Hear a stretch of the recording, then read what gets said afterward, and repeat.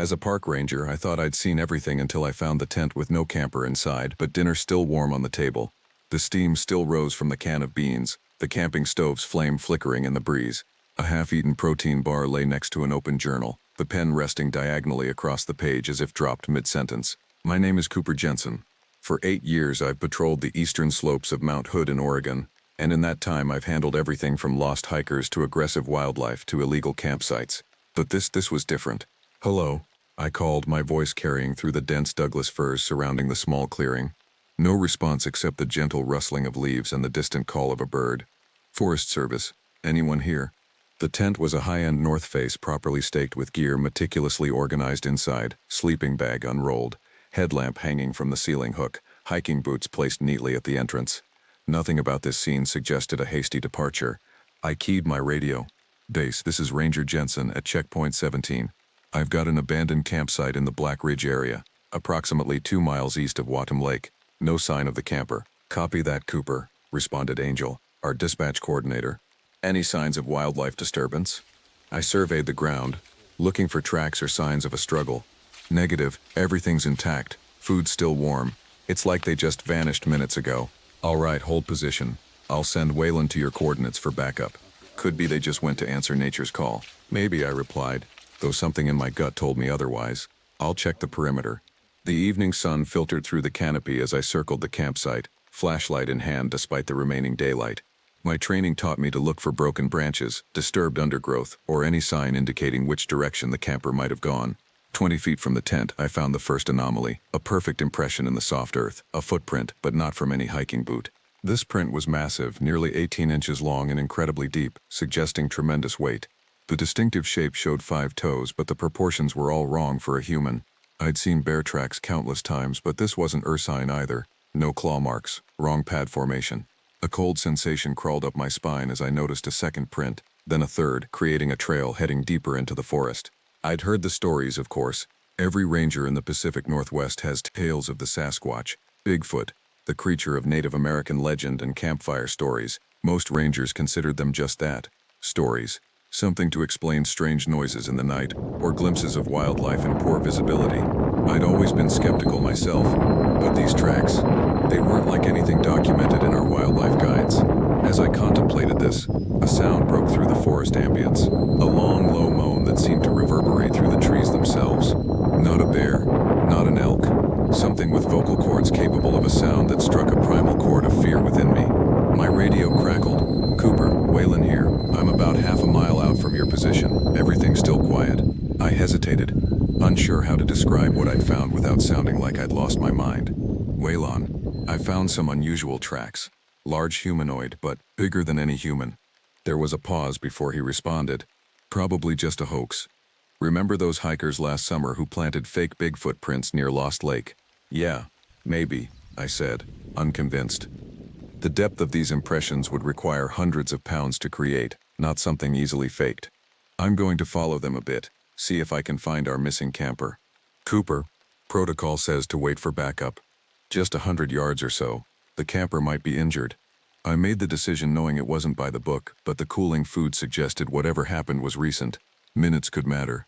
I followed the tracks, marking my path with trail tape. The footprints maintained a consistent stride length of about 6 feet. An impossible distance for a human to step naturally. As I moved deeper into the forest, the light dimmed under the thickening canopy, and the temperature seemed to drop several degrees. The tracks led to a small stream where they disappeared. I scanned the opposite bank but saw no continuation. Puzzled, I was about to turn back when I noticed something snagged on a branch hanging low over the water. A scrap of fabric, blue flannel, torn as if ripped from a shirt. Just as I reached for it, I heard a sound from behind me, a heavy exhalation like the breath of something large, very large. I turned slowly, my hand instinctively moving to the bear spray on my belt. At first I saw nothing but shadows among the trees. Then the shadows moved. Standing perhaps 40 yards away, partially obscured by a massive pine, was a figure. Tall, impossibly tall, covered in dark fur with broad shoulders and a silhouette unmistakably bipedal yet not human. For a breathless moment we stared at each other. This creature and I, neither moving. Its eyes reflected the dying sunlight, 2 amber orbs watching me with unmistakable intelligence. Then, As if making a decision, it turned and moved away with shocking speed for something so large, disappearing into the deepening shadows of the forest. I stood frozen, my training and experience utterly inadequate for what I'd just witnessed. My radio crackled, making me jump. "Cooper? You there?" "I'm at the campsite." Waylon's voice snapped me back to reality. "Yeah," I managed, my mouth dry. "Yeah, I'm by the creek. I'm headed back." "Find anything?" I looked at the direction where the creature had vanished, then at the scrap of blue fabric still fluttering on the branch. "I think we need to call in search and rescue," I said finally. "And Waylon, tell them to bring extra people." As I made my way back to the campsite, one thought kept circling in my mind. The expression I'd seen in those inhuman eyes hadn't been fear or aggression. It had been warning. The search party arrived just before nightfall. 4 additional rangers, search and rescue volunteers, and 2 sheriff's deputies. Easton, our team lead for the Eastern District, coordinated the effort with his usual military precision. Despite my protests, the official report listed the incident as a possible wildlife encounter with a missing hiker. When I mentioned the tracks and what I'd seen, Easton pulled me aside. "Cooper, I need you focused," he said, his voice low. "These people need to believe we're looking for a lost hiker, not chasing folklore." "I know what I saw, Easton," I insisted. Frustration building, and those tracks aren't from any recognized wildlife. He ran a hand through his salt and pepper hair. "Look, we've worked together for 5 years? I respect you. But if word gets out that Mount Hood Rangers are hunting Bigfoot, we'll be laughingstocks. Worse, we'll have every cryptid hunter and their cousin trampling through protected land." I couldn't argue with his logic, but it didn't change what I'd seen. As the search teams fanned out with flashlights and thermal imagers, I returned to the stream where I'd encountered the creature. Waylon accompanied me, silent but supportive. At 37, he had a decade on me, and had seen his share of unexplained phenomena in these forests. "You really believe it was Sasquatch?" he finally asked as we reached the creek. "I don't know what it was," I admitted, "but I know what it wasn't, any animal documented in our training." Waylon nodded thoughtfully, sweeping his flashlight across the forest floor. "You know, my grandfather was Warm Springs tribe. He used to tell me stories about the Skookum, their name for the wild man of the mountains. This piqued my interest." "What kind of stories?" "Not the Hollywood monster stuff. In their traditions, the Skookum were guardians of the forest, dangerous if disrespected, but not malevolent." He paused, seeming to weigh his next words carefully. "Grandfather claimed to have encountered one when he was young, up near the Blue Mountains, said it saved him from a landslide." I was about to press for more details when our radios crackled simultaneously. "All units, we found something." It was Kai, one of the newer rangers, half-mile north of the campsite near the old fire lookout. We double-timed it to the location. The old fire lookout was a relic from the 1940s. A wooden structure long abandoned but still standing on a rocky outcropping. As we approached, I saw the clustered flashlights of the search team illuminating something on the ground. Easton was kneeling beside what appeared to be a backpack, its contents scattered. A wallet lay open, revealing a driver's license. "Christian Matheson, 32, from Portland. Our missing camper." "Any sign of Matheson?" I asked, scanning the darkness beyond the lights. "Nothing yet," Easton replied grimly. "But look at this." He pointed his flashlight at the backpack. It had been torn open, not by a knife or along the seams, but ripped apart by something with immense strength. More disturbing were the dark stains that spattered the fabric and surrounding pine needles. "Is that blood?" Waylon asked, voicing what we were all thinking. Landon, one of the deputies, nodded. "Lab will confirm, but yeah, and there's more." He directed his light toward the base of a massive Douglas fir. "Drag marks. Something heavy was pulled that way." A chill that had nothing to do with the night air settled over me. We followed the disturbed ground to a small ravine about 30 yards away. The ravine descended steeply for perhaps 50 feet before leveling out in a natural hollow surrounded by ancient trees. And there, in that hollow, was a structure. Not a human structure, nothing so planned or geometric. This was a crude shelter formed from fallen logs, broken branches, and what appeared to be moss and bark, layered in a way that would repel rain. It resembled nothing so much as a massive, sophisticated bird's nest scaled up to accommodate something of significant size. "What the hell is that?" Kai whispered. No one answered. We were all processing the implications. This was no temporary animal den. This showed planning, construction, purpose. "We need to go down there," I said finally. Easton shook his head. "Too dangerous in the dark. We'll come back at first light with proper equipment and more personnel." As if in response to his words, a sound emerged from the forest beyond the ravine. That same moaning call I'd heard earlier, but now with a rhythmic quality almost like speech. It was answered by another call from the opposite direction, then another, more distant. "There's more than one," Waylon breathed. The search party fell silent, every face painted with the same realization. We were not alone in these woods, and whatever shared them with us was communicating. One of the volunteers broke the silence. "That's it, I'm out." He backed away, nearly tripping over a root. Others looked ready to follow. "Nobody's going anywhere alone," Easton commanded. "We stick together, make our way back to the vehicles, we'll return in daylight." As we retreated, I lingered at the edge of the ravine, staring down at the crude shelter. A flicker of movement caught my eye, something shifting in the shadows near the structure. I raised my flashlight, but Waylon grabbed my wrist. "Don't," he warned. "If that's what you saw earlier, light might provoke it." I lowered the flashlight but couldn't tear my gaze away. In the dim moonlight filtering through the canopy, I could just make out a massive figure moving with deliberate care around the shelter. It paused, and again I felt the weight of that intelligent gaze finding me in the darkness. Then it made a sound, not the moaning call from before, but something more deliberate. 3 distinct vocalizations that raised the hair on my neck because they carried the unmistakable cadence of language. "Cooper, come on," Waylon urged, tugging my arm. I reluctantly turned away, but as we hiked back toward the vehicles, questions tumbled through my mind. If these creatures could build shelters and communicate, what else were they capable of? And what had happened to Christian Matheson? The search was called off at midnight to resume at dawn. Most of the team returned to town, but 4 of us, myself, Waylon, Easton, and Kai, remained at the ranger station nearest the search area. None of us slept much.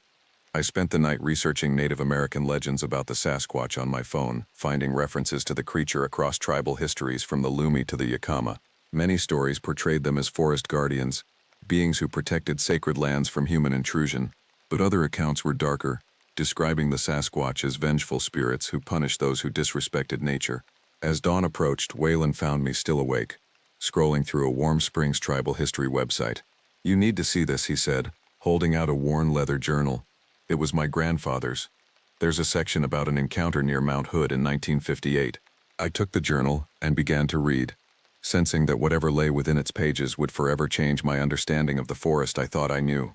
The morning brought fog thick as cotton batting, reducing visibility to mere yards.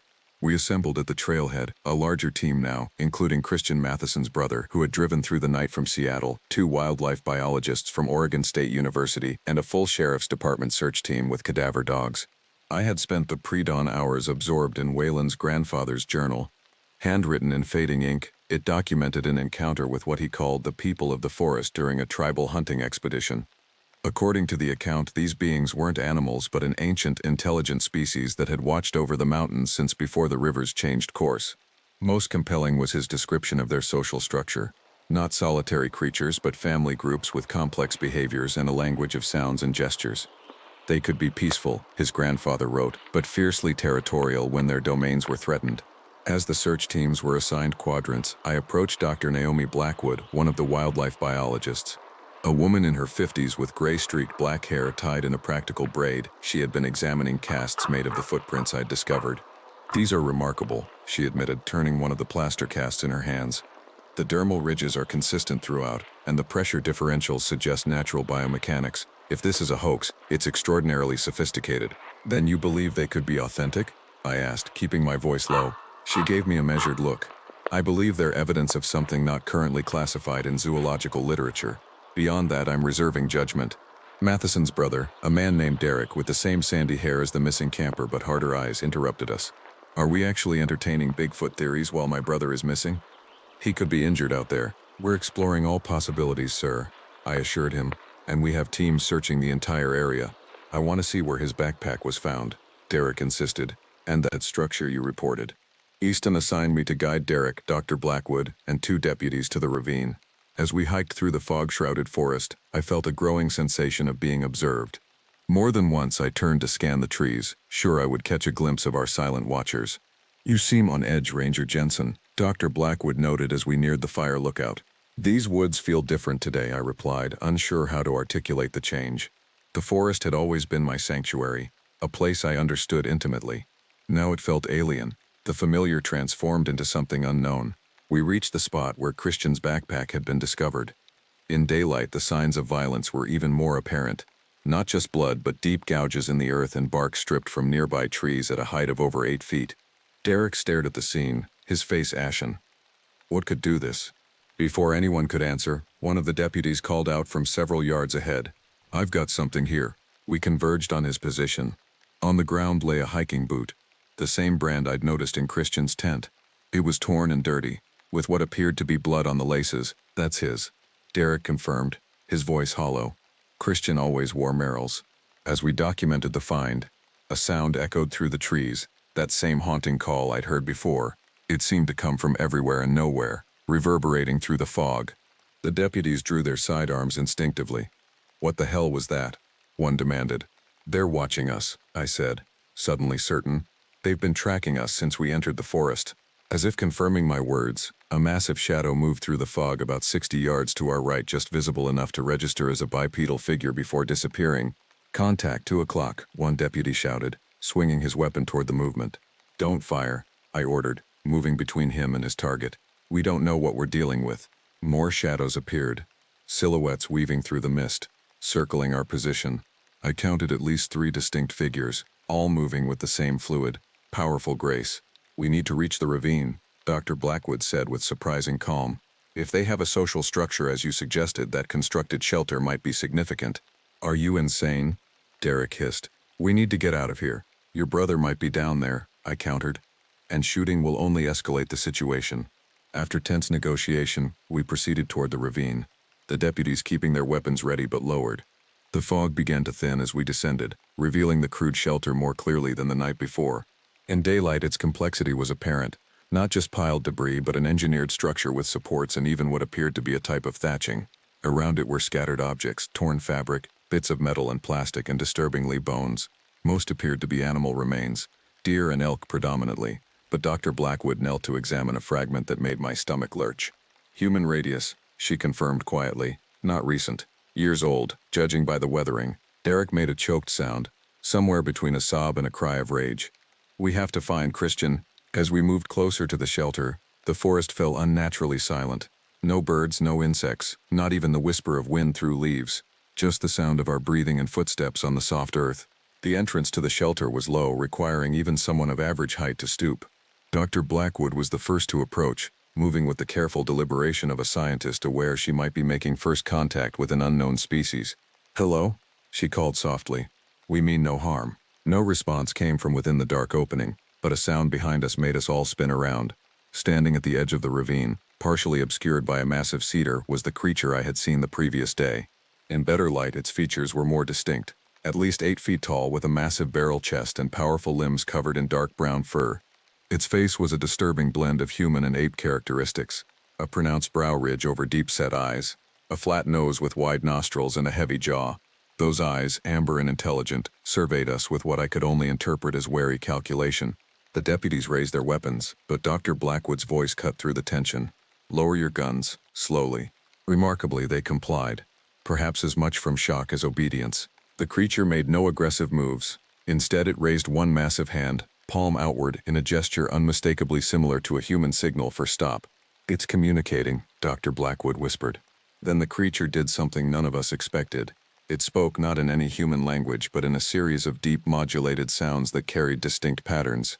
After these vocalizations, it pointed deliberately toward the northeast, away from the ravine. "What's it doing?" Derek asked, his voice barely audible. I said slowly. "It's telling us to go that way." The creature repeated the gesture, more emphatically this time. Dr. Blackwood nodded. "I concur. This is directional communication." "But Christian," Derek began. "Might be in that direction," I finished, a wild idea forming. What if it's not threatening us? What if it's trying to help? The notion seemed absurd on its face, that this creature of legend might be attempting to assist in our search.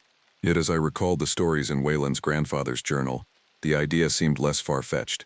If these beings were indeed guardians of the forest as tribal lore suggested, perhaps they had their own form of ethics, their own response to human distress. Before we could decide our next move, more figures emerged from the forest. 3 more creatures of similar size and appearance, moving to flank the first. Their posture wasn't threatening, but their presence created an unmistakable barrier between us and the path back to the trailhead. "They're hurting us," one of the deputies realized aloud.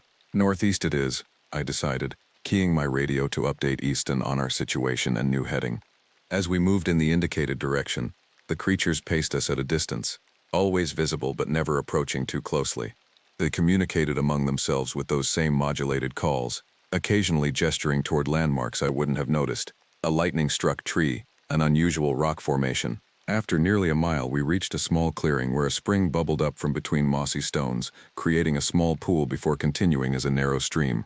At the edge of this pool, propped against a boulder, was Christian Matheson. He was alive but barely pale from blood loss, his legs splinted with branches and what appeared to be strips of his own torn shirt. His eyes fluttered open as Derek rushed to his side, calling his name. "The shadows," Christian whispered. His voice cracked from dehydration. "They brought water, kept the coyotes away." As Derek embraced his brother, I turned to look at our unusual guides. They stood at the edge of the clearing, watching with those unsettlingly intelligent eyes. The largest one, the first we had encountered, met my gaze directly. In that moment, I felt an understanding pass between us that transcended language. These weren't mindless beasts or supernatural monsters. They were something science had failed to classify, something that existed in the space between human knowledge and natural mystery. Then, as silently as they had appeared, they melted back into the forest, leaving us to tend to Christian and call in the medical evacuation team. As we waited for the helicopter, Dr. Blackwood approached me, her expression a mixture of scientific excitement and awe. "What we've witnessed today changes everything," she said quietly. "The question is, what do we tell the world?" I looked toward the trees where our guides had vanished and considered the implications. Public knowledge of intelligent humanoid creatures would bring hordes of curiosity seekers, hunters, and exploiters to these forests. The very existence of these beings would be threatened by their discovery. Maybe, I suggested, some mysteries should remain mysteries. Christian Matheson was airlifted to Portland with severe injuries, a compound fracture of his right tibia, dehydration and exposure. While his condition was listed as serious but stable, the true nature of his experience remained unclear. The official report, drafted by Easton with input from the Sheriff's Department, cited a fall resulting in injury, followed by wildlife interaction of undetermined nature. No mention of 8-foot bipedal creatures with intelligence and rudimentary language. 3 days after the rescue, I returned to my patrol duties, but found myself drawn repeatedly to the area surrounding the ravine where we'd found the shelter. Each time I approached, however, I found no trace of the structure or its inhabitants. It was as if the entire episode had been carefully erased from the landscape. On the 4th day, I received a call from Dr. Blackwood requesting a meeting. We arranged to convene at a small diner in Government Camp, a tiny community at the base of Mount Hood. I arrived to find her sharing a booth with an elderly Native American man whom she introduced as Joseph Riverwind, a tribal historian from the Warm Springs Reservation. "Ranger Jensen," Joseph greeted me, his weathered face crinkling with a smile that didn't quite reach his eyes. "Dr. Blackwood tells me you've met the forest people." I glanced around the diner, lowering my voice. "That's not the terminology used in the official report." "No, I expect not," he replied with a knowing nod. "Government reports rarely acknowledge the skookum, but they have been here long before there were reports or governments." Dr. Blackwood slid a folder across the table. "I've been consulting with Mr. Riverwind about the vocalizations we heard. I made recordings on my phone." She tapped the folder. "I've isolated patterns that suggest not just communication but actual language structures, phonemes, consistent syntax." I opened the folder to find spectrograms and linguistic analyses. "You're saying they have a language complex enough for grammar?" "More than that," Joseph interjected. "The sounds you heard match descriptions in our oral histories going back hundreds of years. We believe they speak the oldest language in these mountains, one that predates human settlement." I struggled to process this information. If that's true, why hasn't there been more concrete evidence? In all these years of scientific exploration, because they don't wish to be found, Joseph stated simply. And because when evidence does appear, your scientific community dismisses it. It's easier to explain away footprints as hoaxes than to rewrite textbooks. Dr. Blackwood's expression turned serious. "Cooper, there's something else you should know. Christian Matheson is awake and talking." "What's he saying?" "That he was carried to that spring after falling from a ridge. That something large and powerful but gentle splinted his leg and brought him water. That it seemed to understand his needs without him speaking." A chill ran through me as I recalled the intelligence in those amber eyes. "Have you told Easton?" "Not yet. I wanted to consult with Joseph first and with you." She hesitated. "There's more. Christian says there was a child, a juvenile of the species. He believes they were teaching it how to interact with an injured human." Joseph nodded as if this confirmed something. "In our stories, the younger ones are curious about humans. The elders are more cautious with good reason." "What reason?" I asked. Joseph's eyes grew distant. "In the time before Europeans came, there was understanding between our peoples. Boundaries were respected. But then came those who saw the forest only as resources to be taken, who killed what they feared or couldn't explain." He fixed me with a penetrating gaze. There is a burial ground near what you call the Blue Mountains. The bones of many skookum lie there, from a massacre in the 1850s. Miners who thought they were devils. The implications settled heavily on me. If these creatures had witnessed human cruelty, had preserved that knowledge across generations, their wariness made perfect sense. Why are you telling me this? I finally asked. Because you've been chosen, Joseph said simply. They revealed themselves to you. That doesn't happen by accident. Dr. Blackwood leaned forward. Cooper, we want to establish peaceful contact, documented scientific contact, but we need someone they seem to trust or at least tolerate. You're talking about going back out there? Seeking them out deliberately? She nodded. With proper preparation and respect for their boundaries, Joseph has offered to help us approach them according to traditional protocols. The proposition was professionally risky, potentially dangerous, and completely against Forest Service regulations, yet I couldn't deny the pull I felt toward understanding these beings better. Before you decide, Joseph said, reaching into a worn leather satchel, there's something you should see. He withdrew a package wrapped in deerskin, unfolding it carefully on the table. Inside was a stone tablet about the size of my hand, etched with symbols I didn't recognize, and a crude but unmistakable image of a tall, fur-covered figure standing beside a much smaller human form. This was found in a cave near the Oregon Caves National Monument in 1937, Joseph explained. Carbon dating places it at approximately 3,000 years old. The symbols are similar to those found in other Sasquatch territories across the Northwest. You're saying they have written language too? I asked, incredulous. Not exactly. These are territorial markers, warnings, and history records. Stories carved in stone. He traced one of the symbols with a gnarled finger. This one means boundary. This one means respect. And this, he pointed to a spiral pattern, means watching. Dr. Blackwood's scientific detachment seemed to waver as she examined the artifact. If authenticated, this would be revolutionary. It has been authenticated, Joseph replied firmly, just not by institutions that would recognize its significance. As I studied the stone, my mind flashed back to the creature's deliberate hand gesture, the way it had directed us toward Christian. The intelligence behind those actions couldn't be dismissed as animal instinct. There's one more thing you should know, Joseph said, his voice dropping even lower. Christian Matheson wasn't the first to encounter them in that area. Last year, a geology student disappeared near the same region. The official report listed it as a hiking accident, presumed dead, but a backpack was found containing this. He slid a smartphone across the table. The screen protector was cracked, but when Dr. Blackwood pressed the power button, it lit up. The battery should have died months ago, I noted. It did, she confirmed. Someone recharged it, recently. With growing unease, I watched as she opened the photo gallery. The last images showed a series of blurry shots taken in near darkness, indistinct shapes that might have been nothing, or might have been massive figures moving among trees. The final photo, however, was clear enough, a close-up of what appeared to be a hand reaching toward the camera. Not a human hand, but one covered in dark fur with fingers nearly twice the length of a man's. The timestamp on this photo, Dr. Blackwood said quietly, is 3 months after the student disappeared. Joseph gathered his artifacts, rewrapping them with ceremonial care. Subantha. The forest people have watched us for centuries, Ranger Jensen. They've witnessed our wars, our growth, our destruction of their lands. They've chosen, for the most part, to remain hidden. But something is changing. What do you mean? Development is pushing deeper into their territories. Climate change is altering their food sources. And somewhere along the way it seems they've made a decision. His dark eyes held mine. To reveal themselves, selectively, to those they believe might understand. As our meeting concluded, I felt the weight of an impossible choice. My rational mind still struggled with the implications of an undiscovered intelligent species living in forests I patrolled daily. Yet I couldn't deny the evidence of my own experience. That night I called Waylon and told him everything. As the only other ranger who had witnessed the creatures firsthand, I trusted his judgment. My grandfather would say you've been given a responsibility, he said after listening.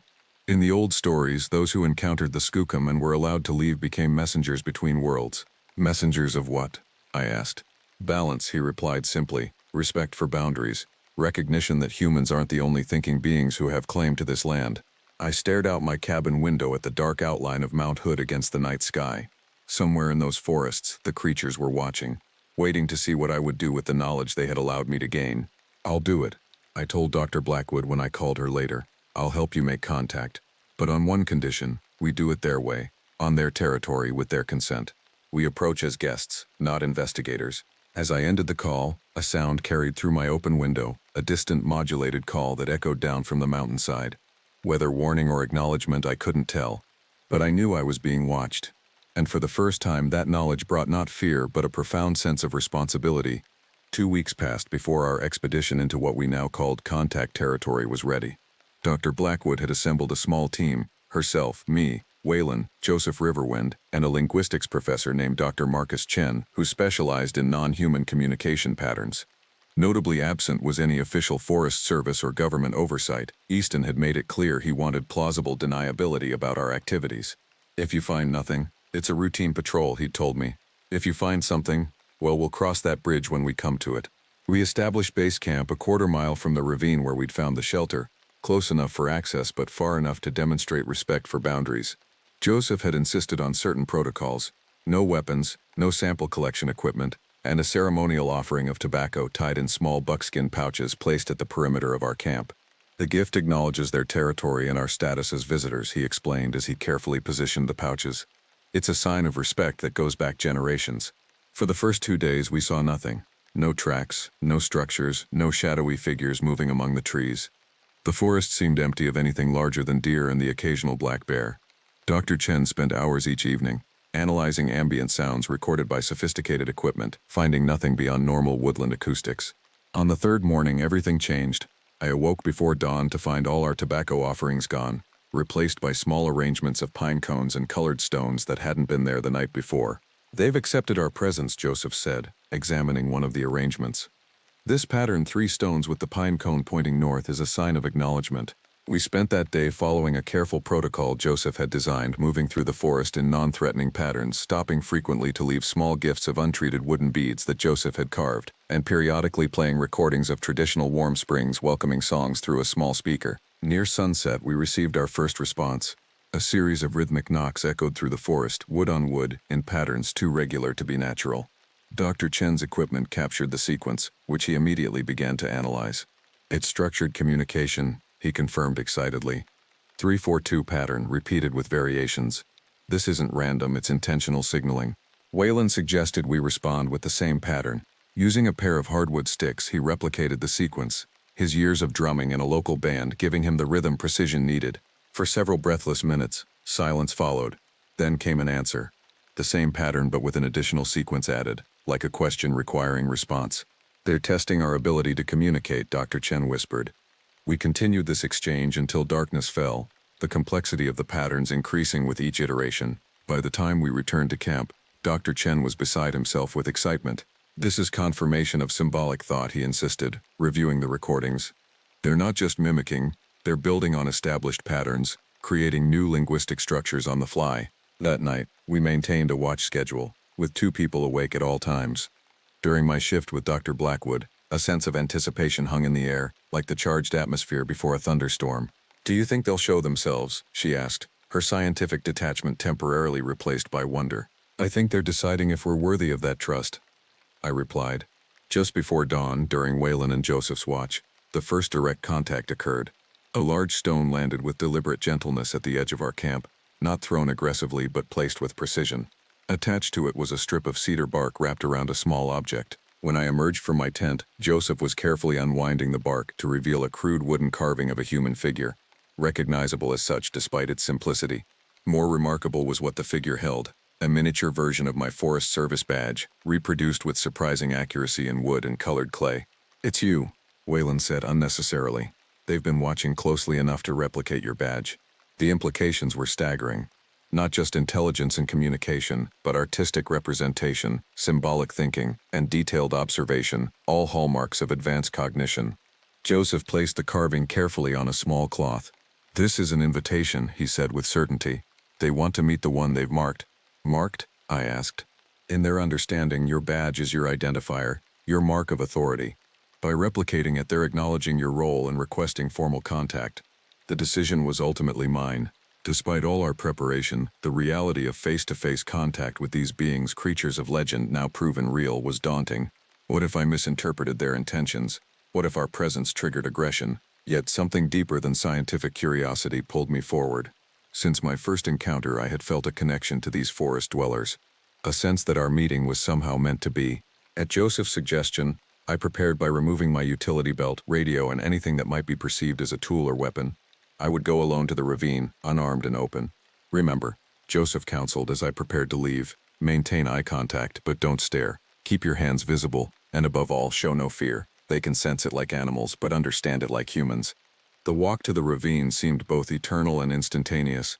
The forest around me was alive with morning sounds, birds calling, insects humming, leaves rustling, yet beneath it all was a watchful silence, an awareness that I was not moving unobserved. At the edge of the ravine, I stopped and followed Joseph's instructions. 3 slow, deep breaths, then a simple spoken greeting in the Sahaptin language he had taught me. Words that roughly translated to, "I come in peace as a visitor to your home." For long minutes, nothing happened. I stood motionless, fighting the urge to fidget or retreat. Then, almost imperceptibly at first, a figure emerged from the shadows of the trees across the ravine, the same massive creature I had encountered before, its amber eyes fixed on mine. It approached with deliberate slowness, movements fluid despite its enormous size. When it reached the bottom of the ravine, perhaps 30 feet from where I stood, it stopped and made a sound, not the communication patterns we had exchanged, but a deeper, more resonant vocalization that seemed to vibrate in my chest. Following instinct, I repeated the sound as best I could. The creature's expression changed subtly, a slight widening of the eyes, a tilt of the massive head. Then it did something unexpected. It sat, lowering its enormous frame to the forest floor in a cross-legged position reminiscent of a human meditation pose. The message was unmistakable, an invitation to do the same. I carefully made my way down the ravine slope and sat about 15 feet from the creature, mirroring its posture. For what seemed like an eternity, we simply observed each other. Up close, I could see the complexity of its features more clearly. The variations in its fur coloration, the wrinkles around its eyes suggesting great age, the massive yet dexterous hands resting on its knees. Slowly, deliberately, it reached to the ground beside it and picked up a stick. With careful movements, it began to draw in the soft earth between us. The lines formed a crude but recognizable outline of Mount Hood, with smaller marks indicating the location of our camp and the ravine where we now sat. I nodded my understanding, then reached for another stick. With equal deliberation, I added to the drawing a small representation of humans and Sasquatch standing together on the mountain. The creature studied my addition, then made a sound that, remarkably, resembled a chuckle. It reached out again, this time drawing a line between the figures, not separating them, but connecting them. In that moment, I understood what Joseph had meant about being a messenger between worlds. This wasn't just first contact with an unknown species. It was re-establishing a connection that had been severed by time and human development, by fear and misunderstanding. Our rudimentary drawing session continued, with increasingly complex exchanges of information. The creature indicated territories with sweeping gestures, showed migration patterns with dotted lines, and at one point drew what appeared to be historical scenes, smaller figures that I interpreted as humans encroaching on Sasquatch lands, driving them deeper into the wilderness. Finally, it drew something that made my breath catch. A representation of the modern world pressing in from all sides, with fewer and fewer spaces left unmarked by human development. The message was clear. Their world was shrinking, their future uncertain. When I returned to camp hours later, the team was fraught with anticipation. I recounted the interaction in detail, while Dr. Chen and Dr. Blackwood documented everything with barely contained excitement. "This changes the entire paradigm of anthropology," Dr. Blackwood kept saying. "A non-human intelligent species that has lived alongside us undetected by science." "Not undetected," Joseph corrected gently. "Unacknowledged. There's a difference." Over the next 3 days, the interactions grew more complex. More of the creatures revealed themselves, 13 in total, including 2 juveniles who watched us with undisguised curiosity. Dr. Chen began developing a rudimentary communication system combining gestures, vocalizations, and drawn symbols. Progress was slow but undeniable. On our final scheduled day, the eldest of the creatures, the one I had first met, led me to a hidden cave entrance several miles from the camp. Inside, illuminated by the flashlight I'd been permitted to bring, were hundreds of cave paintings dating back centuries according to Joseph's experienced assessment. They depicted the long history of Sasquatch and human interaction, from peaceful coexistence to conflict to deliberate separation. The most recent paintings remarkably included images that could only be modern humans, figures with equipment resembling cameras and scientific instruments. "They've been documenting us as we've tried to document them," I realized aloud. That evening, as we prepared to break camp, the team debated our next steps. Dr. Blackwood and Dr. Chen advocated for publishing our findings, arguing that scientific recognition would lead to protection for both the species and their habitat. Joseph and Waylon were more cautious, suggesting that exposure could lead to exploitation or worse. "The world isn't ready," Waylon argued. "Look what happens to every rare species we discover: poaching, habitat destruction, commercialization." As the debate continued, I slipped away from camp, drawn back to the ravine one last time. I found the eldest creature waiting, as if anticipating my return. In the fading light, we sat across from each other as we had that first day. With sticks and earthen gestures, we attempted to communicate the complex situation. I tried to convey the concept of conservation, of protection, of keeping their existence secret for their own safety. It responded with what seemed like understanding, but also determination, drawing images that suggested they would no longer hide completely, but would choose carefully whom to reveal themselves to. As darkness fell, it presented me with a final gift, a small carved pendant made from a material I couldn't identify. The design matched one of the symbols from the cave, the overlapping circles that Joseph had translated as connection between worlds. I accepted it with the reverence it deserved, understanding the responsibility it represented. When I returned to camp, my decision was made. We document everything, I told the team, but we secure it. No immediate publication, no press releases. We establish a protected corridor in these forests under the guise of conservation for known endangered species. And we continue contact carefully, respectfully, at their pace. Dr. Blackwood looked disappointed but nodded her understanding. And Christian Matheson? The evidence from his rescue? His story becomes a tale of survival and hallucination from trauma and exposure. I said firmly, for now at least. As we hiked out the next morning, I felt the weight of the pendant against my chest and the weight of secrecy on my shoulders. The forest that had once been simply my workplace had transformed into something far more complex, a shared space between worlds, between species whose fates were more intertwined than either had fully recognized. Behind us, unseen but undeniably present, our silent watchers let us leave their territory, trusting that the connection we had established would serve as a beginning rather than an end. 3 months later, I stood at the edge of the newly established Mount Hood Wildlife Corridor, 18,000 acres of protected forest created through a coalition of conservation groups, Native American tribes, and government agencies. The official purpose, preservation of old-growth habitat for endangered species. The true purpose was known only to a select few. As the autumn sun filtered through the canopy, I heard a now familiar sound. Wood on wood, in the pattern that had become our simple greeting. I responded with my own set of taps, then waited. From the shadows between ancient trees, amber eyes watched me with intelligence and what I had come to recognize as cautious hope. Not monsters, not myths, but complex beings with whom we shared this land. The true guardians of the forest, who had finally decided we might be worthy of their trust. I raised my hand in greeting, palm outward as they had taught me. The shadow in the trees raised its hand in return. And in that simple gesture lay the possibility of a new understanding. A bridge between worlds that had existed side by side for millennia, separated only by fear and ignorance. A bridge that I now walked as messenger, protector, and witness to a truth both ancient and revolutionary. We had never been alone in these forests.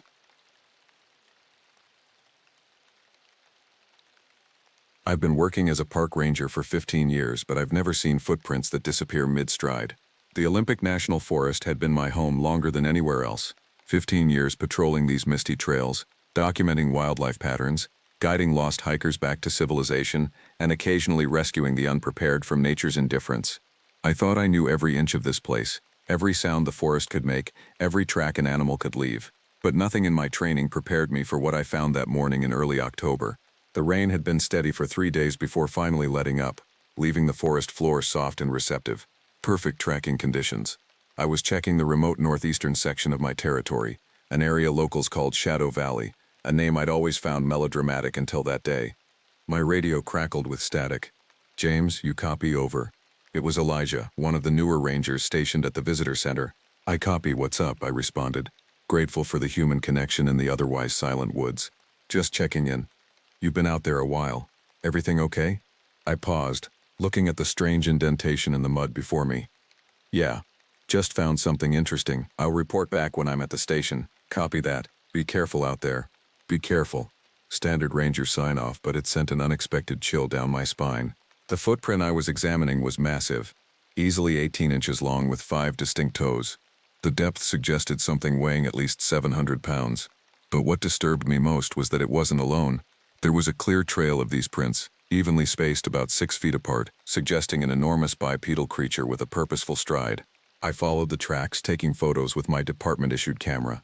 The forest seemed to grow quieter with each step, the usual background chorus of birds and insects fading to nothing. The silence was oppressive, pressing against my eardrums like I'd descended too quickly in elevation. Then the tracks simply stopped. Not gradually, like something moving from soft earth to rocky ground. not veering off into the underbrush. The trail of massive footprints ended mid-stride, as if whatever made them had simply vanished into thin air, or been plucked up from above. I crouched down, studying the last print. The impression was perfect, undisturbed. There was no sign of a pivot, no indication the creature had jumped or changed direction. It had taken a step, and then, nothing. "What the hell?" I muttered, the sound of my voice unnaturally loud in the silence. Something rustled in the underbrush about 50 yards to my right. I straightened quickly, hand moving instinctively to the bear spray on my belt, but the forest had gone still again. My 15 years of experience told me to document everything and leave. But something else, curiosity, stubbornness, or perhaps something more primal, pulled me toward the source of the sound. The undergrowth was thick here, sword ferns and salal bushes creating a natural barrier. I pushed through carefully, trying to minimize the noise. The vegetation suddenly gave way to a small clearing, and I stopped cold. In the center of the clearing stood a crude structure, a pyramid of broken tree limbs and branches that had to be at least 9 feet tall. The branches weren't broken by storm damage. They had been snapped with tremendous force and deliberately arranged. Around the structure, the ground had been cleared of all vegetation in a perfect circle about 20 feet in diameter. And there was the smell, an overpowering musky odor that reminded me of wet animal fur mixed with something acrid and unfamiliar. My mouth went dry. In all my years in these woods, I'd never encountered anything like this. It wasn't the work of bears or other known wildlife. It wasn't typical human camping behavior either. "Hello," I called out, immediately regretting breaking the silence. My voice sounded small and vulnerable. The only response was a deep rhythmic knocking from somewhere deeper in the forest, like someone striking a hollow tree with tremendous force. 3 distinct knocks, then silence. I waited, heart pounding, but there was nothing more. With shaking hands, I photographed the structure from multiple angles, then backed away carefully the way I'd come. All my instincts screamed to run, but training kept me moving deliberately, scanning my surroundings with each step. By the time I reached the trail again, the footprints I'd been following had disappeared, not just ended but gone, as if the impressions had been meticulously filled in and smoothed over while I was in the clearing. I stood there staring at the now unmarked ground, a cold sweat breaking out across my back despite the autumn chill. That's when I noticed it, a symbol carved freshly into the trunk of a massive Douglas fir.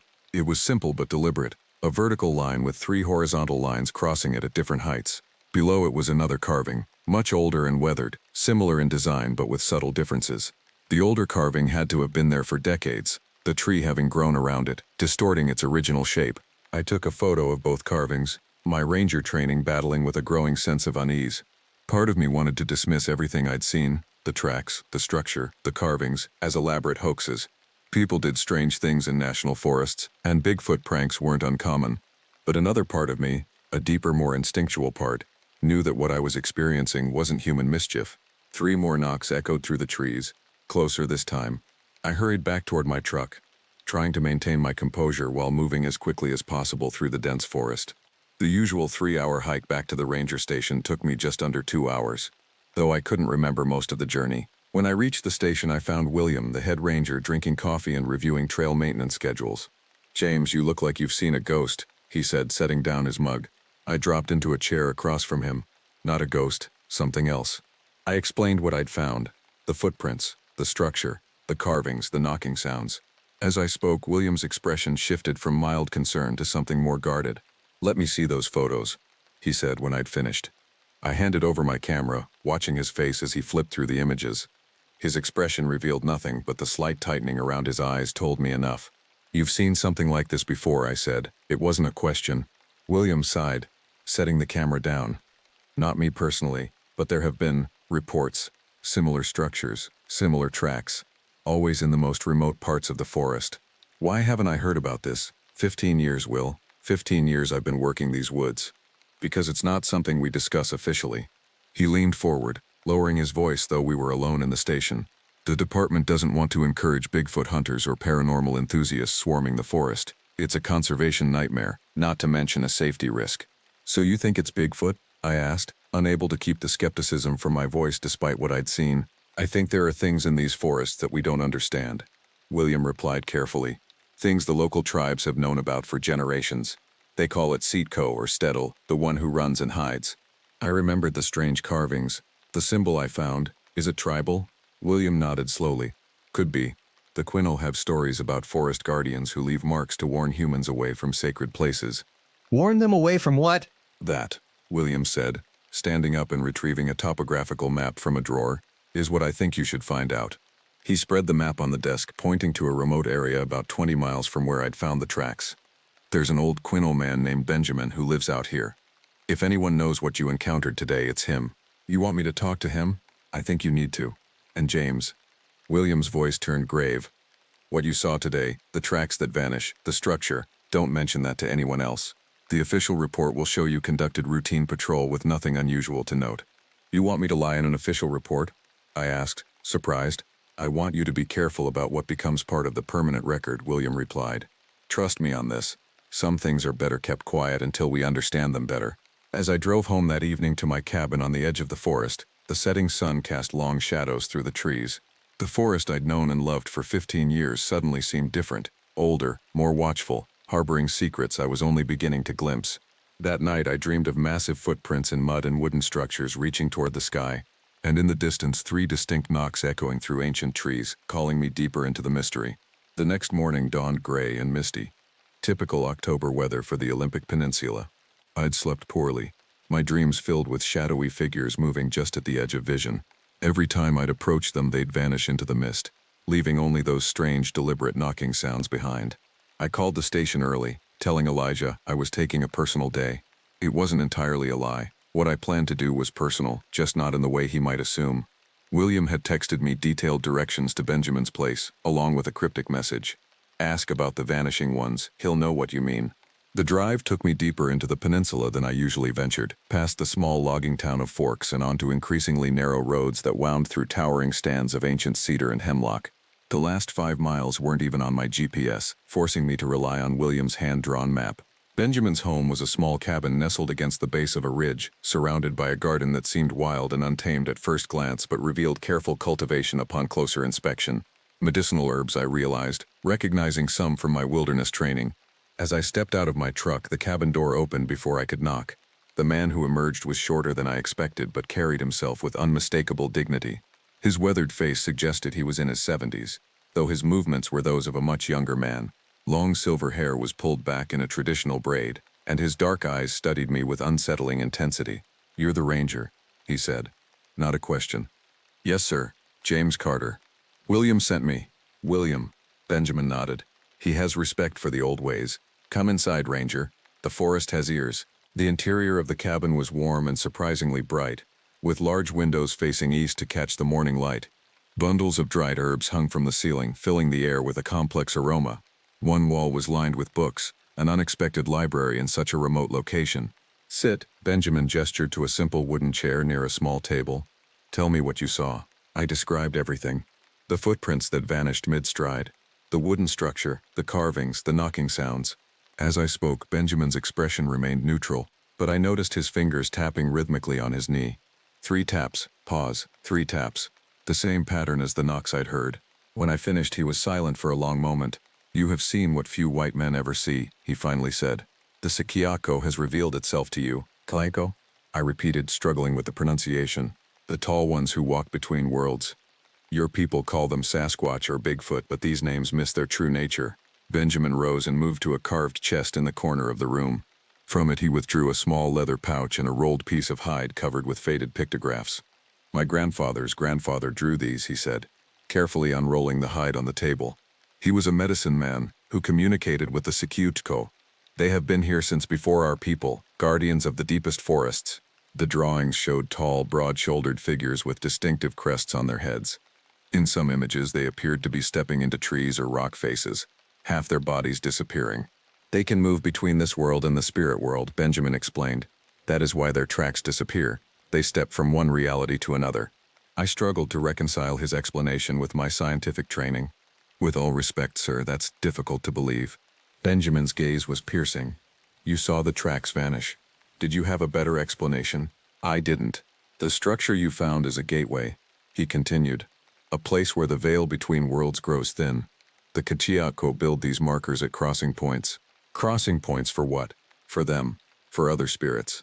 Sometimes," he paused, studying me, "for humans they choose to take." A chill ran through me. "Take? You mean they abduct people?" "Not as you think of abduction. They are guardians, protectors of sacred places. When humans violate those places, the Kutok sometimes take them to teach respect. Some return, some do not.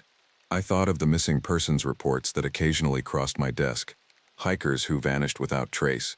Experienced outdoorsmen who seemed to simply walk off the face of the earth. These cases were rare but disturbing in their completeness. No bodies, no equipment, no sign of struggle or accident. The symbol I found carved in the tree. What does it mean? Benjamin reached for the leather pouch he'd brought out earlier. From it he withdrew a small wooden talisman with the same symbol carved into it. It is a warning and a doorway. The vertical line represents the boundary between worlds. The 3 crossing lines are the paths one might take. He placed the talisman in my palm. It was surprisingly heavy for its size, as if the wood itself carried unseen weight. Keep this with you. It marks you as one who knows of the Siatko. They may watch you, but they will not take you, unless you give them reason. What reasons would I give them, I asked, closing my fingers around the talisman. Disrespect, violation of sacred spaces, hunting them. Benjamin's expression darkened. There are men who come to these forests seeking the Kwichako, wanting to prove their existence, to capture or kill them for fame or money. These men often disappear. I thought of the Bigfoot hunters who occasionally sought permits for expeditions in the national forest. Most were harmless enthusiasts, but some came equipped with traps, tranquilizer guns, even live ammunition, as if preparing for big game hunting rather than scientific documentation. There's a research group that's been requesting extended permits in that area, I said. The Olympic Project, they call themselves. Professional Bigfoot hunters with scientific pretensions. Benjamin nodded grimly. I know of them. They place cameras where they should not. They invade ceremonial grounds without understanding. The Sayutoko are aware of them. Are they in danger? We are all in danger when the old balances are disrupted. Benjamin stood, signaling our conversation was nearing its end. The Skiako have shown themselves to you for a reason, Ranger. They do not reveal their signs by accident. What do they want from me? That, he said. You must discover yourself. But I will tell you this. There is a place about 3 miles northwest of where you found the structure. My people call it the Whispering Circle. It is a ring of 7 cedars that grew in a perfect circle, a natural phenomenon, but sacred to both my people and the Siatko. The Olympic Project has placed cameras there, hunting blinds, traps. I felt a surge of anger. Those would require permits that had not crossed my desk. That's illegal activity in protected forest. It is more than illegal, it is dangerous. Benjamin moved to the door, opening it. The Siwatko have been patient, but their patience ends. If these researchers continue, they will face consequences beyond your laws. As I stepped back outside, the forest seemed darker despite the fact that it was only early afternoon. The mist had thickened, clinging to the massive trees surrounding Benjamin's cabin. One last thing, Ranger, Benjamin said as I turned to leave. The knocking you heard, it is how they communicate over distance. 3 knocks is a warning. If you hear 4 knocks, run. Do not look back, do not stop. 4 knocks means a crossing is beginning, and those caught between worlds may never find their way home. I drove back toward the ranger station in silence, the wooden talisman heavy in my pocket. Part of me wanted to dismiss Benjamin's stories as the superstitions of an old man steeped in cultural mythology, but the image of those footprints simply ending, as if their maker had stepped out of our reality, kept returning to me. At the station, I accessed the permit database, searching for any documentation of the Olympic Project's activities. There were approved permits for day hikes and camera placement along established trails, but nothing for the remote area Benjamin had called the Whispering Circle. William found me still at the computer an hour later. Benjamin talked to you, he said, noting my expression. Yes, he told me some difficult things to believe. William sat on the edge of the desk. 25 years ago, before I was head ranger, I found a campsite in the deep forest. Research equipment scattered everywhere, half-eaten food, sleeping bags still laid out. 4 experienced biologists from the university, documenting owl populations. They were just gone. No bodies ever found. He leaned closer. The strangest part? There was a perfect circle cleared around their camp, with one of those pyramid structures at the center, just like what you described seeing yesterday. I felt the weight of the talisman in my pocket. William, the Olympic Project is operating outside their permitted areas. Benjamin says they've set up cameras and traps in a place called the Whispering Circle. William's face hardened. That's restricted land, sacred to the Quino. I need to go out there, document the violations, remove any unauthorized equipment. Not alone, you don't. William's tone left no room for argument. I'm coming with you, first thing tomorrow. That night, as I prepared my gear for the next day's expedition, I found myself repeatedly checking the doors and windows of my cabin. The forest outside seemed alive with sounds, the rustle of branches, the soft padding of unseen feet in the underbrush. Just before midnight, I heard it, 3 distinct knocks, somewhere in the darkness beyond my property line. I froze, listening intently, my hand instinctively finding the wooden talisman Benjamin had given me. 3 knocks. A warning, he'd said. But a warning about what? Dawn came with a heavy fog that clung to the forest floor, turning the world ghostly white. I met William at the ranger station at 5:30 a.m., both of us dressed in full gear with extra provisions. The forecast predicted rain by afternoon, typical for October in the Olympics, but it would make our work more difficult. I called Lucas at the permit office, William said as we loaded our packs into his more rugged Forest Service vehicle. Confirmed what you found yesterday. The Olympic project has no authorization for the Whispering Circle area. Not now, not ever. So they're knowingly trespassing on protected land, I said. Worse than that, they filed false documentation about their camera placements. William's expression was grim. Lucas says their last permit application included GPS coordinates that conveniently avoided mentioning they'd be within a mile of Quindle sacred sites. The drive was mostly silent after that, both of us lost in our thoughts as we navigated increasingly remote fire roads. Eventually the road became too rough even for William's vehicle, and we continued on foot, hiking northwest through towering old-growth forest. Using the GPS coordinates of the structure I'd found earlier as a reference point, we pushed through dense underbrush toward where Benjamin had indicated the Whispering Circle would be. The fog had lifted somewhat but still hung between the trees in spectral wisps. "Did Benjamin tell you about the disappearances?" William asked suddenly, breaking the silence. "Some. He mentioned people the Sikiako had taken." William nodded. 3 hikers disappeared in this general area last year. Experienced outdoorsmen, all of them. Search and rescue found nothing. Not a backpack, not a boot print, not a candy wrapper. "You think they encountered whatever I saw?" "I think," William said carefully, "that there are forces in these woods that don't appear in our ranger training manuals." We walked another half hour before William stopped abruptly, holding up his hand in the universal signal for silence. I froze, listening. At first I heard nothing beyond the natural sounds of the forest, the soft drip of moisture from leaves, the distant call of a raven. Then I caught it, a low rhythmic sound almost below the threshold of hearing, like breathing but deeper, slower than any human respiration. "Do you hear that?" I whispered. William nodded, his expression tense. He pointed ahead where the forest seemed to darken despite the time of day. We proceeded with greater caution, moving as quietly as possible through the underbrush. The trees ahead suddenly opened into a clearing, and we both stopped at its edge, staring. 7 enormous cedar trees stood in a perfect circle, approximately 50 feet in diameter. Each tree had to be at least 12 feet in circumference, their massive trunks covered in moss and lichen that gave them an ancient, almost sentient appearance. The breathing sound was louder here, seeming to emanate from the very center of the circle. But what immediately caught our attention were the man-made additions to this natural wonder. High-definition trail cameras had been mounted to 3 of the sacred trees with large metal screws driven directly into the living wood. Motion sensors were positioned at the perimeter of the circle. Most disturbing of all, a large metal cage-like trap had been placed at the center, partially camouflaged with branches and leaves. "Jesus," William muttered, his voice a mixture of anger and disbelief. "They're actually trying to trap one." I approached one of the cameras, examining how it had been mounted. These screws are at least 4 inches long, driven right into the heartwood. This could kill these ancient trees. "We're taking everything down," William said firmly.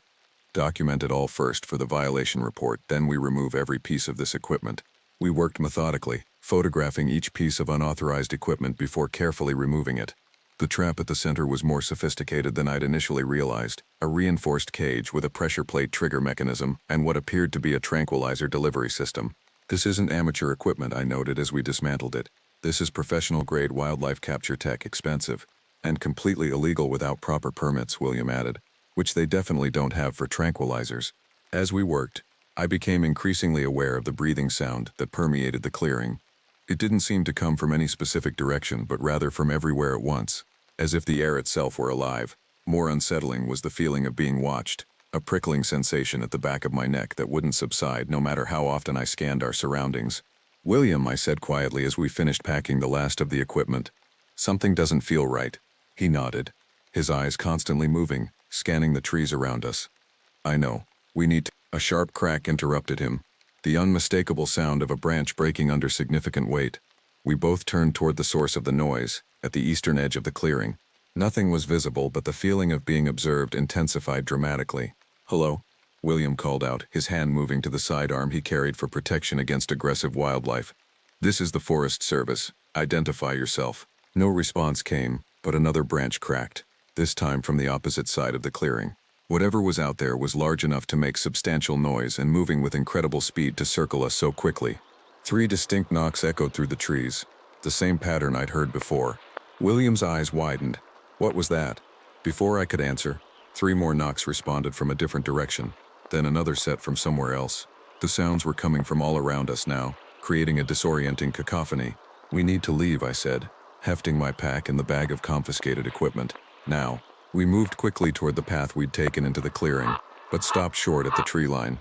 Through the fog that had begun to thicken again, a massive silhouette was barely visible, at least 8 feet tall, broad-shouldered, standing perfectly still about 30 yards ahead. "Oh my God," William breathed. The figure didn't move, but the knocking sounds intensified, coming faster now, no longer in sets of 3 but in rapid, urgent patterns. "This way," I said, pulling William toward what seemed like a gap in the perimeter of watchers.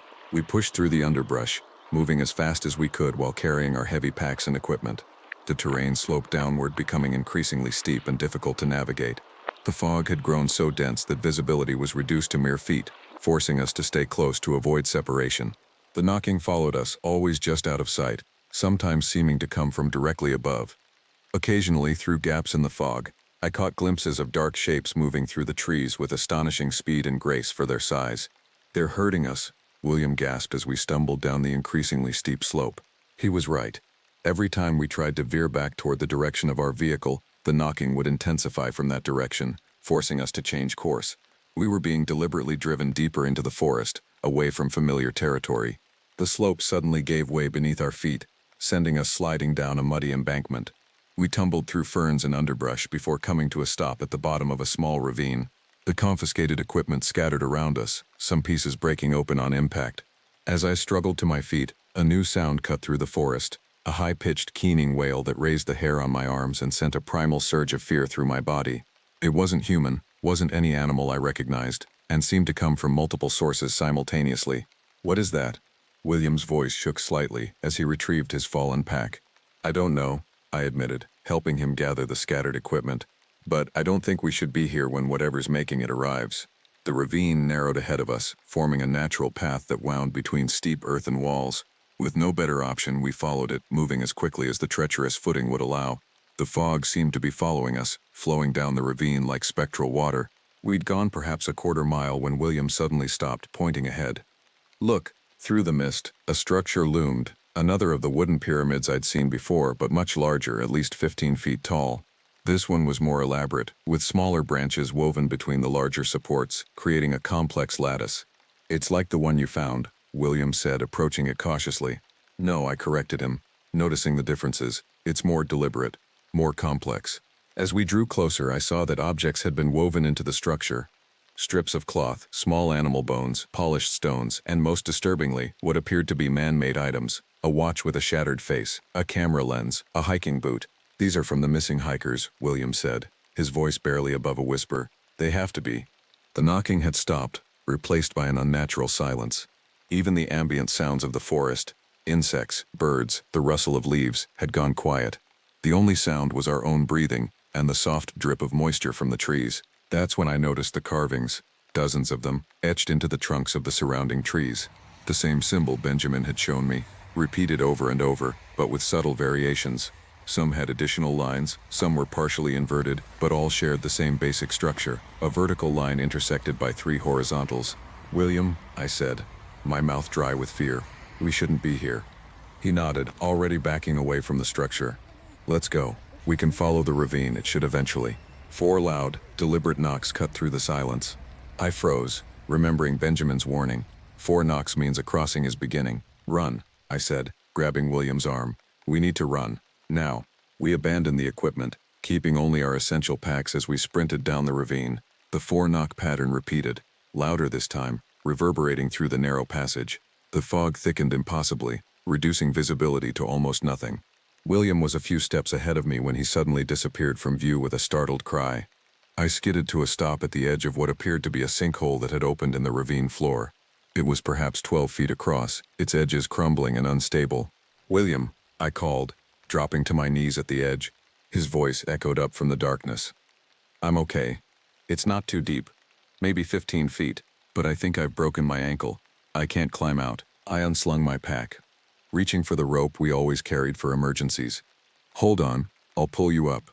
As I prepared to lower the rope, the four-knock sequence sounded again, so close it seemed to come from just behind me. I spun around, but the fog was a solid white wall. Shapes moved within it, massive, indistinct forms circling the sinkhole. The keening wail started again, rising in pitch until it was almost unbearable. The air itself seemed to vibrate, creating a visual distortion like heat waves rising from hot asphalt. The fog began to swirl, forming a vortex centered on the sinkhole. James. William's voice was panicked now. Something's down here with me. I can hear it breathing. I lowered the rope as quickly as I could, trying to ignore the shapes that were drawing closer through the fog. Grab the rope. Tie it around yourself. I can't see it, he shouted. The fog's too thick down here. The swirling intensified, the air pressure dropping suddenly, making my ears pop painfully. Through the fog, I could now make out distinct figures, at least 7 massive hair-covered forms forming a circle around the sinkhole. Their features were obscured, but their size and shape were unmistakably similar to what native legends described as Sasquatch or Bigfoot. But there was something wrong about them, something in the way they moved, in the strange proportions of their limbs, that suggested they weren't quite solid. As I watched in horror, one seemed to flicker like a bad television signal, momentarily revealing a skeletal structure unlike anything I'd ever seen. William, I screamed, still trying to lower the rope into the increasingly fog-filled hole. Can you see the rope? His answer came as a terrified scream that cut off abruptly. Then silence. William, I called again, my voice breaking. No response came from the hole, but the knocking started once more. 4 beats, repeated in a rhythm that now sounded almost like language.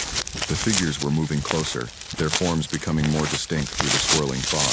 I had seconds to make a decision, try to reach William or save myself. Training and friendship demanded I stay, but some deeper instinct, something primal and connected to survival, screamed at me to run.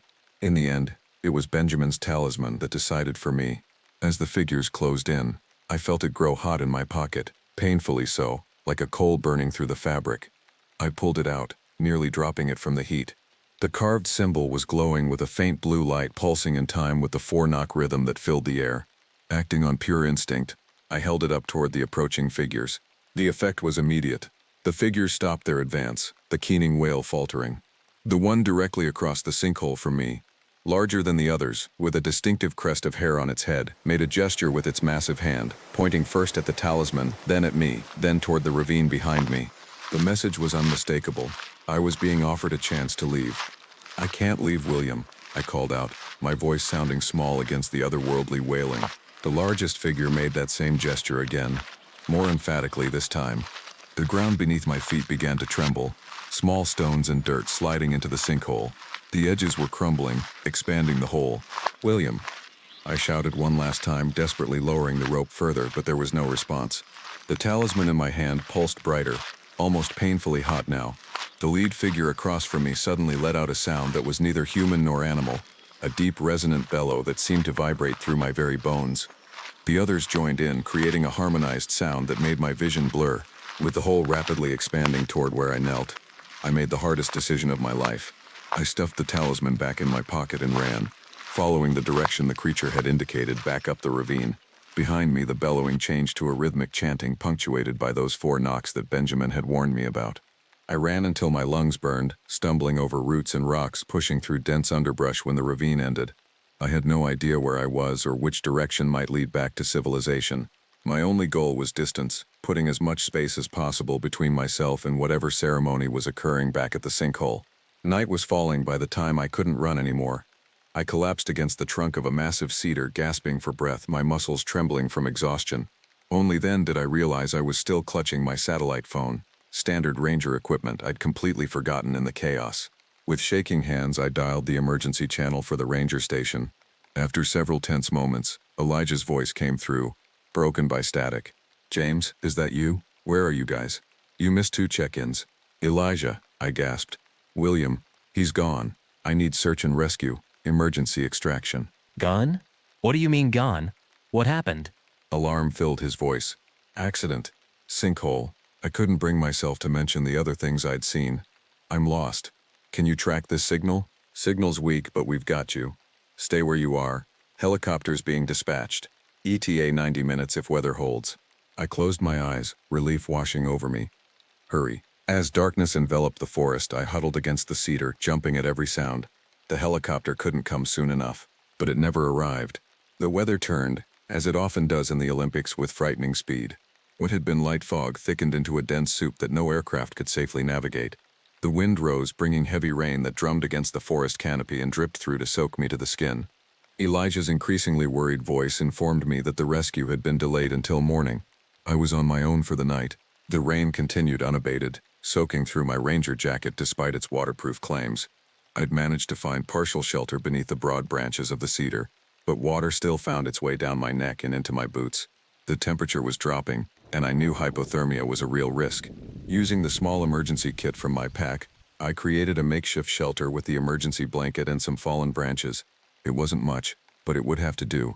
The satellite phone's battery was running low, so I turned it off to conserve power, promising Elijah I'd check in at dawn. Alone in the gathering darkness, every sound of the forest took on new menace. The rational part of my mind, the trained ranger who knew these woods, tried to catalog each noise, attributing it to known wildlife or natural phenomena. But another part, the part that had witnessed William's disappearance and the impossible beings that surrounded the sinkhole, remained on high alert. The wooden talisman Benjamin had given me still rested in my pocket, no longer hot but maintaining a subtle warmth against my leg.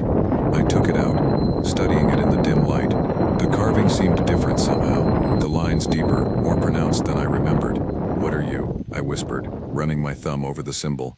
As if in response, 3 distinct knocks sounded in the distance, the warning pattern Benjamin had described. I clutched the talisman tighter, my heart racing. Something was out there, moving through the storm-lashed forest. I doused my small light, relying on my other senses. The rain masked many sounds, but I could still detect movement. Something large, circling my position, keeping just outside the range of clear visibility. Another series of knocks, closer this time, followed by a low rumbling vocalization that was definitely not from any animal native to these woods. I pressed myself against the cedar trunk, trying to make myself as small as possible. "I mean no harm," I called out, unsure if what stalked me could understand human speech. "I just want to leave your territory." The movement stopped. For several long minutes, there was nothing but the sound of rain.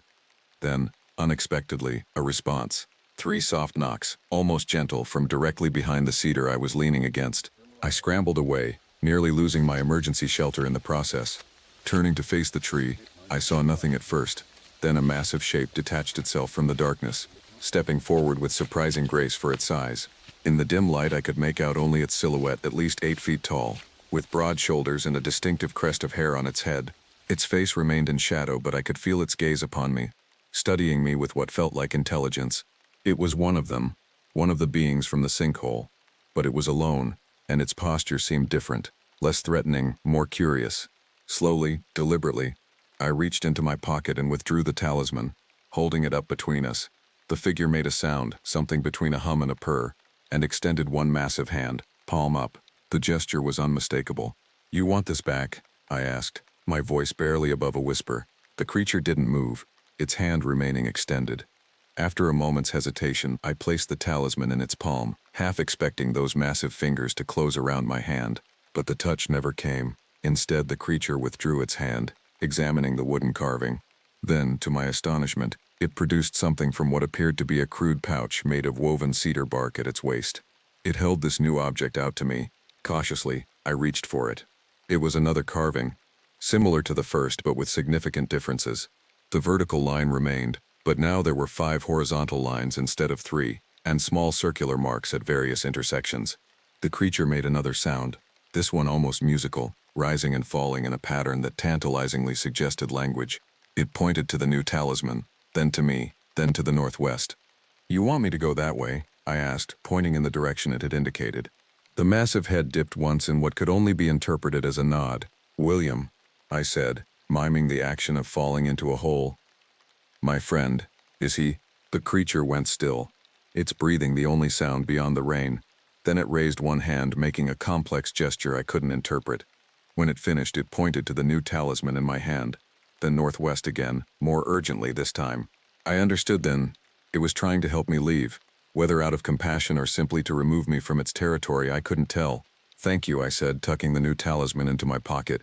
The creature retreated a step, then another, beginning to fade into the darkness. Before it disappeared completely, it made one final sound. 4 sharp knocks that sent a chill through me despite our seemingly peaceful interaction. A warning? A farewell? I couldn't be sure. But as its massive form melted into the night, I felt the weight of its presence linger, as if it had left some part of itself with me. Sleep was impossible after the encounter. I huddled in my makeshift shelter, the new talisman clutched tightly in my hand, listening to the rain and the forest sounds until the faintest gray light of dawn began to filter through the trees. With the first light, I activated the satellite phone, relieved to find it still had enough charge for one call. Elijah answered immediately. "James, thank God. Rescue team is mobilizing now.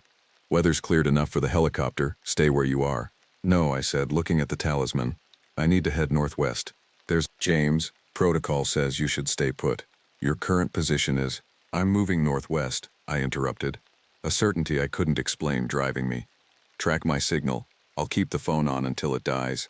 Without waiting for his response, I gathered my few remaining supplies and began moving in the direction the creature had indicated. The forest was dense, the ground slick with rain and treacherous with hidden roots, but I moved as quickly as I dared. After about an hour of hiking, the trees began to thin. The terrain changed, sloping upward toward what appeared to be a ridge. As I climbed, I realized I recognized the formation. It was one of the distinctive ridgelines visible from the main ranger station.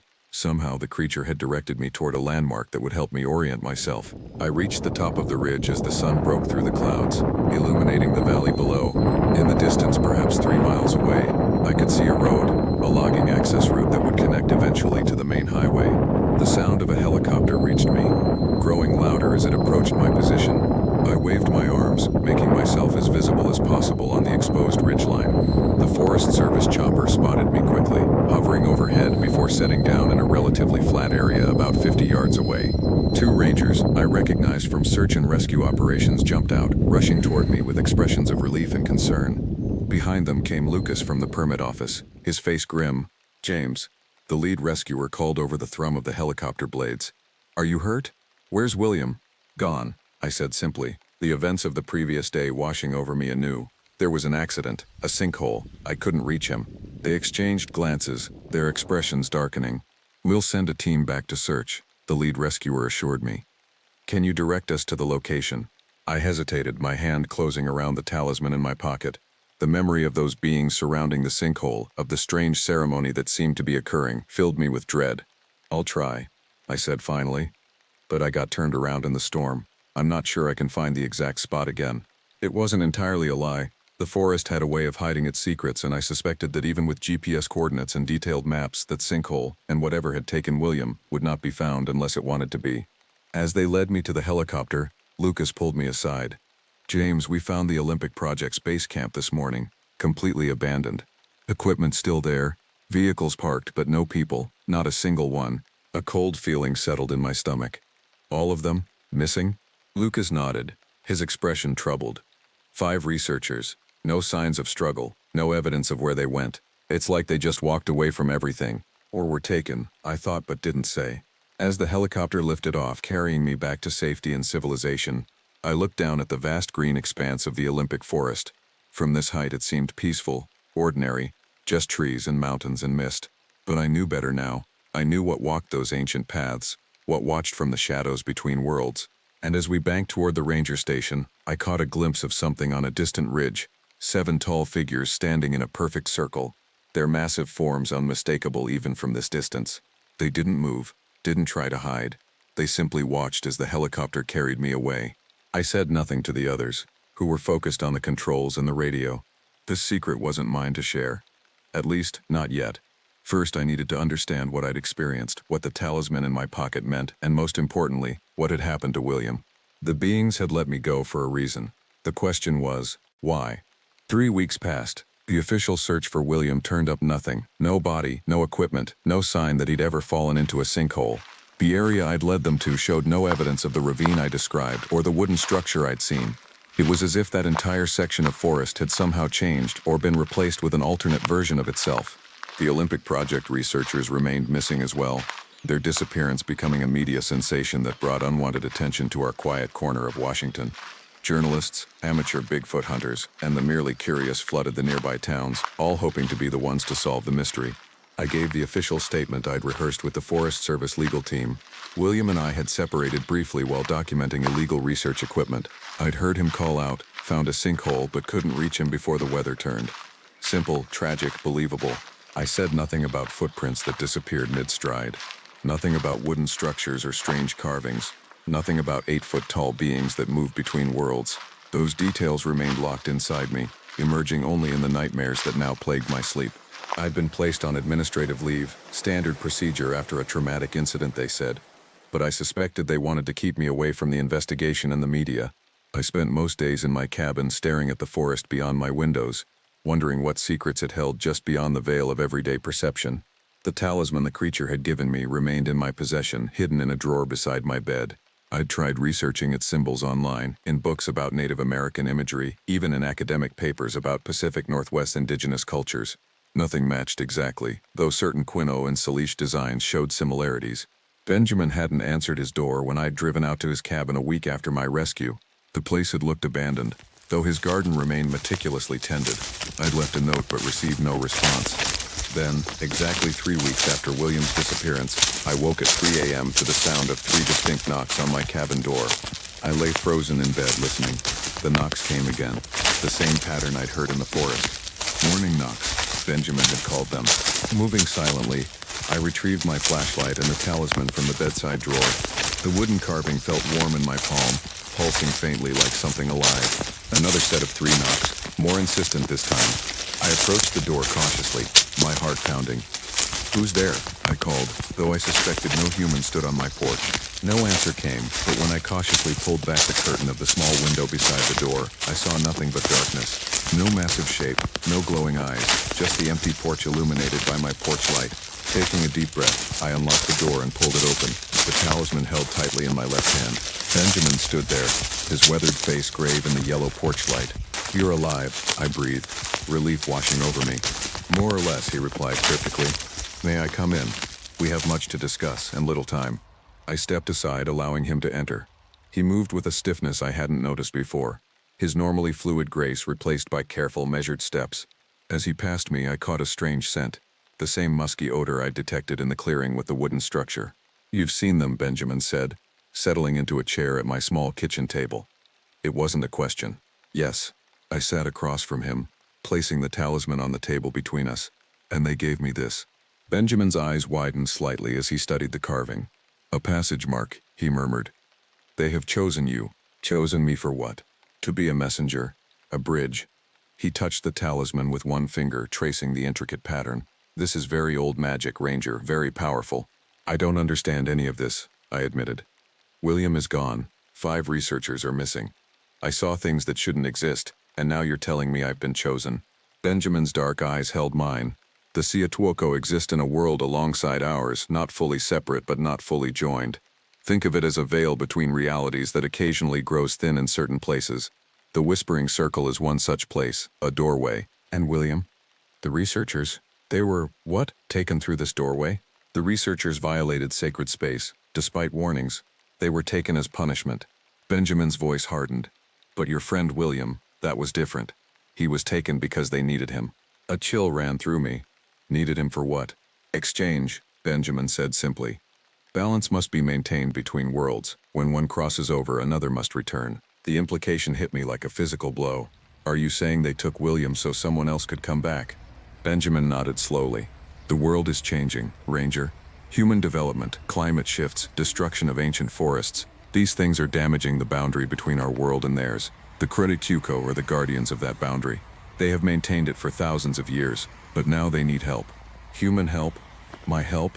They have chosen you to understand them, to speak for them." Benjamin gestured to the talisman. "That mark grants you safe passage. You can move between worlds without being harmed." I stared at him, trying to process what he was saying. "Are you telling me William was sacrificed so I could become some kind of ambassador to Bigfoot?" Benjamin's expression darkened. "Your friend's fate is not yet determined.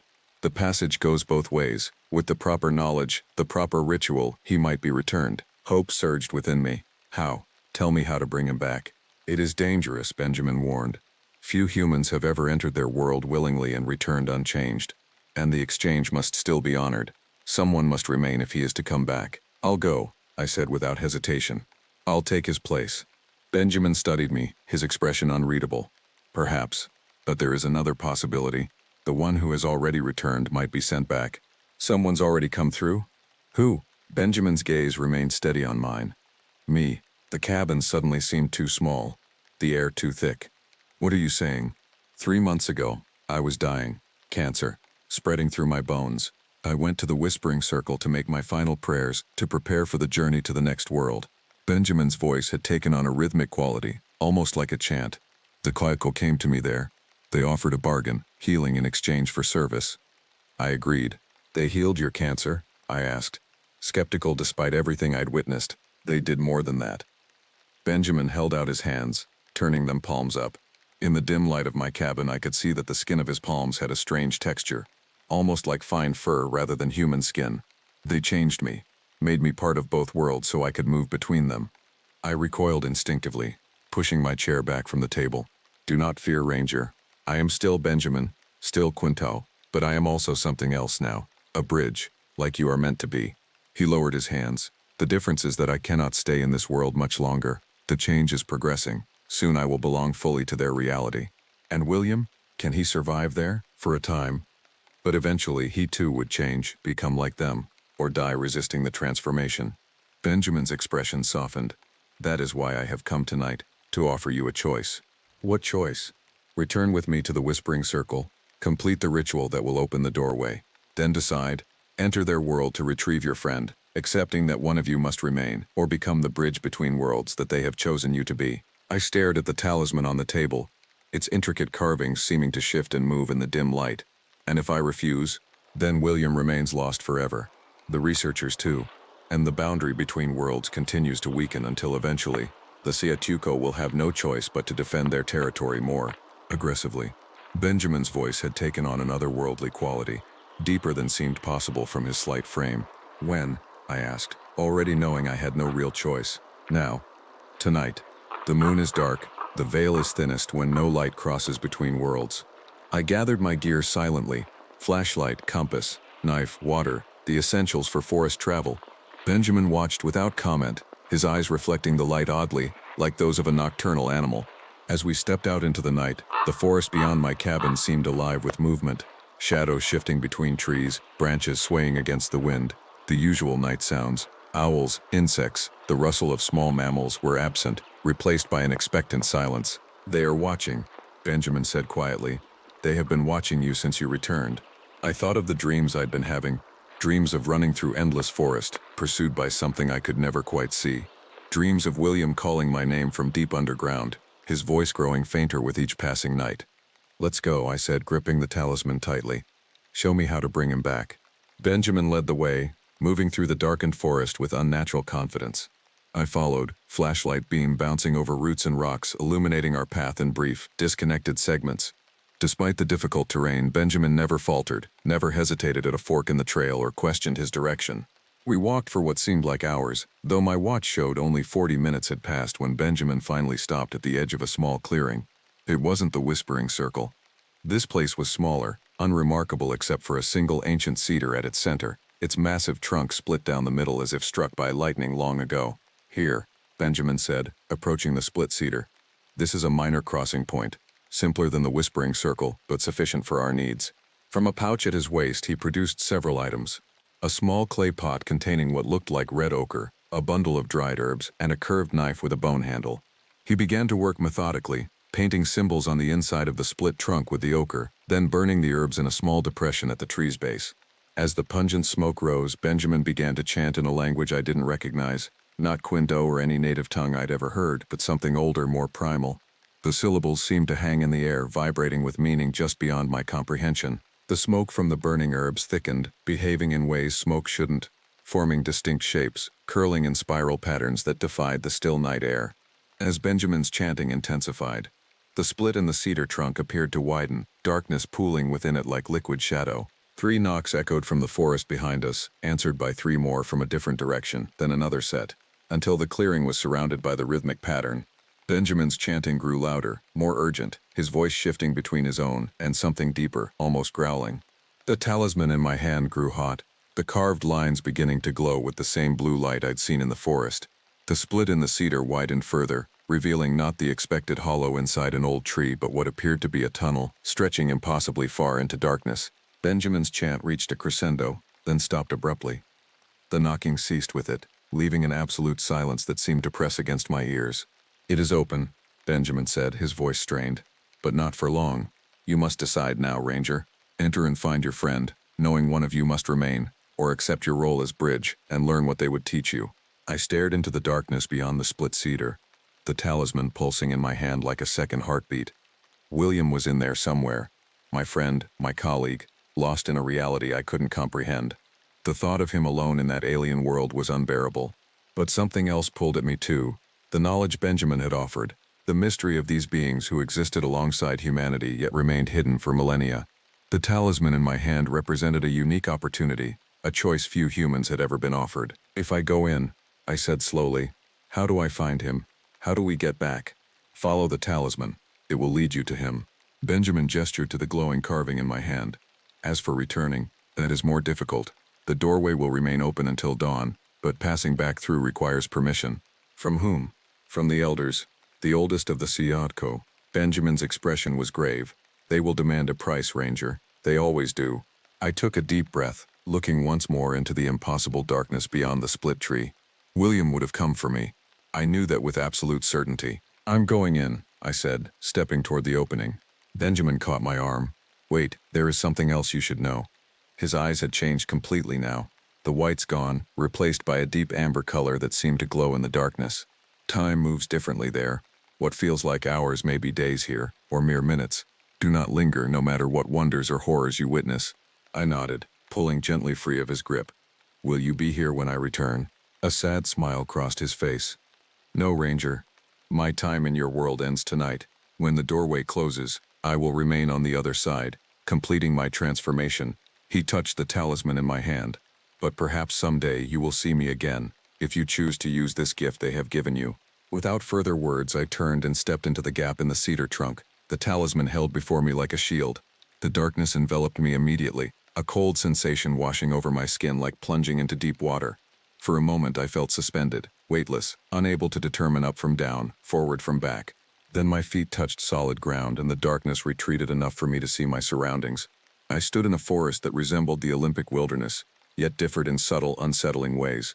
The trees were similar species but grew in impossible configurations, their trunks twisting and joining in ways that defied natural laws. The undergrowth pulsed with faint bioluminescence, casting an eerie blue-green light over everything.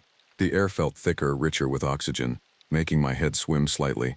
Sounds came muffled as if passing through water before reaching my ears, and everywhere there was that strange musky scent I'd detected before, stronger now, permeating everything. The talisman in my hand pulsed, the blue light brightening, then dimming in a steady rhythm. When I turned in a complete circle, I noticed the light grew strongest when I faced what appeared to be a path leading deeper into the strange forest. Following the talisman's guidance, I began to walk. Time lost meaning as I traveled. The perpetual twilight never brightened or darkened, giving no indication of passing hours.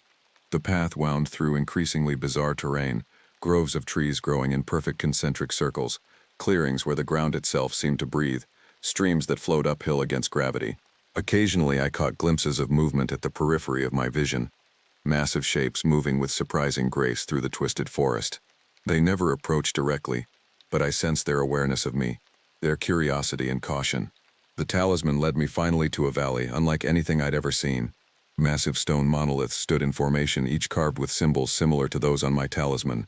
Between them, dozens of wooden structures like the ones I'd encountered in my world rose toward the strange, starless sky above. And there, in the center of the valley, was a village, if that word could apply to the complex arrangement of woven branches, earth mounds, and stone chambers that housed what I now knew with certainty were the beings native legends called Sasquatch or Bigfoot, but who called themselves Katako. They moved about their settlement with purpose, gathering, building, communicating through that complex system of knocks and vocalizations I'd heard before.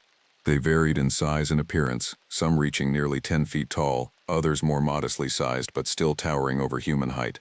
Their bodies were covered in hair ranging from deep russet to nearly black, with distinctive crests marking what appeared to be elders or leaders. The talisman pulled me forward, its light now almost blindingly bright. The Sichituko noticed me as I approached, their activities stopping as they turned to watch the human walking into their midst. None made threatening moves, but I felt the weight of dozens of intelligent non-human gazes assessing me. At the far side of the village, I saw a structure larger than the others, a dome of intricately woven branches reinforced with stone and earth. The talisman pulled me toward it with increasing urgency. As I approached, 3 massive Sioko stepped into my path. They were clearly guards of some kind, their posture alert and wary. The center one, distinguished by gray streaks in its otherwise black hair, made a series of gestures followed by 3 deliberate knocks against a wooden staff it carried. Instinctively, I held up the talisman. The blue light illuminated the guard's features, revealing faces that straddled the boundary between human and ape, yet were entirely neither, something unique, something evolved along a different path than either. The guards exchanged what could only be described as glances, then stepped aside, allowing me to approach the domed structure. The entrance was low, forcing me to duck as I entered a space that seemed impossibly larger inside than its exterior suggested. The interior was illuminated by the same bioluminescent plants I'd seen throughout the forest, their light revealing a circular chamber with a depression in the center, like an amphitheater. And there, lying on a bed of moss in the central depression, was William. He appeared to be sleeping, his chest rising and falling with steady breaths. He seemed uninjured, his ranger uniform dirty but intact. As I rushed toward him, I noticed changes that made me falter. His beard had grown significantly, much more than 3 weeks would account for, and there was a streak of gray at his temples that hadn't been there before. "William," I called softly, kneeling beside him. "William, wake up, it's James." His eyes opened slowly, confusion giving way to disbelief, then joy. "James, where are we?" "It's complicated," I said, helping him sit up, "but I'm here to take you home." William looked around, taking in the impossible structure surrounding us. "I remember falling, then darkness, then waking up here. They've been studying me, I think, communicating in their way." He rubbed his temples. "How long have I been gone?" "It feels like months." 3 weeks, I told him. Though Benjamin's warning about the different flow of time made me wonder if William's perception was more accurate. "Can you walk? We need to leave before dawn." "Dawn?" William looked confused. "There's no dawn here. No sun, no moon, no stars, just endless twilight. In our world," I clarified, "the doorway closes at dawn." Understanding dawned in his eyes. "You found a way back." Before I could respond, a sound like rolling thunder filled the chamber. The entrance darkened as 3 enormous Kanyako entered, larger than any I'd seen, their crests pronounced and their bearing regal. The elders Benjamin had mentioned. They arranged themselves in a semicircle before us, their amber eyes studying us with unmistakable intelligence. The center figure, the largest, with silver-streaked fur and a scar running down one side of its face, made a series of gestures, then pointed directly at the talisman in my hand. "I think they want to talk to you," William whispered. The elder Sigyako knelt, bringing its massive head closer to our level.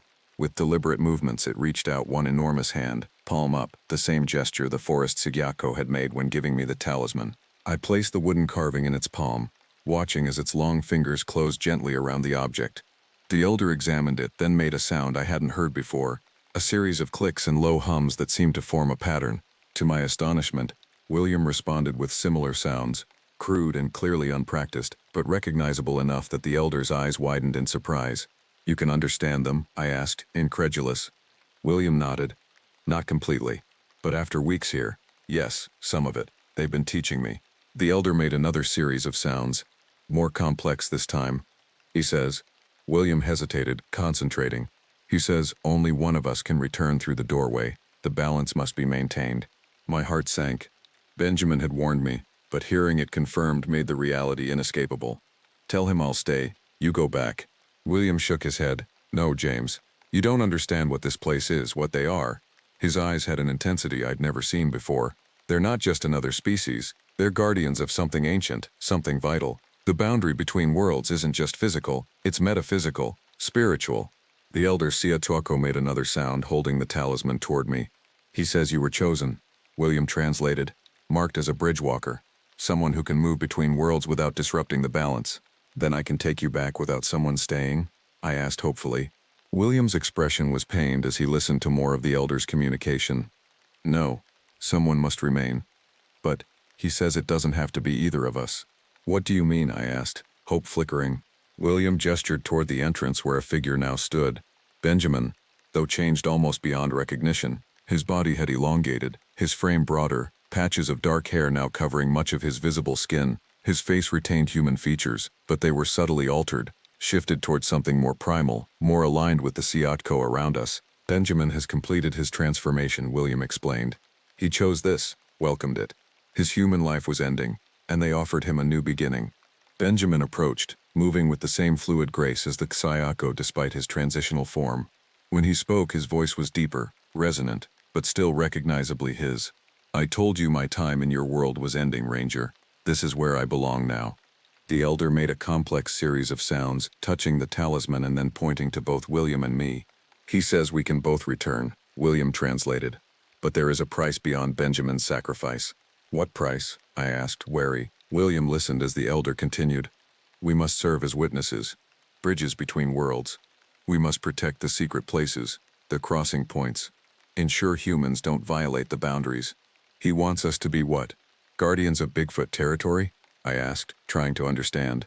More than that, Benjamin interjected. The Sikiatko are not merely physical beings, Ranger. They are stewards of an ancient balance, between the seen and unseen, the material and spiritual. Their territories are not just geographic, they are metaphysical junctions where realities overlap. The elder extended a massive hand, the talisman resting on its palm once more. Another elder produced a second talisman, similar but distinct in its markings, and offered it to William. If we accept these, William said slowly, we accept the responsibility. We become guardians of the boundary, eyes and ears for the Siatko in the human world, and in return, we can both go home. I looked from the talisman to William, to Benjamin in his half-transformed state. The weight of the decision pressed down on me. This wasn't just about rescuing my friend anymore. It was about accepting a role I barely understood, committing to protect something beyond my comprehension. What about the researchers? I asked. The Olympic project team? Benjamin's expression darkened. They cannot return. They violated sacred ground despite warnings, set traps, damaged living guardians. He gestured to a Siatko with a visible scar across its chest. Their fate was sealed by their own actions. The elder made a sound like rolling thunder, clearly growing impatient. We need to decide, William said urgently. Dawn approaches in our world. I thought of my life as a ranger, 15 years dedicated to protecting the forest, preserving its wonders for future generations. How different was this, really? I'd be guarding something older, stranger, more mysterious, but the core mission remained the same. Protection, stewardship, respect for powers greater than human understanding. I accept, I said, taking the talisman from the elder's outstretched hand. William followed suit, accepting the second talisman. I accept as well. The elders made a harmonized sound, a deep, resonant call that seemed to vibrate through the chamber. Benjamin stepped forward, embracing each of us briefly. Your lives will never be the same, he said, but they will have purpose few humans ever know. When you return, go to my cabin.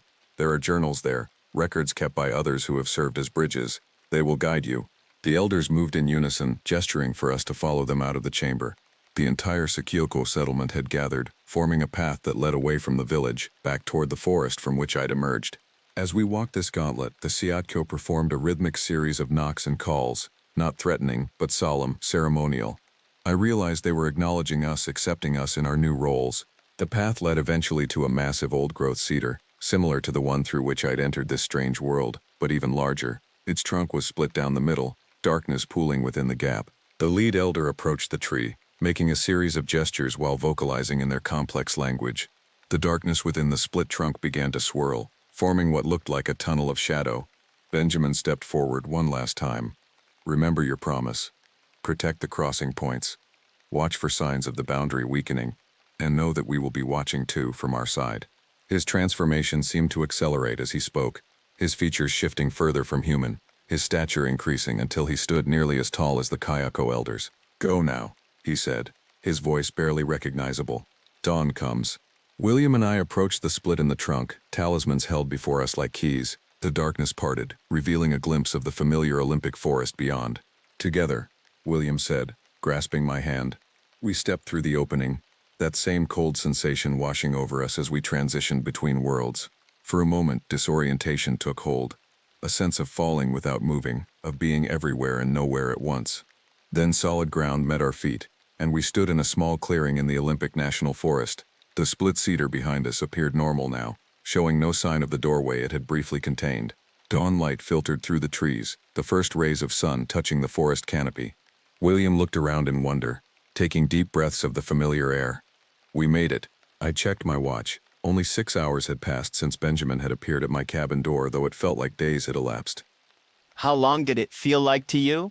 In their world? Months, William said quietly. It was months for me, James. I learned their language, their customs. He hesitated. I began to forget what being human felt like. I put a hand on his shoulder, noting the gray in his hair that hadn't been there before. Whatever he'd experienced had changed him, aged him. You're home now. He nodded, though his eyes remained distant. But we're not the same, are we?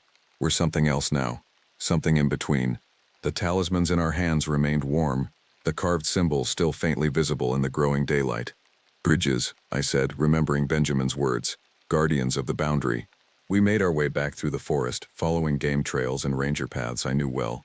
The woods seemed different now, not physically changed, but my perception of them had altered.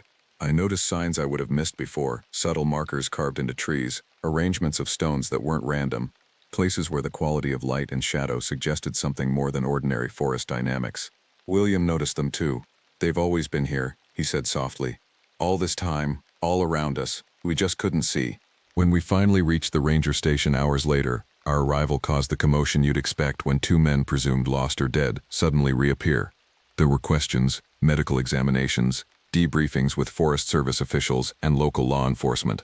We told the story we'd agreed upon during our long walk back. We'd been separated in the storm, both fallen into different sinkholes, survived on emergency rations and rainwater until finding each other and making our way out.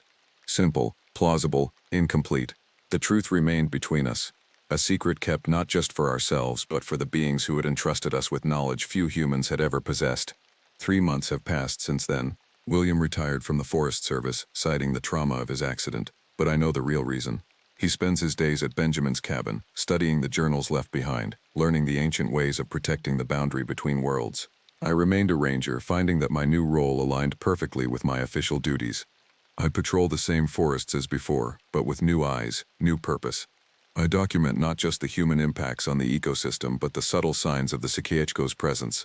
I redirect hikers from areas where the veil grows thin, invent maintenance issues that require closing trails near crossing points, quietly sabotage the occasional research equipment placed too close to sacred ground. And sometimes, on nights when the moon is dark and the forest falls unnaturally silent, I hear them, 3 knocks in the distance, a call and a reminder of the promise I made. I take out my talisman, warm and pulsing in my palm, and answer with 3 knocks of my own. I've seen footprints that disappear mid-stride. I've witnessed beings step between worlds. I've learned that reality is thinner, more permeable than humans believe. And I've accepted my role as guardian of that precious, frightening truth. The boundary must be protected, and as long as I draw breath, it will be. The thing they don't tell you about wilderness is how it breathes. How the forest inhales your presence and holds it, examining you like a foreign object before deciding whether to accept or reject you. After 5 years as a ranger at Shadow Ridge National Forest, I'd learned to recognize that sensation, the weight of being watched by something ancient and indifferent. My station sat on the northwestern boundary, 30 miles from the nearest town and accessible only by a single gravel road that became impassable after heavy rains. The isolation suited me. After 2 tours in Afghanistan, the quiet of the forest was a balm I desperately needed. Sierra Station, this is dispatch. Do you copy? The radio crackled, breaking the morning stillness of my small command center. Sierra Station. Copy. Go ahead. Dispatch.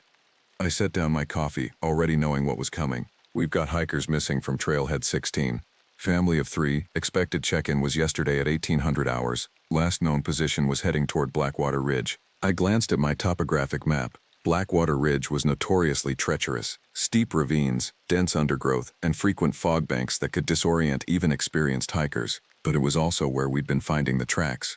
Copy that. I'll gear up and head out. Any details on the family? Parents in their 40s, daughter is 12. They have overnight gear but limited wilderness experience. Understood. I'll radio when I reach Trailhead 16. As I prepared my pack, I thought about the unusual incident reports that had been crossing my desk for the past 3 months.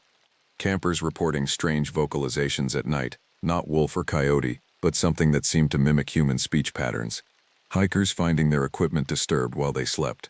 And the tracks, huge, humanoid prints that our wildlife biologists reluctantly admitted didn't match any known species. The senior rangers avoided talking about it. Rangers who stayed too long at Shadow Ridge developed a kind of selective blindness to certain phenomena. It was easier that way. I checked my rifle. A standard issue Remington 700 before securing it in my vehicle. Standard protocol discouraged rangers from carrying firearms during routine operations, but Shadow Ridge wasn't standard. We had mountain lions, bears, and occasionally armed poachers. The rifle was officially for them. Unofficially, I'd been sleeping with it next to my bed since finding those massive tracks leading directly to my cabin's windows one morning last month. The drive to Trailhead 16 took 40 minutes along service roads that wound through increasingly dense forest. The canopy above grew thicker until only occasional shafts of sunlight penetrated. I'd read once that ancient humans feared forests because they couldn't see the sky, couldn't orient themselves or spot approaching danger. Evolution had hardwired that unease into us. At the trailhead, I found the family's vehicle, a blue Subaru Outback with Colorado plates. I radioed in the license plate to confirm it matched our missing hikers, then began examining the area for signs of their departure point. The trail register showed they'd signed in 2 days ago, planning a 2-night trip to Blackwater Ridge and back. Standard route, nothing ambitious. I noted their planned camping locations and began following their trail. 4 hours later, deep in the back country, I found their first campsite. The tent was still erected, but something was wrong. The rainfly had been torn in long parallel rips that reminded me of claw marks, and their equipment was scattered as if they'd left in a hurry. As I knelt to examine a strange impression in the soil, something moved at the edge of my peripheral vision, just a shadow shifting against shadows. But in that moment, I felt the forest's breath catch. Something was watching me, something that knew these woods far better than I ever would. I stood slowly, hand drifting toward my sidearm. Hello, I called. Forest Service. Anyone there? Only silence answered. But as I turned to continue tracking the family, I could have sworn I heard something large moving through the undergrowth, paralleling my path, but keeping just out of sight. Night was falling, and I had a missing family to find. But with each step deeper into Shadow Ridge's wilderness, I couldn't shake the sensation that I was being hunted. The second day of the search brought rain, a persistent penetrating drizzle that reduced visibility and muffled sound. Perfect conditions for getting lost, terrible conditions for finding the lost. I'd spent the night in my emergency tent near the family's abandoned campsite, repeatedly trying to raise anyone on my radio. Around 2 a.m., I jolted awake to the sound of wood knocking against wood, 3 distinct taps, followed by a pause, then 3 more. It came from different directions, as if multiple sources were communicating. Just branches in the wind, I told myself, knowing there wasn't enough wind to move branches. At dawn, I found their trail again. 3 sets of footprints moving at a hurried pace away from their camp, not following the established trail but heading straight into the densest part of the forest. The parents' prints showed they were running. The child's showed she was being carried, then set down, then carried again. They were fleeing something. By midday, I'd followed their chaotic path to a stream crossing. Here, they'd made a critical error, crossing at a point where the current was strongest. Their tracks emerged on the other side, but now there were only 2 sets. The mother's prints disappeared. I keyed my radio. Dispatch, Sierra Ranger. I found signs of a water crossing accident, requesting additional search teams and swift water recovery resources. The radio returned only static. These deep ravines created dead zones for communication. I needed to push forward. The father and daughter might still be alive. As I prepared to cross at a safer point upstream, I noticed something on a fallen log, a strip of fabric caught on the bark. I recognized it immediately from the family's photos as part of the daughter's distinctive red jacket. But what made my blood run cold was how the fabric had been deliberately tied to the log, not torn or accidentally snagged. Someone had left it as a marker. My instincts screamed for caution, but my duty demanded I continue. I crossed the stream and followed the remaining tracks until they disappeared entirely on a rocky outcropping. Standing there, scanning the terrain through my binoculars, I spotted something unexpected about half a mile distant. Nestled in a small clearing, stood a cabin I didn't recognize. It wasn't on any of my maps, and I prided myself on knowing every structure in my sector. Shadow Ridge had been extensively surveyed, especially after the National Forest designation in the 1950s. Any private inholdings were documented. This cabin looked old, possibly predating the park itself, with a steeply pitched roof now sagging in the middle and walls of darkened logs. No smoke rose from its stone chimney, but something about it suggested occupancy. I approached cautiously, rifle now in hand. "Hello, Forest Service. Anyone there?" No response. The cabin door hung partially open. Inside, dust covered most surfaces, but fresh footprints marked the floor, small ones like a child's. "Hello, I'm here to help. Forest Ranger." My voice sounded thin in the empty space. The interior was sparse. A table, 2 chairs, a cast iron stove, and a single bed frame without a mattress. On the table sat a book, its leather cover cracked with age.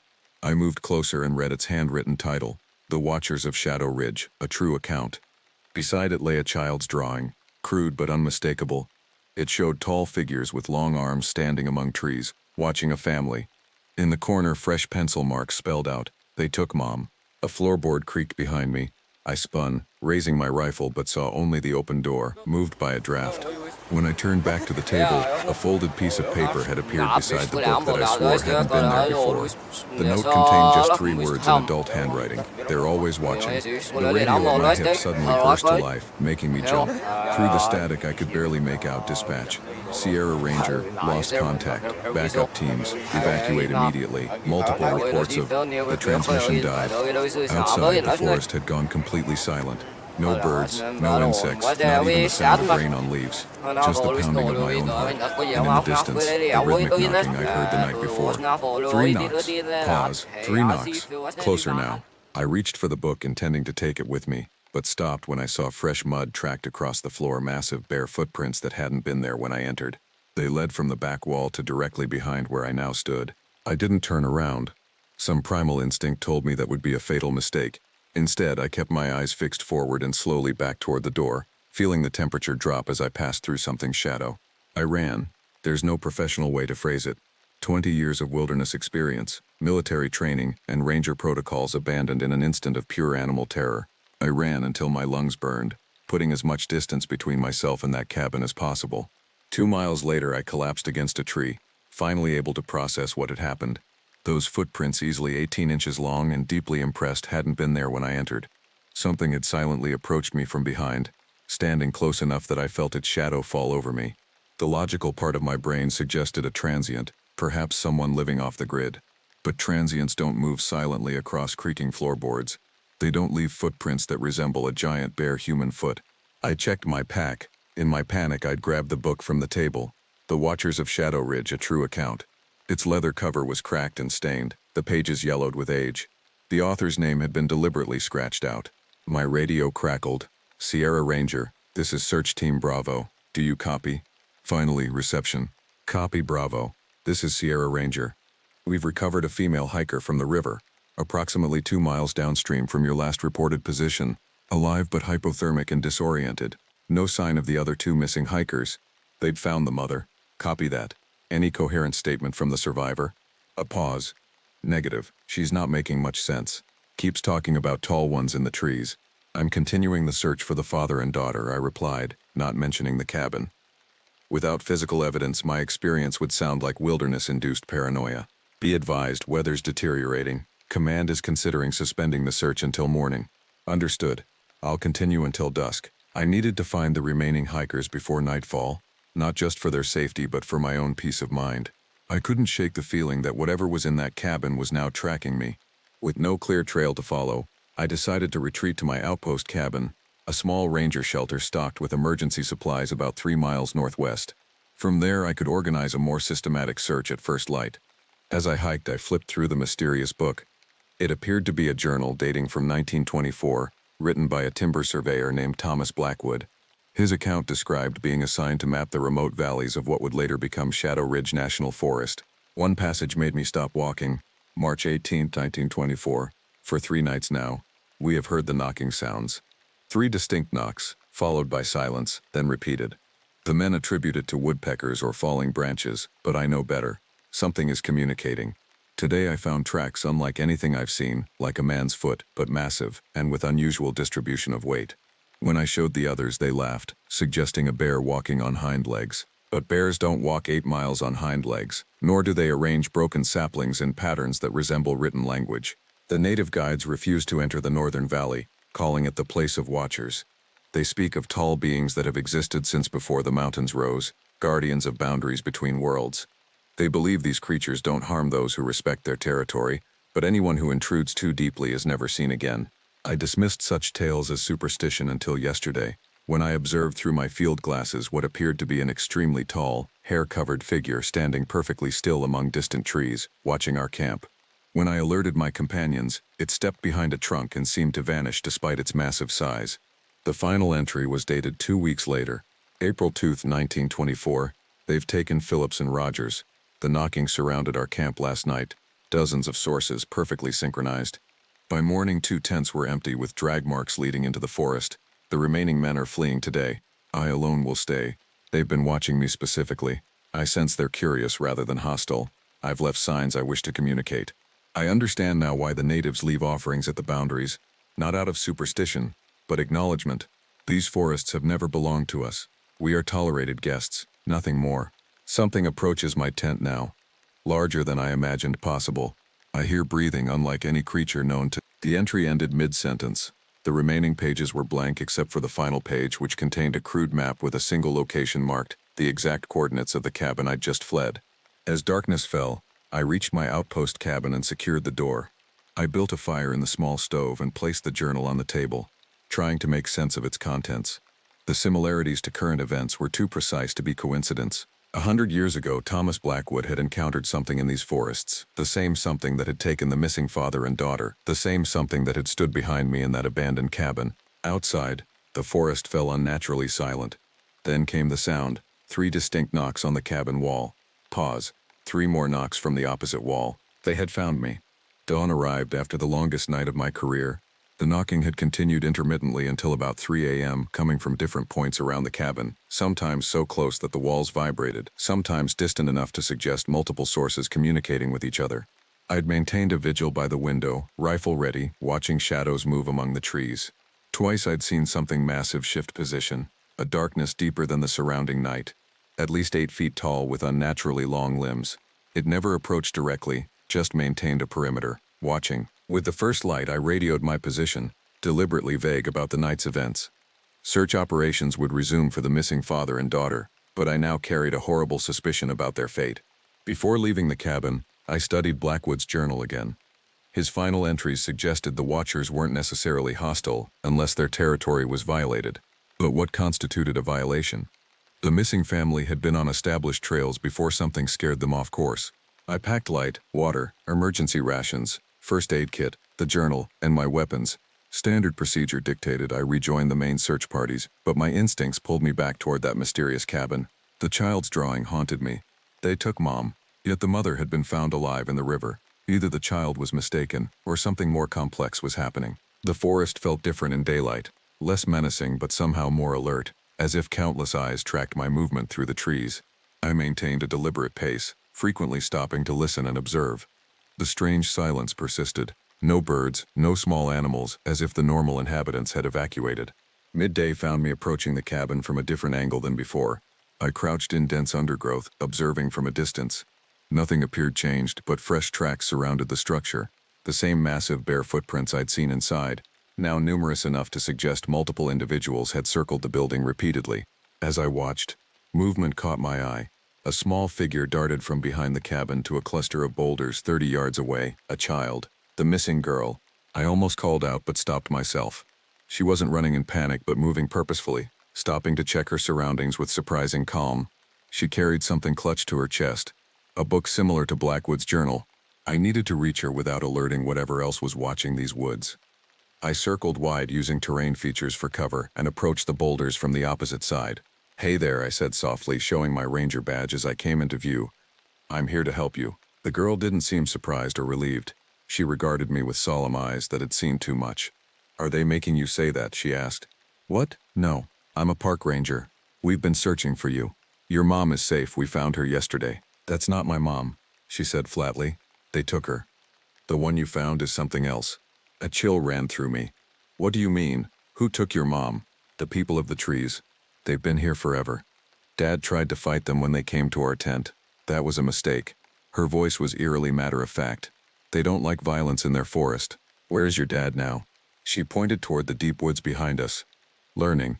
They're teaching him their ways. He can't leave anymore." "And you? Are you okay? Have they hurt you?" She shook her head. "They're curious about me. They've never taken a child before. The old ones think I can learn to speak their language." She held up the book she carried. Another journal, newer than Blackwood's. "There have been others who stayed, who learned."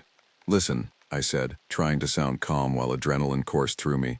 "I need to get you back to safety. Your real mom is worried sick." "The one you found isn't my mom," she repeated. "Look closely when you see her again.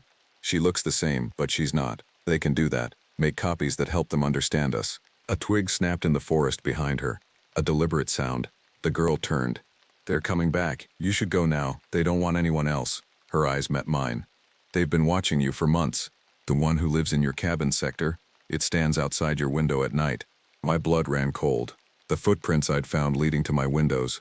"How do you know that?" "They showed me. They remember everyone who enters their territory." She looked over my shoulder and her eyes widened. "Too late. Don't move. Don't show fear." I felt it before I heard it, a presence behind me. Massive and ancient. The air temperature dropped noticeably. Slowly I turned. It stood 15 feet away, partially concealed by a massive pine trunk, but there was no mistaking its size, at least 9 feet tall, with a broad chest and powerful limbs covered in reddish-brown hair. Its face remained in shadow, but I glimpsed intelligent eyes regarding me with unmistakable calculation. Not an animal. Something else entirely. The girl spoke, but not to me. A series of clicking sounds and low vocalizations unlike any language I'd heard. The creature responded with similar sounds. "He says you've been respectful of the forest," she translated. "That's why you're still alive. The others who came before you shot at them, set traps." I found my voice. "I need to take you back. Your mother, your real mother, needs you." The creature made a rumbling sound deep in its chest. "He says I can go if I choose," the girl said. "But what's waiting isn't what you think. The woman in the hospital isn't my mother." The creature stepped partially into a shaft of sunlight, and I saw its face clearly for the first time, a disturbing blend of ape-like features and almost human expression, with deep-set eyes that held unmistakable intelligence. It regarded me without aggression, but with clear warning. "Look at the journal," the girl said, holding out Blackwood's book. "Read what happened to those who stayed. Some became like them, some became something else entirely." The creature extended one massive hand toward the girl, not grabbing but offering. She took a step toward it. I had seconds to decide. Draw my weapon and likely die, or let this child walk away with a creature science claimed didn't exist. "Wait," I said. "At least tell me your name, so I can tell your mother, your real mother, what happened." The girl paused. "Emily. Emily Winters." She looked at me with eyes too old for her 12 years. "But that's not who I am anymore." She placed her small hand in the creature's massive palm. Together they turned and walked into the shadows of the ancient forest, leaving me alone with nothing but questions and the terrible knowledge that the wilderness held secrets far darker than I'd ever imagined. The search for Emily Winters and her father officially ended 3 days later. The official report cited treacherous terrain, a flash flood, and the statistical improbability of survival after 96 hours in wilderness conditions. What it didn't mention was my encounter or the creature I'd seen escorting a young girl deeper into Shadow Ridge's uncharted valleys. I'd reported finding an abandoned cabin and signs of the girl, but omitted the details that would have ended my career. Even so, my supervisor regarded me with suspicion when I turned in my field notes. "You're sure that's everything, Jensen?" he asked, studying my face. "Yes, sir. Everything relevant to the search operation." He nodded slowly. "You know, in my 30 years here, I've had 6 rangers request transfers after working the northern boundary. 3 others simply walked off the job without explanation." "I'm fine, sir. Just disappointed we couldn't find them." "The mother's recovering well," he said, watching my reaction. "Strange case, though. Hospital says her blood work shows unusual markers, and she has no memory of anything after setting up camp that first night." Emily's words echoed in my mind. "That's not my mom. The one you found is something else."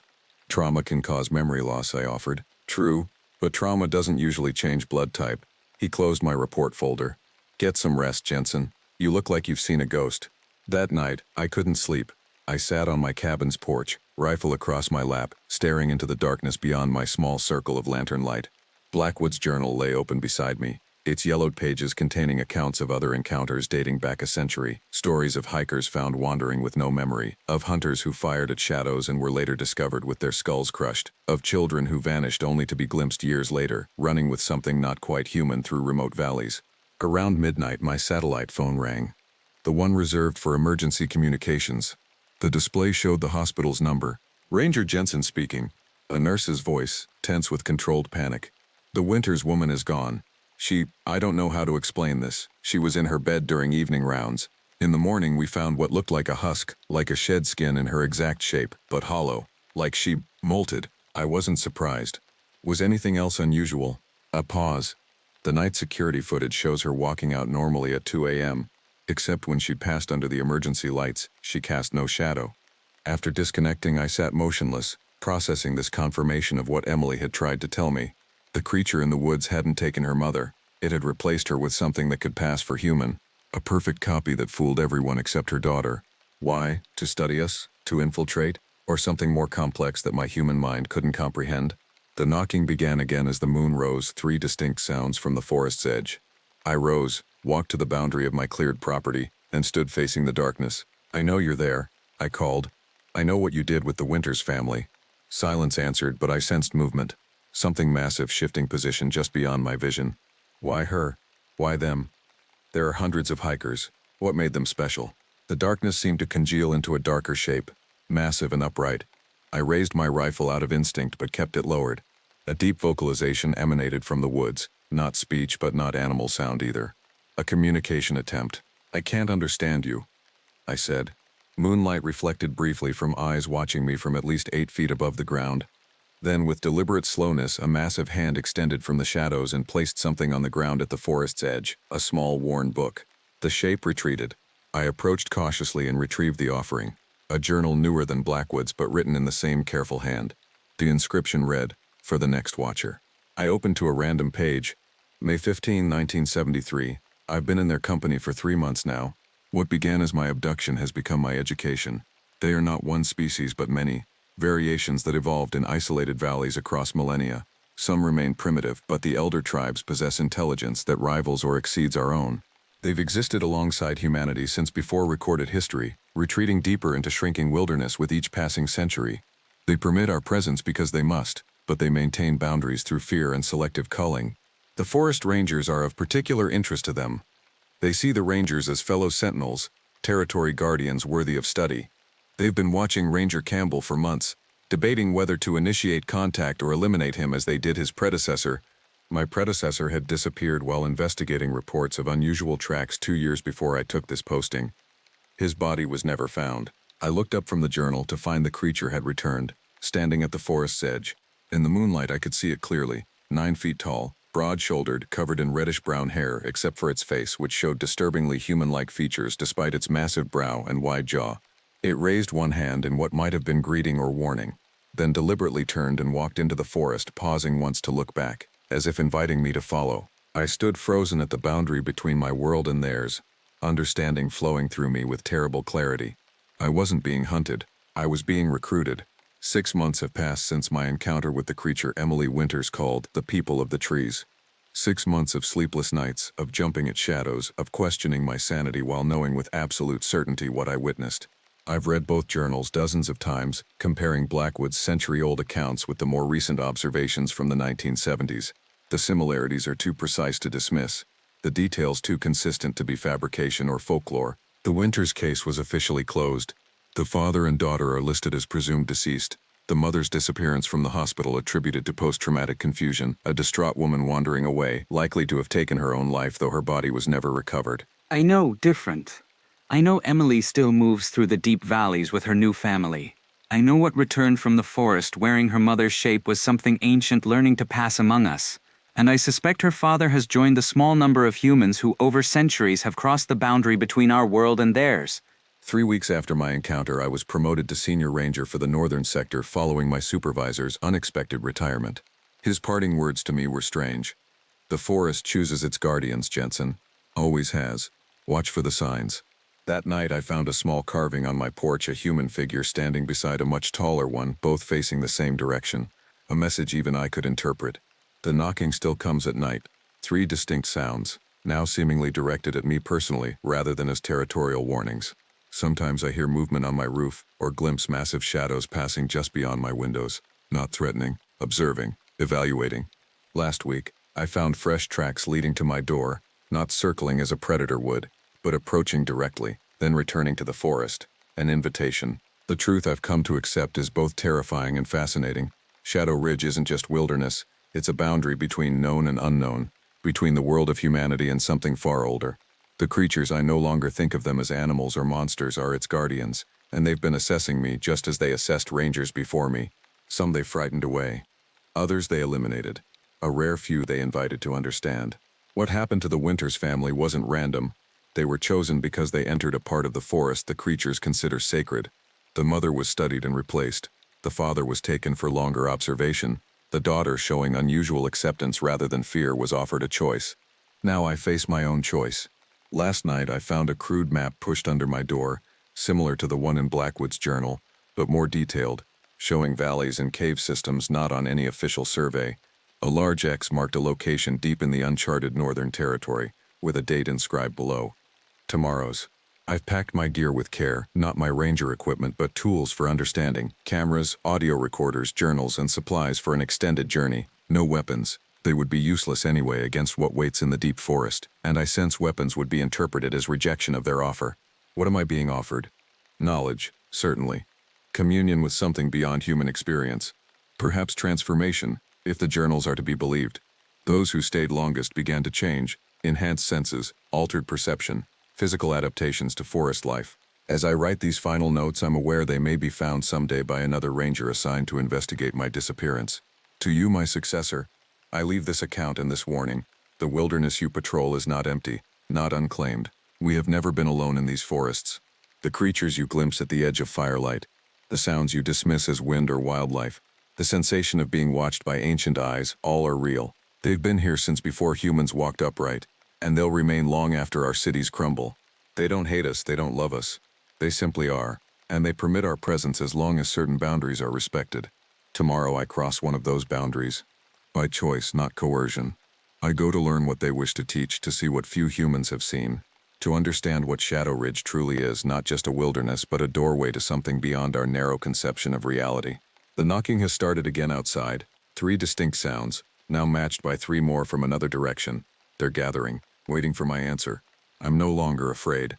Something in me recognizes them, as if awakening to a truth long buried in human DNA, a memory of when we shared the world with other intelligent species before we claimed dominance and relegated them to myth.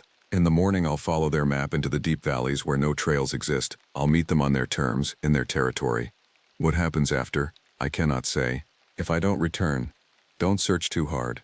Don't cross the boundaries they've established. Remember that the forest chooses its guardians, and sometimes those guardians are not what they once were.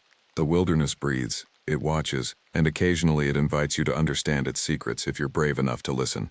End of recovered document from Ranger Michael Jensen's cabin. Found 3 weeks after his disappearance from Shadow Ridge National Forest. Search operations suspended after 5 days due to unusual weather conditions and equipment failures. Case remains open. The radio crackled with static before a voice broke through. Outpost 8, do you copy? We've got 3 hikers missing near Thunder Basin. Last contact was 18 hours ago. Ranger Sam Blackwater pressed the transmit button, his breath forming a cloud in the frigid mountain air. Copy that, base. I'm heading out now. It was the 3rd disappearance this month in Yellowstone, and it didn't sit right with Sam. 20 years as a park ranger had taught him to trust his instincts, and right now every nerve in his body was on high alert. He grabbed his pack, checking his supplies methodically. First aid kit, emergency rations, satellite phone, and the old leather journal his Shoshone grandfather had given him years ago. The journal was filled with stories, warnings, really, about things that lived in the deep wilderness. Things that most rangers dismissed as superstition. Sam knew better. The thermometer outside his cabin read -15. An unusual cold snap had gripped the northern sector of Yellowstone for weeks, driving wildlife into strange patterns. Wolves had abandoned their usual territories, elk herds had migrated weeks ahead of schedule, and the silence that was the most unsettling part. The forest had gone quiet. As he trudged through knee-deep snow toward Thunder Basin, Sam couldn't shake the feeling of being watched. It began as a prickling sensation between his shoulder blades, then grew into a certainty that eyes were tracking his every move from within the dense pines. At the last known coordinates of the missing hikers, he found a campsite in disarray. A tent had been torn open from the inside, sleeping bags still inside, but ripped to shreds. The fire pit held only cold ashes, and 3 sets of footprints led away from the camp in different directions. But it was the 4th set of tracks that made Sam's blood run cold. They weren't human, too large, with an elongated arch and what appeared to be claws at the toes, and they seemed to have appeared from nowhere, materializing in the center of the camp before following each set of human tracks in turn.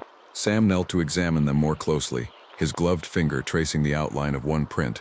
It matched exactly the sketches in his grandfather's journal, the mark of the Wendigo. Dr. Maya Chen adjusted her new ranger hat in the rearview mirror before stepping out into the biting cold. After 5 years studying wildlife biology in the comfort of university laboratories, the reality of Yellowstone in winter was a shock to her system. Dr. Chen, welcome to the North Entrance Station. A burly man with a salt and pepper beard extended his hand. I'm Chief Ranger Wilson. Glad you made it safely. This storm's been wreaking havoc on the roads. Thanks for meeting me, Maya said, shaking his hand firmly. I've been following the unusual wildlife patterns you've been documenting. The mass migrations, predator behavior changes. It's fascinating from a research perspective. Wilson's expression darkened. Fascinating isn't the word I'd use. We've got 3 missing hikers and 2 rangers who haven't checked in. One of them, Sam Blackwater, is our most experienced backcountry guide. I read the briefs, Maya nodded. The working theory is that the extreme weather is causing wildlife to behave aggressively. That's the official line, Wilson said, glancing over his shoulder before continuing in a lower voice. But there's something else, something that doesn't match any known predator pattern in the park. Back at headquarters, Wilson introduced Maya to the search and rescue team assembled in the briefing room. Maps of the northern sector were spread across tables, red pins marking last known locations of the missing persons. Dr. Chen will be joining Ranger Delgado tomorrow to investigate the unusual animal tracks we've found near each disappearance, Wilson announced. A young ranger with intense eyes and a serious expression nodded at Maya. I'm Elena Delgado.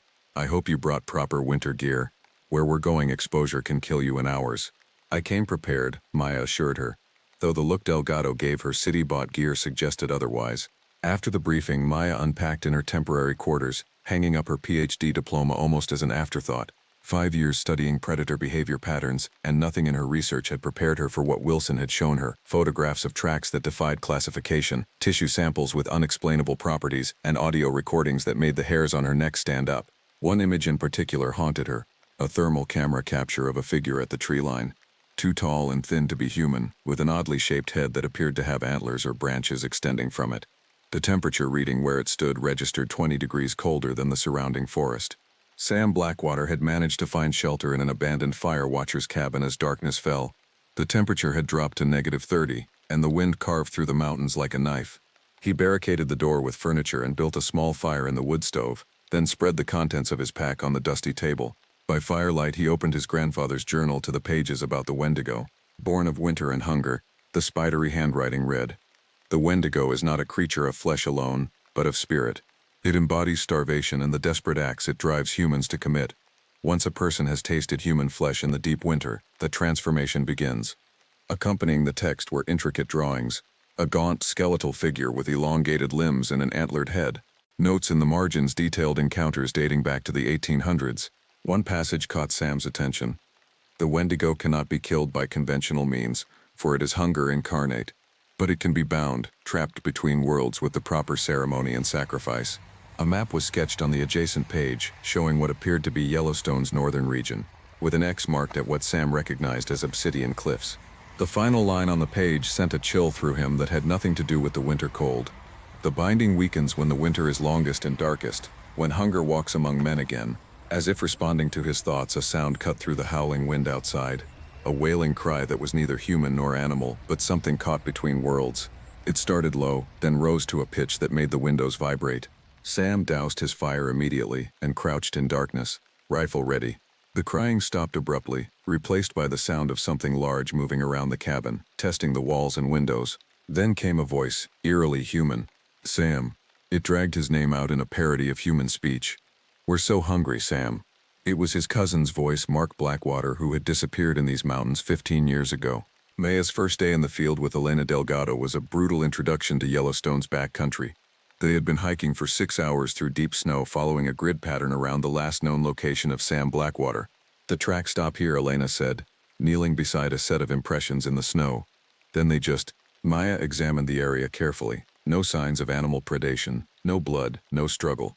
She pointed to the strange elongated tracks that seemed to follow Sam's. "And these other prints, they're consistent with the photos Wilson showed me." "You know what some of the old-timers are saying?" Elena's voice dropped. "They think it's a Wendigo." Maya raised an eyebrow. "A mythological creature? Myth to some, reality to others." Elena stood, scanning the tree line. "Sam Blackwater comes from a Shoshone family that's been in these mountains for generations. His grandfather was known for tracking things most rangers pretend don't exist." "I'm a scientist," Maya reminded her. "I deal in observable phenomena." Elena's laugh was short and without humor. "Spend enough time in these mountains, Doctor, and you'll find the line between observable and impossible gets real thin." As if to punctuate her point, a sound echoed through the valley, a high, keening wail that made both women freeze in place. It wasn't a wolf or any animal Maya could identify. What the hell was that? Maya whispered. Elena unholstered her sidearm. That's the sound 3 separate search teams reported hearing before communication was lost. As darkness approached, they sought shelter in a ranger outpost, a small, well-stocked cabin used during summer months. Elena secured the perimeter while Maya set up their communications equipment. Base, this is Ranger Delgado and Dr. Chen. We've reached Outpost 5 and will continue the search at first light. No sign of Ranger Blackwater, but we've identified similar track patterns to the previous disappearances. Over. The radio returned only static. The storm must be interfering, Elena said, though her expression suggested she didn't believe it. She pulled a worn book from her pack and handed it to Maya. You might want to read this tonight. It's a collection of incident reports dating back to the park's founding, cases that were never officially explained. Maya flipped through pages of meticulous documentation, photographs, sketches, and written accounts of rangers and visitors describing encounters with something that hunted in the deep winter. Elena, Maya said slowly, some of these accounts go back over 100 years, but they're describing the same phenomenon. Now you're getting it, Elena nodded. Whatever's out there, it's been here a lot longer than us. That night, as wind battered the small cabin, Maya was awakened by a scratching at the windows. Elena was already up, her silhouette visible against the dim light of the wood stove, shotgun ready. It's testing the cabin, Elena whispered, looking for a way in. Outside, something moved across the porch. Through the frosted window, Maya caught a glimpse of a figure impossibly tall and thin, with limbs that seemed too long for its body. Its head brushed the top of the doorframe, and what looked like antlers scraped against the wood. Then it spoke, in a voice cracked and dry as dead leaves. So hungry. Please, help us. While Maya and Elena were tracking him in the backcountry, Sam Blackwater had managed to make his way to a place few people knew existed. Deep in the Yellowstone wilderness, accessible only by a series of hidden game trails, stood a small cabin that didn't appear on any park maps. The elderly woman who opened the door had expected him. I've been waiting for you, Samuel. Martha Running Wolf had been the park's unofficial historian for 40 years, documenting the stories most officials dismissed. It's back, isn't it? Sam asked as she ushered him inside. Martha nodded gravely. The signs are all there. The coldest winter in a century. Animals fleeing their territories, and now people vanishing. The interior of the cabin was lined with bookshelves containing journals, photographs, and artifacts collected over decades. Martha led Sam to a table where an ancient map was spread out, weighted down with stones at each corner. The Wendigo is bound to this land, she explained, her finger tracing a circle around the northern sector of the park. Every 40 years, when the winter is harshest, the binding weakens. It begins to hunt again. My grandfather's journal mentioned a binding ceremony at Obsidian Cliffs. Yes. In 1894, after a particularly deadly winter, 7 medicine men from different tribes came together to bind the spirit. Before that, it was 1854, during another brutal winter when an entire expedition disappeared. Only one man survived to tell what happened, how hunger drove them to the unthinkable. Sam studied the map intently. The binding is weakening now. It's already broken, Martha corrected him. What you're tracking is just the beginning. The Wendigo has awakened, but it's still weak. It needs to feed to regain its full strength. How do we stop it? Martha pulled an ancient leather pouch from a locked chest. The ceremony must be performed again at the winter solstice 3 days from now. But it requires someone connected to this land by blood, someone who understands what we're facing. She fixed Sam with a penetrating gaze. It was supposed to be your grandfather before he passed. Now that responsibility falls to you. I don't know the old ways like he did, Sam protested. But you have his journal, and you have me. Martha handed him the leather pouch. Inside are the sacred items needed for the binding. But there's something else you need to know. Samuel, the binding requires a sacrifice. What kind of sacrifice? The Wendigo is a spirit of hunger and consumption. To bind it, you must offer something of equal power, a piece of yourself. Your grandfather lost his right hand in the previous binding. Sam absorbed this information silently, feeling the weight of generations settling on his shoulders. There's one more thing, Martha said, pulling out a faded photograph. The Wendigo doesn't just take people. It becomes them, using their voices and memories to lure others. Trust no one in these mountains, Samuel. Not until this is over. Chief Ranger Wilson had organized the largest search party in Yellowstone's recent history. 20 experienced rangers were combing the northern sector, coordinated from a mobile command center established at Mammoth Hot Springs. Still no contact with Delgado and Dr. Chen, a communications officer reported. They missed their scheduled check-in 3 hours ago. Wilson rubbed his tired eyes. 6 people missing now, including his most experienced ranger and a renowned wildlife biologist. The official story, the one he'd given to the press, was that extreme weather conditions had stranded the search teams. The truth was far worse. His satellite phone buzzed. "Wilson here. Sir, it's Ranger Cooper at the north entrance. We've got a situation. One of the missing hikers just walked out of the forest." "Which one?" Wilson asked, already heading for his vehicle. "James Mercer, sir. But there's something wrong with him. Medics are treating him for exposure, but he's not right." 30 minutes later, Wilson stood outside the medical center, watching through the window as doctors examined the survivor. James Mercer was severely emaciated, his skin stretched tight over his bones, his eyes sunken and wild. He hadn't spoken since emerging from the forest, and he refused all food. "His core temperature is still dangerously low," the doctor reported. "We can't seem to warm him up, and there's something else. His skeletal structure shows evidence of recent deformation. The X-rays show elongation in his limbs and digits that's, well, it's physiologically impossible." "Is he contagious?" Wilson asked, remembering the passages from the old journals Martha Running Wolf had shown him years ago. "We don't know what we're dealing with," the doctor admitted. "We've instituted quarantine protocols as a precaution." That night, a nurse making rounds found James Mercer's room empty, the restraints torn apart. The window was open, the frame splintered outward, as if something had burst through it. On the floor lay the shredded remains of his hospital gown, and a trail of strange elongated footprints led from the window into the surrounding forest. By morning, 3 staff members from the medical center had disappeared. Maya and Elena had spent a terrifying night in the outpost cabin, listening to the creatures circle their shelter, speaking in the voices of people they knew. By dawn, it had vanished, leaving behind only those strange tracks in the fresh snow. "We need to reach base camp," Elena insisted, checking her weapon. "Whatever's happening, we can't face it alone." Maya was poring over the collection of incident reports. "Elena, look at this." She pointed to a map where previous disappearances had been marked over the decades. "They form a pattern, concentric circles around Obsidian Cliffs, and they all occur in 40-year cycles." "So what's at Obsidian Cliffs?" "According to these notes, it's a place of power. Several Native American tribes considered it sacred ground." Their radio suddenly crackled to life. "Elena? Maya? Can you hear me?" It was Sam Blackwater's voice. Elena grabbed the handset. "Sam, where are you? We've been searching for days. I'm at Obsidian Cliffs. I know what we're dealing with and how to stop it, but I need help. The binding ceremony requires at least 3 participants." "The binding?" Maya questioned. "I'll explain everything when you get here. But you need to hurry. The solstice is tomorrow, and that's our only chance." Elena looked at Maya. "It could be a trap. That thing was imitating voices last night. But if it's really Sam, and he knows how to stop this..." Maya let the implication hang in the air. They gathered their equipment and set out toward Obsidian Cliffs, following the map in the incident reports. The journey was treacherous, steep terrain covered in ice and snow with temperatures hovering around -20. As they approached the cliffs, the forest grew eerily silent.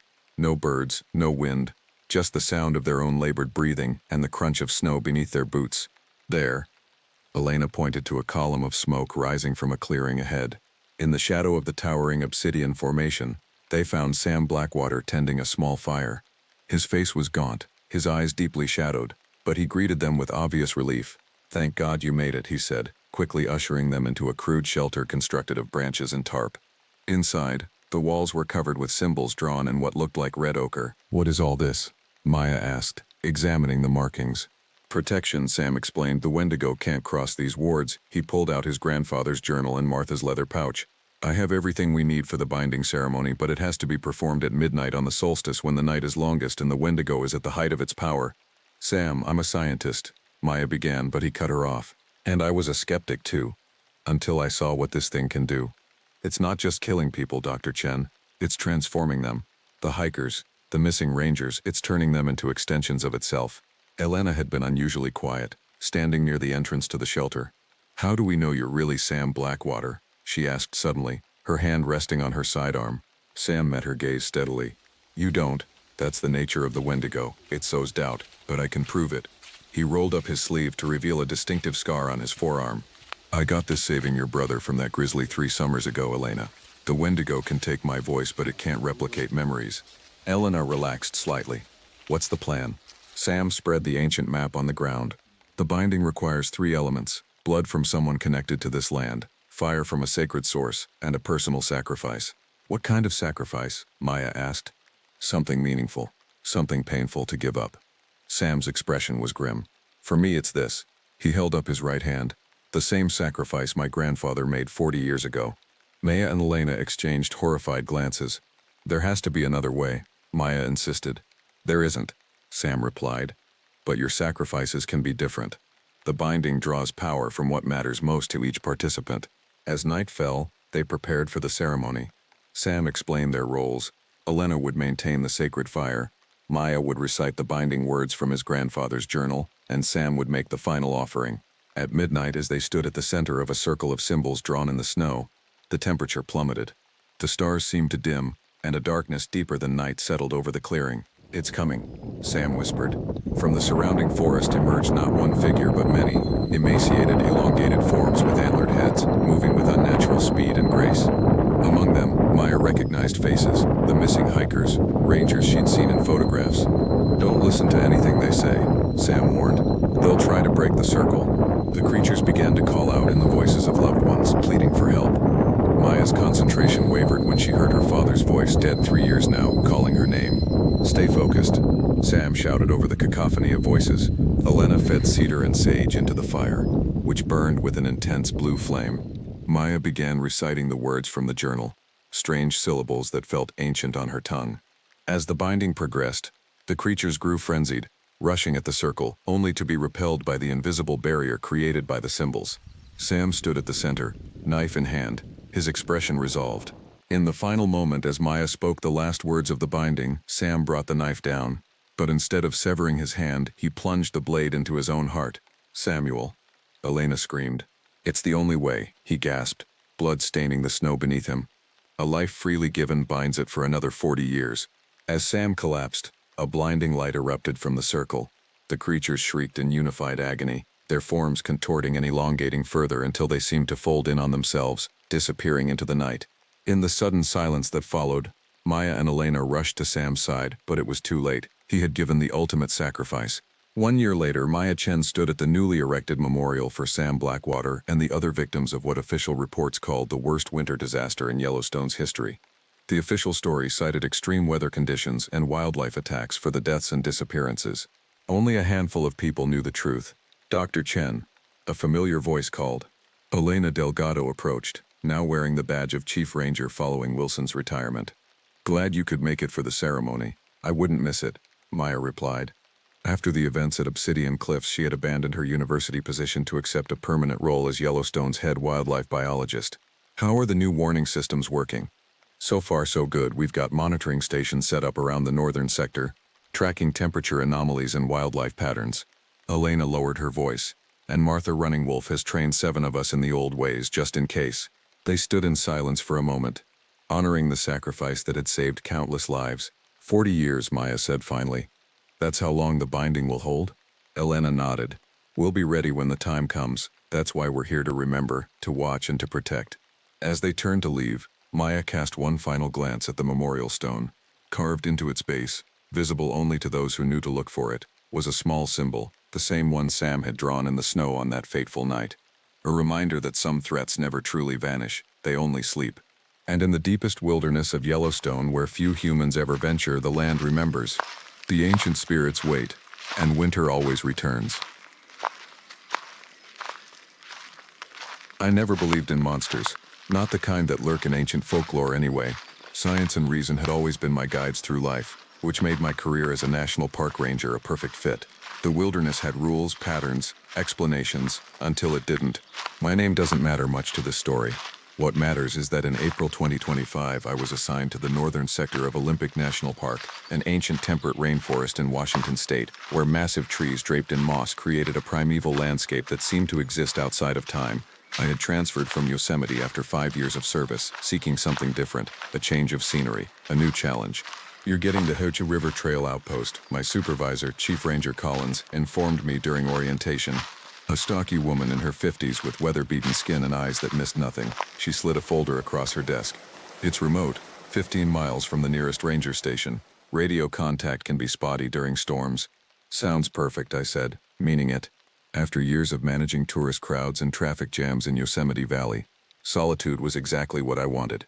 Collins studied me carefully. There's something else you should know. The last 2 rangers assigned to that outpost requested transfers within a month. Said they couldn't handle the isolation. I'm not afraid of being alone, I assured her. It's not about being alone. She hesitated. Some areas of the park have reputations. Local tribes consider parts of the Heo sacred ground. There are stories. I smiled politely, having heard similar things at every park I'd worked. Every wilderness has its legends. Just keep an open mind, Collins said, closing the subject. Report anything unusual directly to me. I nodded, not realizing then how significant that request would become. The cabin was more comfortable than I expected. Solar power, satellite internet for emergencies, a wood stove and large windows overlooking the river. Ancient Sitka spruce and Douglas fir trees surrounded the clearing, their massive trunks disappearing into a canopy that filtered the sunlight into ethereal beams. Moss hung from every branch like green phantoms frozen in mid-sway. My duties were straightforward. Patrol the trails, assist hikers, monitor wildlife activity, and record environmental data. The first weeks passed uneventfully. I fell into a rhythm with the forest, learning its moods and movements. The constant moisture created an acoustic environment unlike any I'd experienced. Sounds travel differently here, absorbed by the moss, muffled by fog, or amplified by the river's flow. It was during my third week when I found the first track. I was mapping a lesser-used trail when I noticed impressions in the soft earth beside a creek. They resembled bear tracks in their five-toed pattern, but were wrong in every other way too large, with abnormally elongated digits and unusual depth. The stride length suggested something that moved on two legs. I photographed the prints and radioed Collins. Probably just a bear with an unusual gait, she said, but I detected hesitation in her voice. Wildlife's been acting strange lately. We've had reports of unusual migration patterns throughout the Pacific Northwest. This doesn't match any bear track I've ever seen, I insisted. There was a long pause before she responded. Document everything. I'll send our wildlife biologist out next week. That night, I couldn't sleep. Rain pounded against the cabin roof, and the wind moaned through the trees with an almost vocal quality. Around 2 a.m., I heard what sounded like heavy footsteps on the porch. I grabbed my flashlight and sidearm, heart pounding as I approached the door. Nothing was there, but in the soft mud beyond the porch were fresh tracks, identical to those I'd found earlier, leading out of the clearing and into the darkness of the forest. The wildlife biologist never arrived. A landslide had blocked the main access road, and park management decided non-essential visits could wait until conditions improved. I was on my own with my discovery. Unable to shake my unease, I began researching Olympic National Park's history and folklore. The park's library contained books documenting local tribal legends, including stories about the Dark Watchers, entities said to inhabit the deepest parts of the forest. According to the Quilotor and Hoan tribes, these beings were neither human nor animal, but something in between, guardians or judges that protected sacred places against trespassers. Some accounts describe them as tall, thin figures with antler-like protrusions capable of blending perfectly with the trees. They were said to be most active during transitional times, dawn, dusk, and during storms. Most interesting was a journal from 1938, written by a civilian Conservation Corps worker who helped establish the original park trails. He documented strange encounters in the northern sector, unexplained sounds, sensation of being watched, and tracks similar to what I had found. The final entry described his team abandoning a planned trail section after 3 men went missing in a single week. The trail they had abandoned was less than 2 miles from my cabin.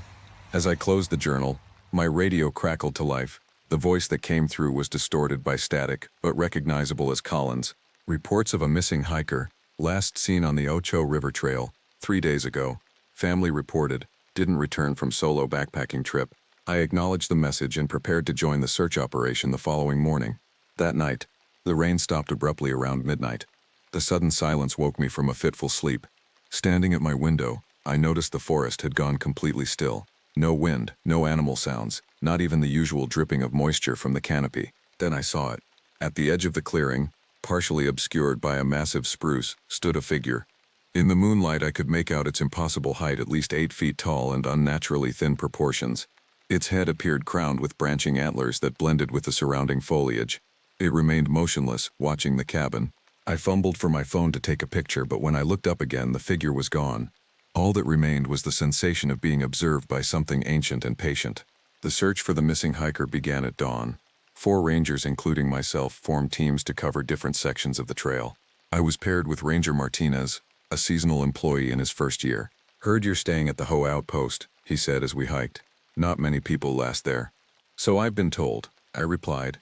"Any idea why?" Martinez shrugged. "People talk, say they hear things at night, feel like they're never alone. And what do you think?" "I think these woods are old. Older than anyone knows. My grandmother used to say some places remember everything that's happened there, and sometimes those memories take form. We fell silent as we continued our search. Around midday, we found the missing hiker's backpack abandoned beside the trail. The surrounding area showed signs of a struggle: broken branches, disturbed earth, and a single boot half buried in mud. And there, clear as day in a patch of soft soil, were the same elongated tracks I'd found near my cabin. "What made those?" Martinez whispered, kneeling beside them. Before I could answer, a scream echoed through the forest, not human, not animal, but something that raised the hair on my neck and sent birds exploding from the canopy in panic. It seemed to come from everywhere at once. "We need to go," Martinez said, suddenly pale. "Now. We can't abandon the search," I protested. "Trust me," he insisted, already backing away. "We need more people, and we shouldn't be here after dark." The search was suspended when torrential rain made conditions too dangerous to continue. I returned to my cabin alone, Martinez's fear having unsettled me more than I wanted to admit. The forest felt different now, watchful, expectant. That night I collected every piece of information I could find about the Dark Watchers and similar legends across the Pacific Northwest. A pattern emerged across the accounts. Encounters intensified during specific lunar cycles and following periods of unusual weather. We had just experienced the wettest March in Olympic National Park's recorded history, followed by an unexpected warm spell in April. Outside, the rain had stopped again, and a full moon illuminated the clearing around my cabin. I was making notes when my radio crackled with static. Through the interference came a voice I didn't recognize. "Help! Can anyone hear me? I'm lost. Something's following me." I grabbed the radio. "This is Ranger at Howare Outpost. What's your location?" More static then. "I don't know. I was on the trail but got turned around. I can see a light through the trees." My blood ran cold. There were no other lights out here except my cabin. "Stay where you are," I instructed.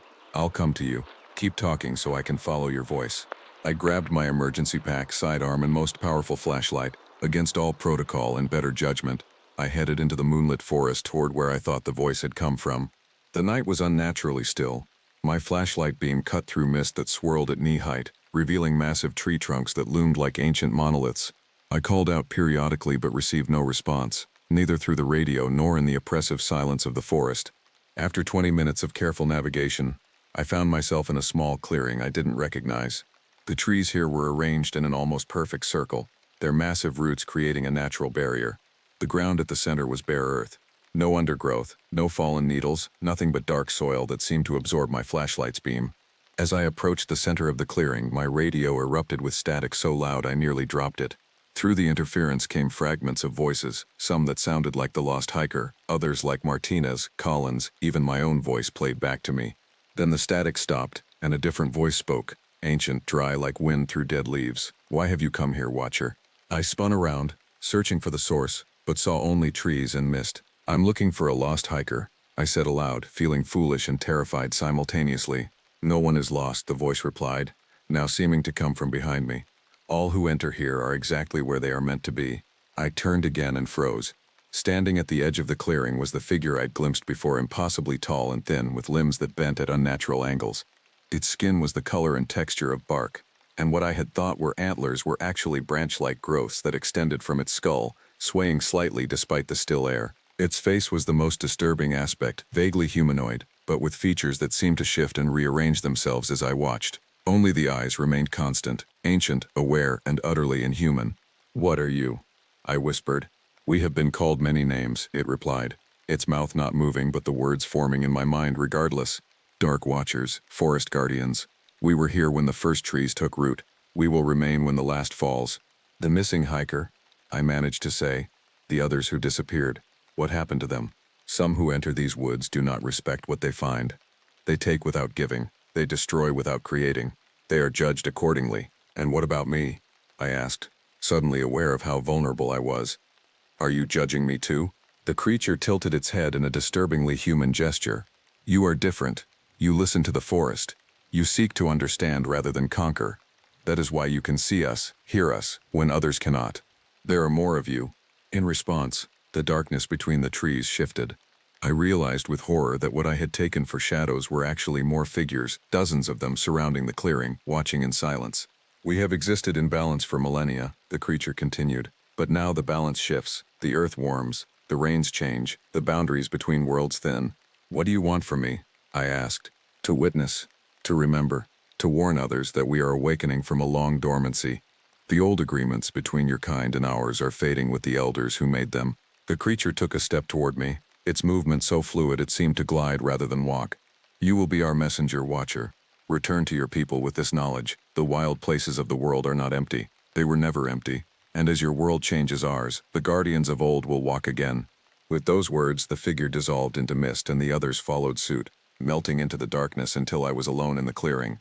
I stood frozen for several minutes before my training reasserted itself. I marked the location on my GPS and took photographs of the clearing, though I knew instinctively that the Dark Watchers would not appear in any image. As I turned to leave, I noticed something half buried in the soil at the center of the clearing, a tarnished metal badge. Brushing away the dirt, I recognized it as a vintage National Park Service Ranger badge from the 1930s era. Below it lay a weathered leather wallet containing an identification card for Robert Pearson, one of the CCC workers mentioned in the journal I'd read, one of the men who had disappeared nearly 90 years ago. I didn't report what I'd seen that night. How could I? Ancient forest entities spoke to me in a clearing. Would end my career and possibly my freedom if they decided I needed psychiatric evaluation. Instead, I focused on what I could substantiate: the unusual tracks, the clearing's existence, and the discovery of Robert Pearson's badge, which provided closure to a decades-old disappearance. The search for the missing hiker continued for 2 weeks before being scaled back to periodic patrols. No trace of him was ever found beyond the abandoned backpack.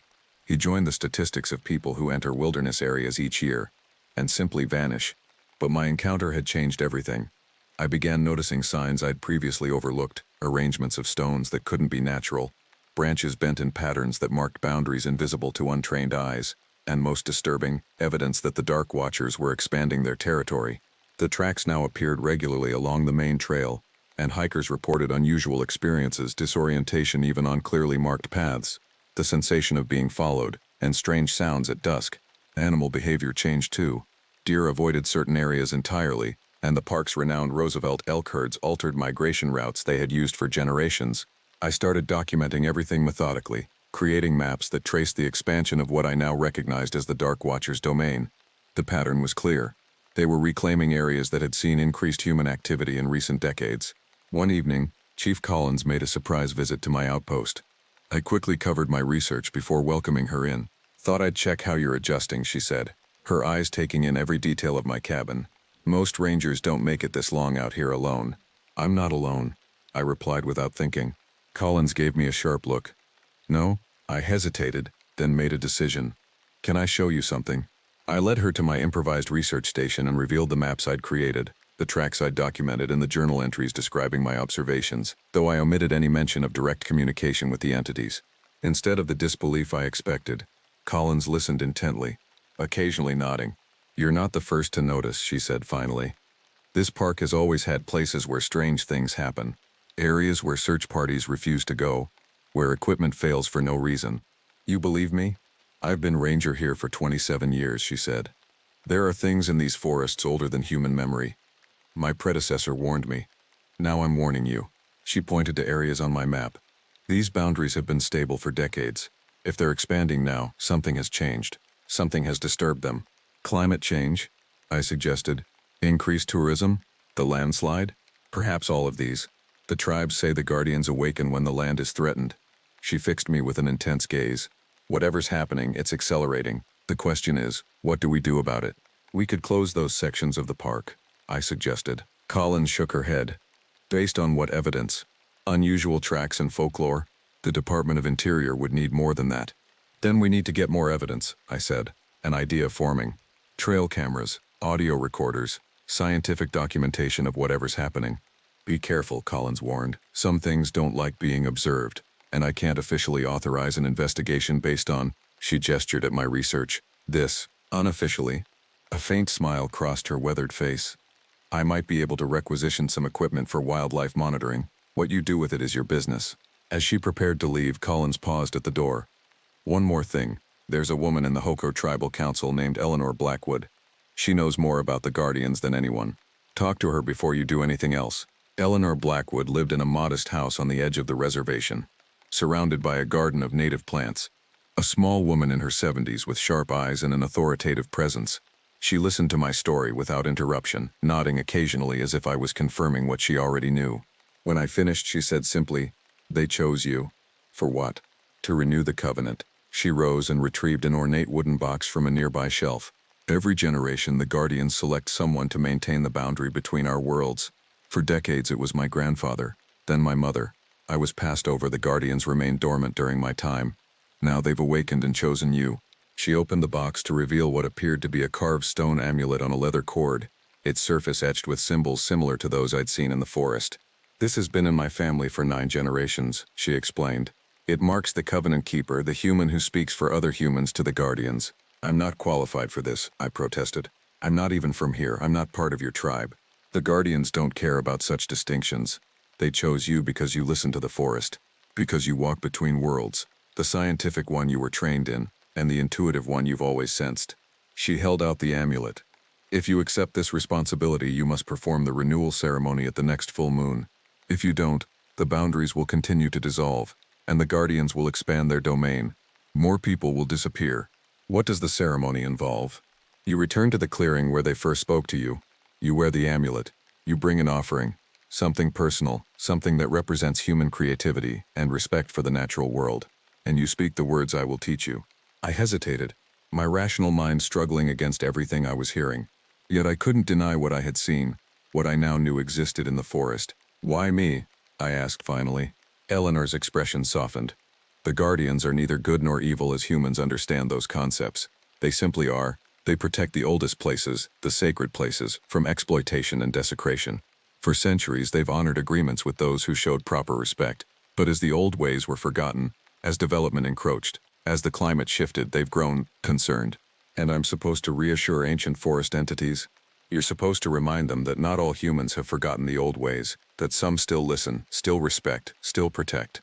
3 nights later, under the light of the full moon, I returned to the clearing. Around my neck hung Eleanor's amulet, warm against my skin despite the cool night air. In my pack was my offering, a handcrafted journal containing my observations of the forest, illustrated with careful drawings of plants and animals I'd documented, bound in leather I'd worked myself. The clearing looked different in the moonlight. The bare earth seemed to shimmer with an inner luminescence, and the surrounding trees appeared to lean inward, watching. Following Eleanor's instructions, I placed the journal in the center of the clearing, then spoke the words she had taught me, an ancient greeting in the Hokia language, acknowledging the Guardians and requesting an audience. For long minutes, nothing happened. Then the mist began to gather and solidify, taking the now familiar form of the Dark Watcher I had encountered before. "You have returned," it observed, its voice resonating in my mind. "I have," I replied, struggling to keep my voice steady. "I come to renew the covenant between your people and mine." "The old agreements fade," the Guardian said. "Your kind forget their promises. They bring noise and light to our domains. They change the air, the water, the very seasons. Not all have forgotten," I countered, touching the amulet. "I bring proof of remembrance and respect." The entity glided forward to examine my journal, elongated fingers hovering over the pages as I opened them to reveal my documentation of the forest's life. "You see," it acknowledged. "You record, you remember, but you are one among millions who take without thought. I will teach others, I promised. I will protect your boundaries. I will ensure the sacred places remain undisturbed." The Guardian regarded me with ancient eyes. "The covenant requires balance. If we restrict our domain, what will your kind offer in return?" I had anticipated this question. "The protected status of these lands will be maintained. I will work with the tribal council to establish new protocols for visitors, times when certain areas remain completely untraveled, offerings of respect before entering others." Words. The Guardian dismissed. "We require actions." "Then I propose this," I said, an idea forming that melded my scientific training with what I now understood about the forest's sentient guardians. A restoration project. Areas damaged by human activity will be returned to their natural state, native plants reintroduced, invasive species removed, the balance restored. The entity was silent for a long moment, communing somehow with the others that remained invisible beyond the clearing's edge. "This is acceptable," it finally pronounced. "The covenant is renewed for one cycle of the generations, 40 years. You will mark the boundaries that must not be crossed. You will enforce the sacred times when no human may enter our domain. You will begin the healing of damaged places." "And in return," I asked, "those who respect the boundaries will pass safely through our realm. The disappearances will cease. The balance will be maintained." The Guardian extended one long limb, its fingers branching like twigs. "Take my hand, Covenant Keeper, and the agreement will be sealed." I hesitated only briefly before reaching out. Its touch was neither warm nor cold, neither solid nor insubstantial, like grasping living wood infused with energy. A sensation like electricity coursed through me, and for one breathtaking moment I perceived the forest as the guardians did, a living network of interconnected beings, each tree, plant, and animal, a note in an endless symphony that had played for millennia. I felt the deep roots extending into the earth, the communication between species through fungi networks, the slow pulse of sap and the quick flutter of bird wings, all part of one vast conscious ecosystem. Then the vision faded, and I was myself again, standing alone in the moonlit clearing. The guardians had vanished, but the amulet around my neck now glowed with a soft inner light. I knew with certainty that the covenant had been accepted. I also understood that my life had irreversibly changed. I was now bound to this forest, tasked with maintaining an ancient agreement between worlds that most of humanity had forgotten existed. As I walked back toward my cabin, I noticed subtle differences in the forest around me. The trees seemed to bend slightly away from my path. Animals that would normally hide watched me pass without fear, and in the distance I caught glimpses of tall, slender figures keeping pace with me through the trees, not threatening now, but acknowledging. Guardians and guarded, watchers and watched. I radioed Collins when I returned. "We need to talk about implementing some new protocols for the northern sector," I said. "Does this have to do with our forest management issues?" she asked carefully. "Yes, I've reached an understanding with the stakeholders, but it will require some changes. I'll be at your outpost tomorrow morning," she replied without hesitation. As I prepared for bed, I placed Eleanor's amulet, now mine to carry on a shelf beside my ranger badge. Two symbols of protection and responsibility from two different worlds that I now straddled. Outside, an owl called 3 times, according to Eleanor, a sign of the guardian's approval. The sound brought an unexpected smile to my face. The forest had chosen me, and despite the weight of the responsibility, I found I had accepted it willingly. Some would call what I'd experienced impossible, the product of isolation and folklore, but I knew better. In the oldest wild places where ancient trees witness the passage of centuries and mountains remember their fiery births, the line between legend and reality blurs. What we call monsters are often simply the original inhabitants we've forgotten how to see, to hear, to respect. I was now their voice in the human world, and perhaps, just perhaps, that role would help bridge the growing divide between humanity and the wilderness we came from before it's too late for either world. I never believed in monsters, not the kind that lurk in shadows or haunt the edges of civilization. As a park ranger at Blackwood National Forest for 15 years, I'd encountered plenty of natural dangers, aggressive bears, territorial moose, flash floods that appeared from nowhere, but nothing that couldn't be explained by science or animal behavior. At least that's what I thought until last autumn, when everything I understood about our world changed forever. My name is unimportant. What matters is my story, one I've documented meticulously, because I need others to know the truth about what dwells in America's wildest places. The forests hold secrets older than the nation itself. Whispers that echo from a time before European boots ever touched this soil. Blackwood spans over 400,000 acres of dense woodland, rugged mountains, and mist-shrouded valleys in the Pacific Northwest. My station sits on the eastern edge, where the ancient trees give way to rolling foothills. I patrol the boundaries where wilderness meets civilization, that delicate threshold where most incidents occur. "Another missing hiker report," Diane sighed, sliding the paperwork across my desk that fateful September morning. The ranger station was quiet, sunlight streaming through dusty windows as autumn painted the forest outside in fiery hues. "Third one this month, same area too." I studied the map coordinates. The disappearances clustered around Widow's Peak, a remote area locals had long avoided. Indigenous legends whispered about the region being a thin place where the veil between worlds stretched gossamer thin. I'd dismissed such tales as colorful folklore designed to keep people away from dangerous terrain. "Any connection between the missing?" I asked, scanning the details. "None that's obvious. Different ages, backgrounds. Only commonality is they were all solo hikers who ventured off trail. Rangers know the cardinal rule of wilderness safety: stay on marked paths. Those who wander invite trouble, typically from exposure, injury, or disorientation. But 3 disappearances in the same area within weeks was unusual." "I'll check it out," I said, folding the map and tucking it into my jacket pocket. "Weather's supposed to hold until tomorrow. I can make it to the northwestern quadrant by nightfall if I leave now." Diane's expression tightened. "Be careful. Something about this feels different." If only I'd recognized her intuition for the warning it was. I packed a light sleeping bag, water purifier, first aid supplies, emergency rations, and my standard issue sidearm. Most rangers rarely draw their weapons, using them primarily for signaling or wildlife deterrence. I'd never fired mine outside of training. That too would change. The hike began pleasantly enough. September in Blackwood brings crisp air, dappled sunlight through changing leaves, and the earthy perfume of decaying vegetation, that sweet musty scent marking nature's transition. I moved efficiently, following game trails and ranger shortcuts unknown to casual visitors. By mid-afternoon, the forest began to change. The friendly deciduous groves gave way to old-growth conifers, massive sentinels that blocked the sun, creating a perpetual twilight beneath their canopy. The temperature dropped noticeably. The pleasant forest sounds, birdsong, skittering squirrels, wind through leaves, gradually faded until only my footfalls broke the unnatural silence. I'd visited every corner of Blackwood in my years of service, yet something about this section felt foreign. The trees seemed to crowd closer, their bark blackened and twisted like arthritic fingers. Moss hung in long spectral curtains. The air turned heavy, carrying a metallic tang that coated my tongue. Near dusk, I reached a small clearing about 3 miles from the location of the last disappearance, perfect for setting up camp. As I unpacked my gear, I couldn't shake the sensation of being watched. Rangers develop a sixth sense for wildlife observation. The weight of unseen eyes carries a distinctive feeling. But this was different, more focused, more intelligent. I built a small fire, its orange glow creating a fragile circle of warmth and light against the encroaching darkness. As night fell completely, the forest transformed. Shadows seemed to move independently of their sources. Wind whispered through the trees with almost vocal cadence, rising and falling like conversation just below the threshold of comprehension. In my sleeping bag, I stared upward at stars peeking through the forest canopy. The constellations looked wrong somehow. The familiar patterns slightly altered, as if I were viewing them from a different planet. Sleep came fitfully, haunted by dreams of being pursued through endless trees by something I couldn't see but sensed at every turn. A sound woke me near midnight. A cracking branch that my subconscious recognized as too deliberate, too heavy for normal forest wildlife.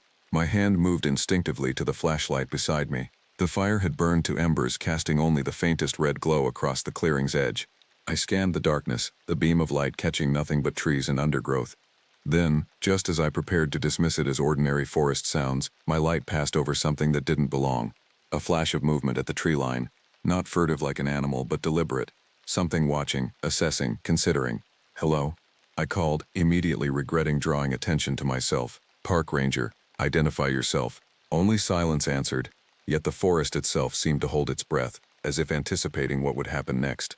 The light caught it again. Movement between 2 massive pines. A figure unnaturally tall and thin slipped between the trees with impossible grace. It moved like smoke, fluid yet substantial. I caught only a glimpse before it vanished, but it was enough to send ice through my veins. No human moved like that. No animal either. I remained awake until dawn, the fire built high, my sidearm within easy reach. When first light finally broke through the trees, I felt foolish. Darkness plays tricks on the mind. Every experienced ranger knows this. I packed my gear quickly, eager to continue the search for the missing hikers in daylight's rational embrace. But as I shouldered my pack, I noticed something that stopped me cold. Circling my campsite, pressed into the soft forest loam, were footprints. Human in shape but wrong in proportion, too narrow and deep, with elongated toes that dug into the earth like claws. They formed a perfect circle around where I'd slept, as if something had paced the perimeter all night, watching, waiting. I'd seen prints from every creature native to these woods. These belonged to none of them. That was my first indication that the old stories might contain more truth than I'd ever allowed myself to believe. Something hunted in Blackwood Forest. Something the missing hikers had encountered before me. And now it had found me too. The footprints haunted me as I continued toward Widow's Peak. Each step through the increasingly dense forest felt like walking deeper into another world, one where natural laws bent and twisted like the gnarled trees surrounding me. By mid-morning, I reached the coordinates of the most recent disappearance. A 26-year-old wildlife photographer named Marcus Chen had vanished 3 days prior. His last communication had been a text message to his sister. "Found something incredible. Going off trail to get closer. We'll send pics." No photos ever arrived. His backpack was discovered by a search party the following day. Camera missing, supplies untouched. The official search had been called off after 48 hours, standard procedure when resources are limited and survival chances diminish. But I wasn't ready to abandon another soul to the forest. Not with what I'd seen last night. I studied the area meticulously, looking for signs others might have missed. Experience had taught me that missing persons cases often hinged on subtle details. A broken twig, disturbed moss, fabric caught on brambles. Hours passed with nothing unusual, until I noticed an odd configuration of stones near a massive fallen cedar. 7 rocks arranged in a rough circle, with an 8th in the center. The formation was too deliberate to be natural, yet didn't match any trail marking system used by rangers or hikers. Curious, I approached and knelt beside the arrangement. The center stone was different from the others, smooth black basalt that felt unnaturally cold to the touch despite the warm afternoon sun. When I lifted it, my blood froze. Beneath lay a small carved figurine, no larger than my thumb. It depicted a humanoid form with unnaturally elongated limbs and a featureless face save for deeply carved eyes. The craftsmanship was exquisite, each sinew and joint rendered with anatomical precision. But the material, I couldn't identify it. Not wood, not stone, not bone, though it resembled all three. As I examined the figurine, a sound pierced the forest silence, a high keening whistle that seemed to come from everywhere and nowhere simultaneously. Birds erupted from the canopy in panicked flight.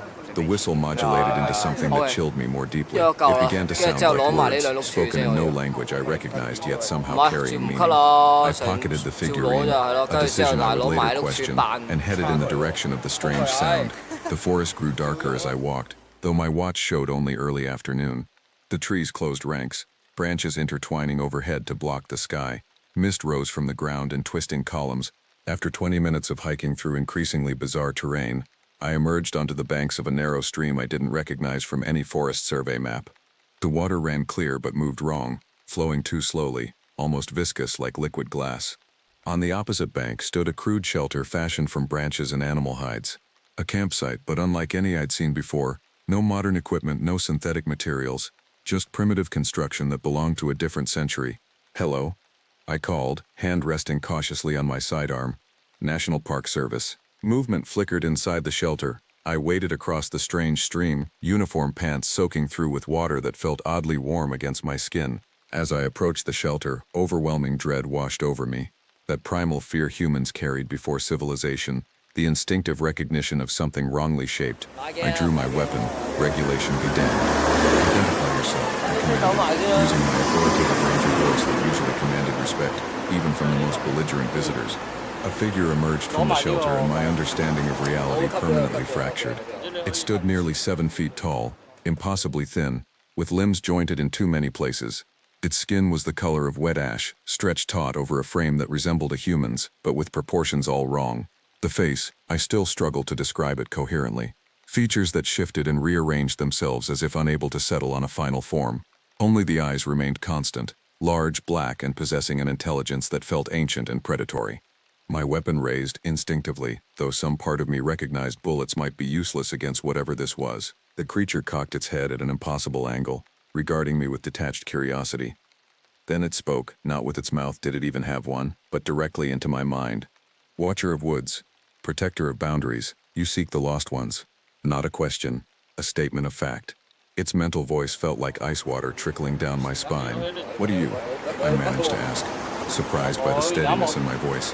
"I am many names throughout time. Your kind once called us skin dancers, forest walkers, those who wait in shadow. Skinwalker." The term floated up from Navajo legends I'd studied during ranger training, but this didn't match any description I'd read. "Did you take the missing hikers?" I demanded, weapons still raised. The creature's form rippled, features rearranging themselves into something approximating amusement. "Take implies ownership. We do not own. We invite." They accepted. "Where are they?" "Walking other paths. Seeing with new eyes. The boundaries weaken. The old ways return. Soon many will cross." It gestured toward the figurine bulging in my pocket. "You carry my shadow form." A connection established, the invitation extended. Cold realization dawned. The stone arrangement, the figurine, a trap. Not for human prey, but for human attention. My attention. The creature took a step forward. I fired a warning shot into the ground between us. The report echoed strangely, muffled as if the air itself absorbed the sound. It paused, those black eyes narrowing. "Violence is unnecessary, Watcher of Woods. You will understand soon enough. The changing time approaches, the veil thins. I want to see the missing people," I insisted. Now, they walk the shadow paths willingly, but you... Its gaze intensified, boring into my mind. "You are different, a guardian of the threshold. You could be more." The creature extended one impossibly long arm, fingers unfurling like pale spiders. "Come, see what they have seen." Every rational instinct screamed to retreat, but something deeper, that primal curiosity that has driven human evolution and exploration, held me in place. If I fled, I might never find the missing hikers. If I stayed, before I could decide, the forest erupted with sound, crashing undergrowth, voices calling my name. The search party I'd radioed before leaving the station had finally arrived. The creature's form seemed to blur around the edges, dissolving into the forest shadows. Others approach. Our time ends, but I have tasted your mind now. Watcher of woods, you will seek answers, and when you do, you will find me waiting. It retreated into the shelter, which collapsed inward impossibly, leaving nothing but a scatter of normal-looking branches and leaves. By the time my colleagues burst into the clearing, I stood alone on the bank of an ordinary forest stream, the primitive shelter nowhere to be seen. You okay? Diane asked, reaching me first. You look like you've seen a ghost. Not a ghost, I thought. Something far older. The figurine in my pocket burned cold against my thigh, a talisman, a warning, an invitation. I said nothing about it or the creature to my colleagues. How could I? There was no protocol for encounters with beings that shouldn't exist. As we hiked back to base, I glanced repeatedly over my shoulder, the weight of unseen eyes following our progress through the darkening forest. The missing hikers remained missing. The official report would cite animal attack or exposure as the probable cause. Only I knew different. Only I had met what really hunted in Blackwood's ancient heart, and only I carried a piece of it back to civilization. I couldn't sleep that night. Every time I closed my eyes, I saw those shifting features, those ancient black eyes, examining me with cold curiosity. The figurine sat on my bedside table, impossible to ignore, yet equally impossible to explain. By morning, I'd made a decision. I needed information, context for what I'd experienced. If creatures from folklore walked the modern world, there had to be documentation, historical accounts, patterns I could analyze. I called in sick for the first time in 5 years.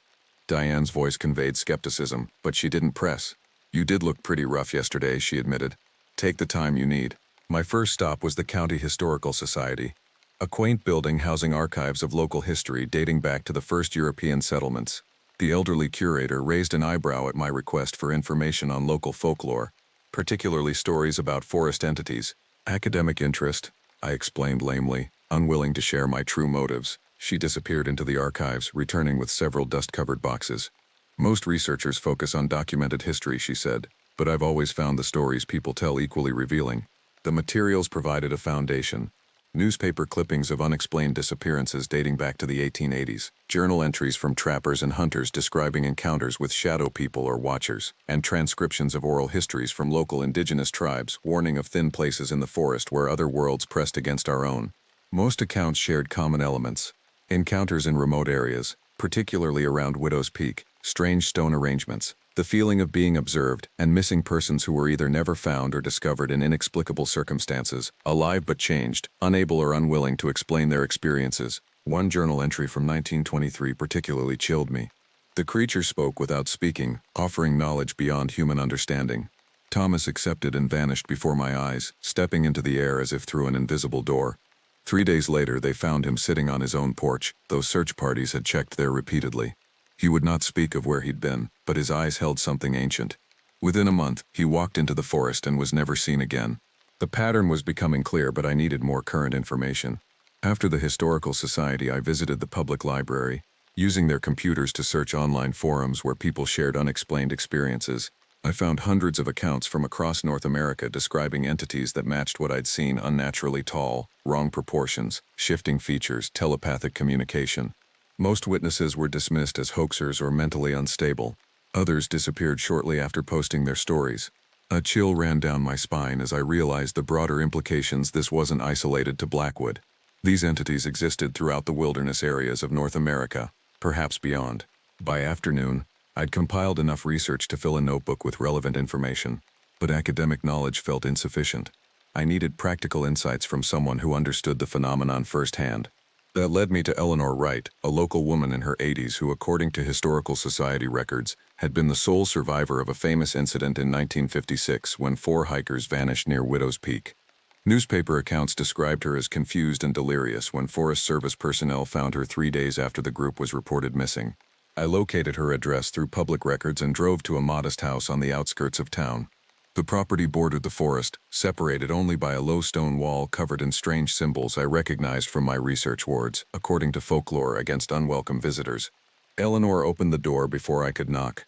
Tiny and bird-like with sharp eyes that evaluated me thoroughly, she showed no surprise at my uniform. "You've seen them," she stated flatly. "That's why you're here." I nodded, unable to form a denial. "Come in then, but leave that thing on the porch." She pointed to my pocket where the figurine rested. I placed it on the railing, disturbed by the relief I felt once it was no longer touching me. Inside, her home was cluttered with books on folklore, anthropology, and comparative religion. Sketches covered one wall, all depicting variations of the entity I'd encountered, labeled with dates and locations spanning decades. "Sit," she commanded, pouring tea without asking if I wanted any. "You have questions. I have some answers, though probably not the ones you want." "What are they?" I began with the most fundamental query. "Older than us," she replied. "Much older. They were here before humans recognized themselves as separate from nature. Some cultures called them gods, others demons. Some indigenous peoples understood them better as guardians of boundaries between worlds. Are they dangerous?" Her laugh held no humor. "Define dangerous. A mountain lion is dangerous. A storm is dangerous. These beings are different. They operate by rules we barely comprehend. They don't think like us, don't want like us. They've been taking people," I said. "Taking implies force," she countered, echoing the creature's words. "They invite. They offer knowledge, experiences beyond human understanding. Some accept. Like your friends in 1956. Pain flashed across her face. "My husband, my brother, 2 friends. Yes, they accepted." I hesitated. "That's why I'm still here." "What happened to them?" "They stepped through," she said simply. "There are doorways and thin places where our world and theirs overlap. Those who cross can sometimes return, but they're changed. They've seen too much to live comfortably in our limited reality." I described my encounter. Watching her nod in recognition. "You've been marked," she said, gesturing toward the porch where the figurine lay. "A connection established. It will call to you, try to draw you back. How do I stop it?" Her expression turned pitying. "You don't. Not completely. You can resist, set boundaries. The symbols on my wall help, but once they know you, they never fully leave you alone. And the missing hikers? Some may return, changed but alive. Others will remain there, learning what they sought to know. These entities aren't evil by our definition. They simply exist according to different natural laws." "How do you live with it?" I asked. "Knowing what's out there, what happened to your loved ones?" She gazed out the window toward the forest edge. "I maintain the balance. I remember. I warn those who might listen." Her eyes returned to mine, like I'm warning you now. "Don't go looking for them again. They're already watching you more closely than you realize." As if on cue, a shadow passed across the window. Too tall, too thin to be human. Eleanor didn't react, as if such visitations were commonplace. "They're growing bolder," she observed. "The boundaries weaken. Climate change, destruction of ancient forests, human encroachment, all thinning the veil between worlds. What was once rare becomes common." Before leaving, I asked one final question. "Is there any way to help those who've been taken?" Her answer haunts me still. "Help implies they need rescuing. Are you certain they do? Perhaps they found exactly what they were seeking." I left Eleanor's house with more questions than answers, but with something equally valuable, confirmation. I wasn't losing my mind. The phenomenon was real, documented across centuries, consistent in its manifestations. As I retrieved the figurine from the porch, Eleanor called after me. "Remember, Ranger, curiosity is how they hook you. The desire to know, to experience, to transcend ordinary perception. That's the true invitation." Driving home through deepening twilight, I passed the forest edge where shadows gathered like conspirators. For an instant, in my headlights, I glimpsed a familiar tall figure watching from between the trees, black eyes reflecting light like a predator's. The figurine on the passenger seat seemed to pulse with cold energy. I realized I faced a choice that would define everything that followed. Continue investigating, potentially endangering myself, or retreat to the comfortable ignorance of conventional reality. As a park ranger, my duty was to protect visitors from wilderness dangers. But how could I protect them from dangers I barely understood? Sleep eluded me again that night. In dreams that weren't quite dreams, I heard the creature's voice calling me back to the forest. The invitation remained open. The choice was mine. 5 days passed in uneasy limbo. I returned to work, patrolling the safer sections of Blackwood, filing reports and pretending my world hadn't fundamentally changed. The figurine remained hidden in my desk drawer, yet I constantly felt its presence, a cold pulse that grew stronger whenever I considered returning to Widow's Peak. Then came the call that forced my hand. "Another disappearance," Diane announced, expression grim. "But different this time." My stomach tightened. "Different how?" "It's one of ours. Jake Matheson." Went out on routine patrol yesterday and never checked in. His last radio transmission came from... Widow's Peak. I finished, already knowing the answer. She nodded. Search party's assembling now. I told them to wait for you. You know that area better than anyone. Jake was 24, a promising ranger who joined our team just 18 months earlier. Enthusiastic, meticulous, with a deep respect for the wilderness. Exactly the kind of person we needed in the service. Also exactly the kind of person who would follow strange sounds or unusual phenomena driven by curiosity and duty. I knew then that avoidance was no longer an option. My knowledge made me responsible. Within an hour, our search team, myself, Diane, and 2 seasonal rangers deployed to Jake's last known coordinates. I brought the figurine, sensing it might prove useful, though I couldn't articulate why. The forest welcomed us with unusual warmth for early October, a heavy, oppressive heat that contradicted the weather report. Mist clung to the ground despite the temperature, swirling around our boots as we hiked deeper into the old-growth section. Something feels off, Diane muttered as we approached Widow's Peak. The animals. She was right. The forest had fallen silent again. No birdsong, no insects buzzing, not even wind through the canopy. Just the sound of our breathing and footfalls on soft earth. We found Jake's backpack at the base of an ancient hemlock, equipment untouched, radio still functional. No signs of struggle, no blood, no tracks leading away, just like the others. We'll establish a search grid, I announced, taking charge. Teams of 2 regular radio check-ins every 15 minutes. Diane, you're with me. As the other rangers moved off to begin their search pattern, I led Diane toward the stream where I'd encountered the entity. Something told me Jake had been drawn to the same location. You know something, Diane said after several minutes of silent hiking. Not a question. I hesitated, weighing professional credibility against the need for truth. I have a theory, I admitted finally, based on previous observations. Cut the bureaucratic language, she countered. We've worked together 15 years. Something happened when you came out here last time. The relief of unburdening myself was tempered by the certainty she wouldn't believe me. Nevertheless, I told her everything. The entity, Eleanor Wright, the historical pattern of disappearances. To my surprise, Diane didn't dismiss my account. Her expression remained thoughtful, calculating. My grandmother was Blackfoot, she said after I finished. She had stories about thin places, entities that could move between worlds. A pause. I always thought they were just stories. They're not, I said simply. We reached the stream as afternoon light filtered through the canopy, casting dappled shadows across the water. It looked ordinary today, no viscous flow, no unnatural qualities. Yet the atmosphere remained charged, expectant. There, Diane pointed to the opposite bank. Footprints. Regulation issue ranger boots, Jake's size. They led toward a dense thicket of rhododendron and disappeared. As we crossed the stream, the figurine in my pocket grew painfully cold. I removed it, surprised to find it vibrating slightly against my palm. What is that? Diane asked, eyeing it warily.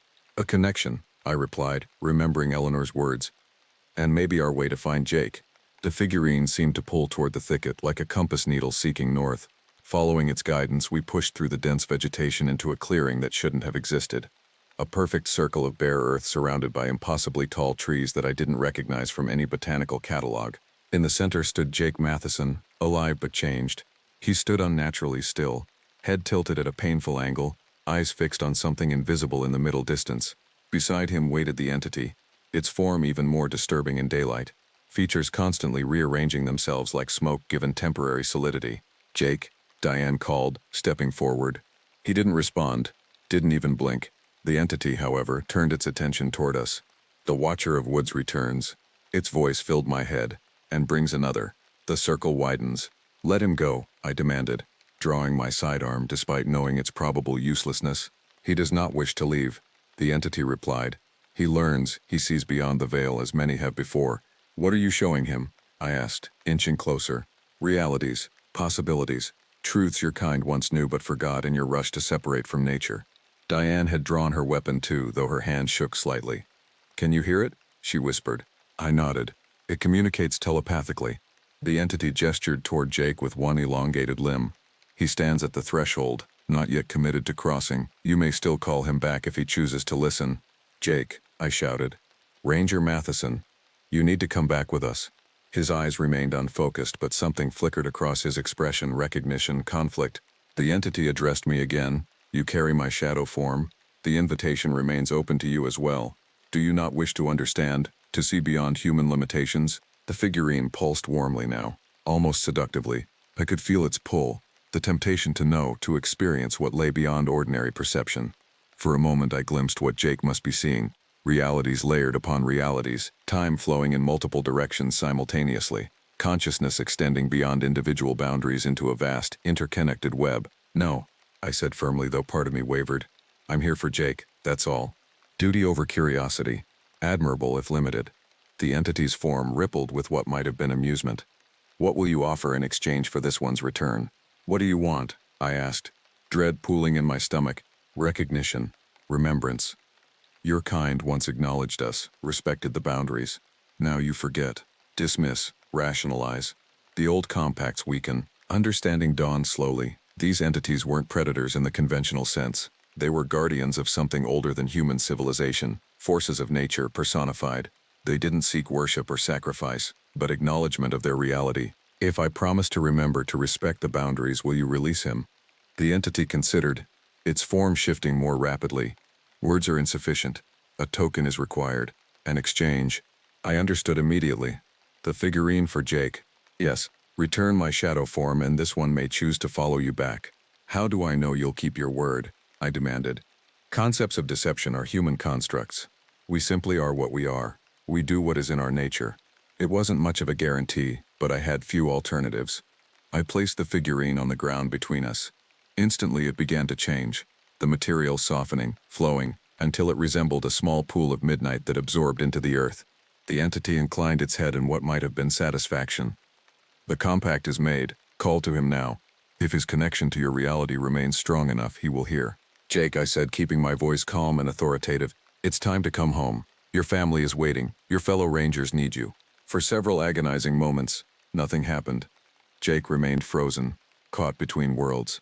Then slowly, his eyes focused, awareness returning like dawn breaking.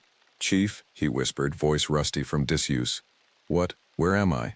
"You're in the forest," I replied, relief flooding through me. "You've been missing for 24 hours. He looked disoriented, gaze darting between us and the entity beside him. "It showed me things, so many things." "I know," I said gently, "but it's time to come back now." Jake took one faltering step toward us, then another. The entity made no move to stop him, watching with those unfathomable black eyes.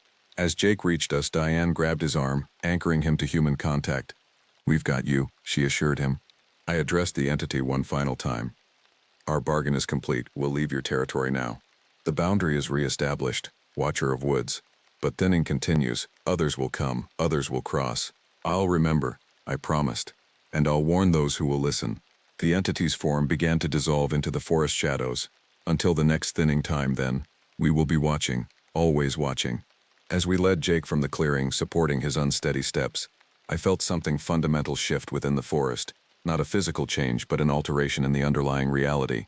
The trees seemed to exhale, tension dispersing. Birdsong gradually returned. The oppressive atmosphere lifted. Jake would require careful monitoring. His experience had changed him, that much was evident from his distant gaze and fragmented speech. But he was alive and he was coming home. Diane caught my eye over Jake's bowed head. "This isn't over, is it?" "No," I admitted. "I think it's just beginning." The sun was setting as we rejoined the other search team members, bathing Blackwood Forest in golden light that rendered even the darkest shadows temporarily benign.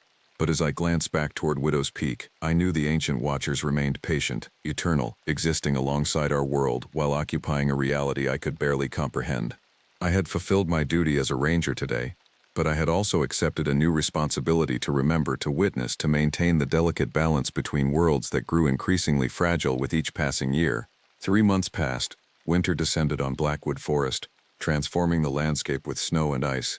Jake Matheson took extended medical leave, spending time with family while receiving therapy for what official reports labeled trauma-induced dissociative episodes.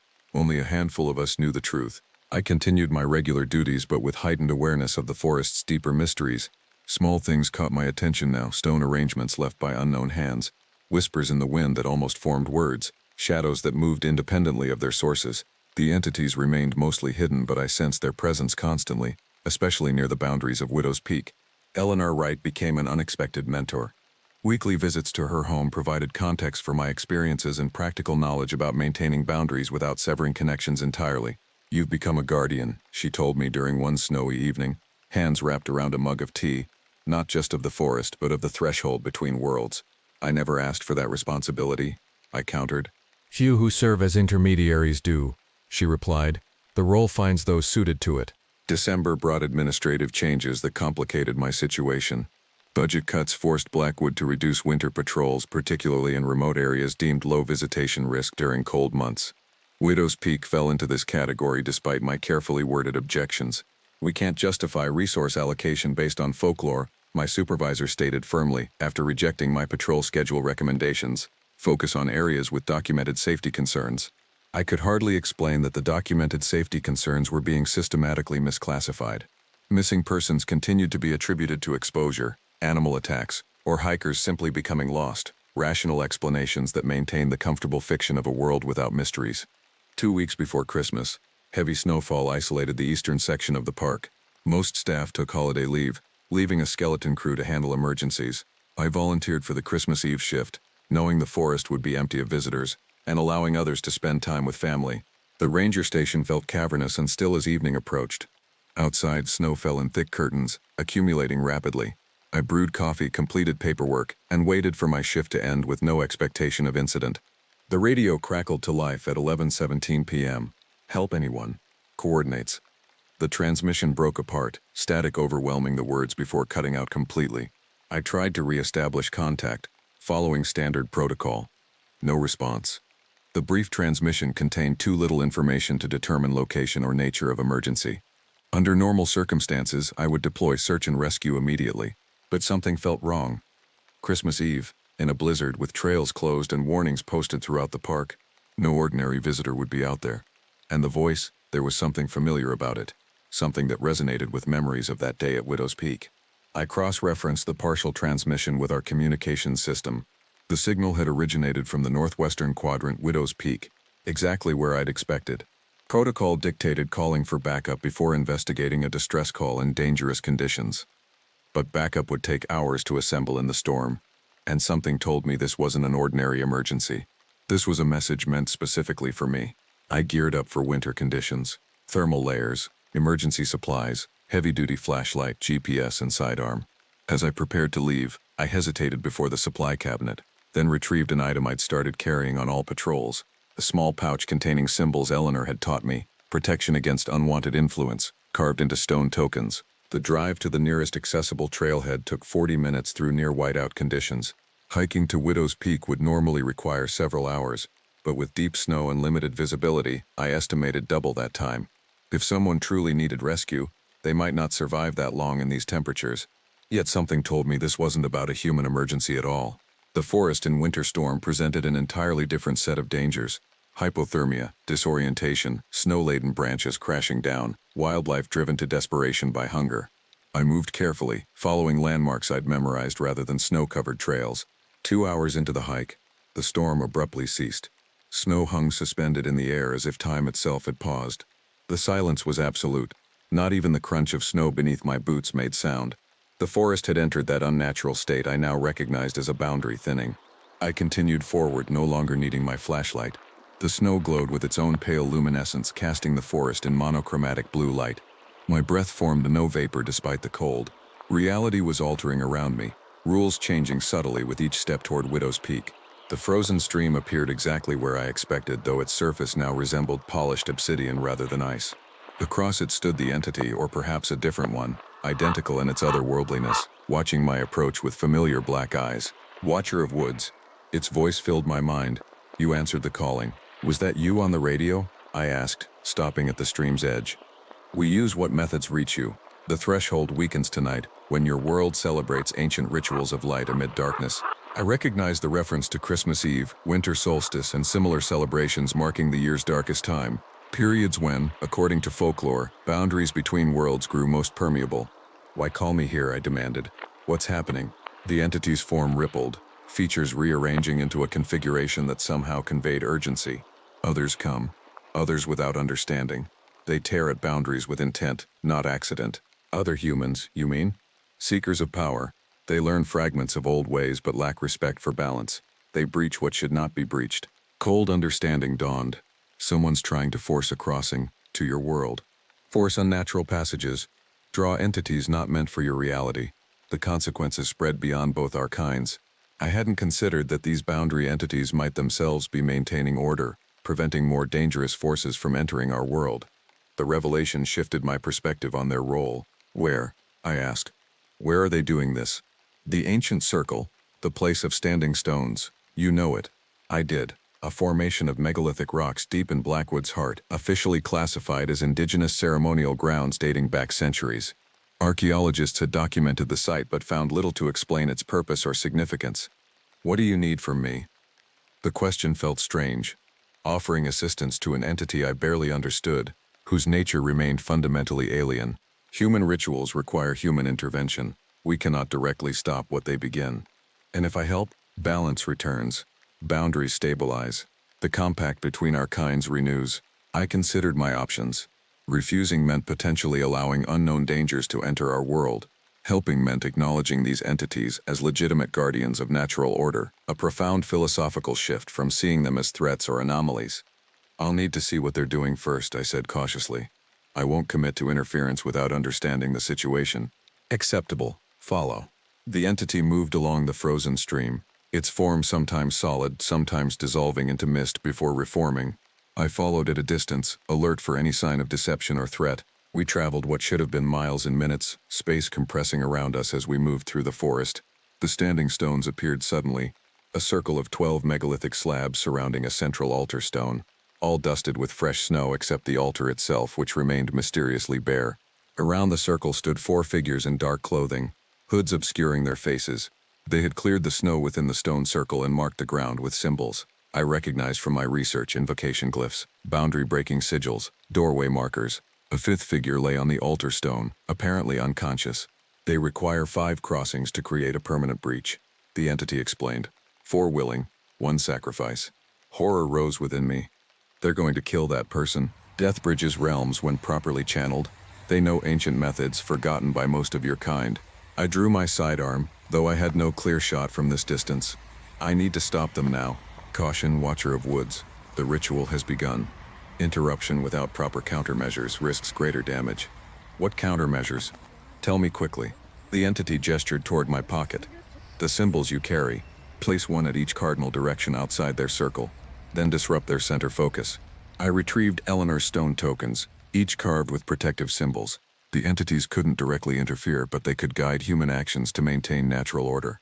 I was being used as their instrument, but for purposes that aligned with my own duty to protect.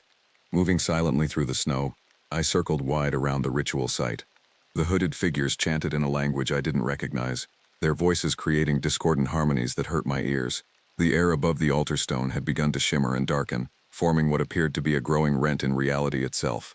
I placed the first token at the northernmost point outside their circle, burying it in snow.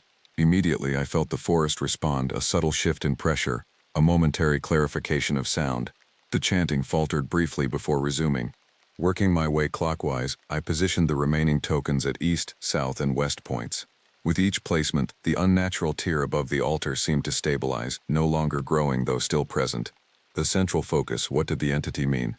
The unconscious person on the altar stone, I realized. They were channeling the ritual through a human conduit. I had seconds to act before the hooded figures noticed the change in their ritual's progression.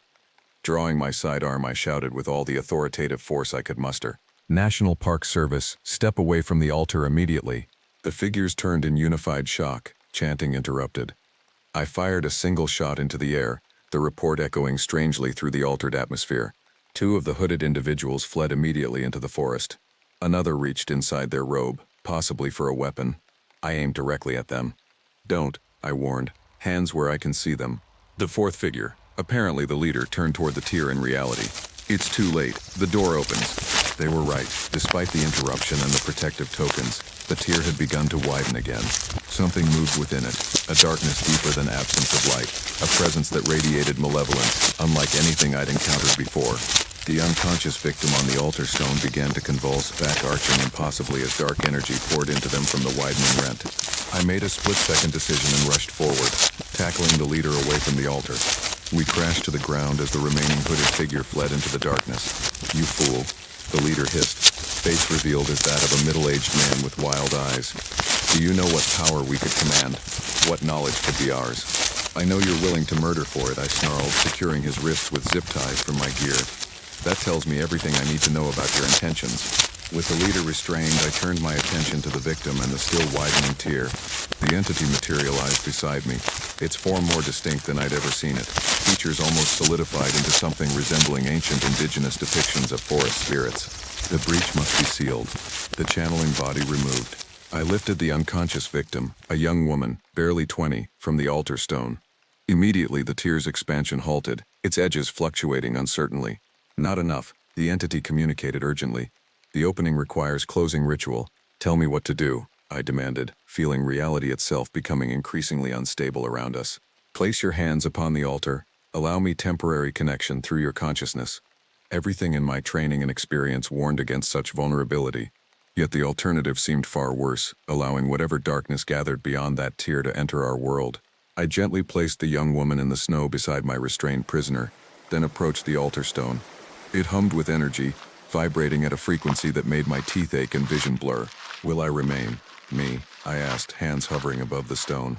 You will be changed by knowing, as all are, but yourself remains your own. Taking a deep breath, I pressed my palms against the cold, smooth surface of the altar.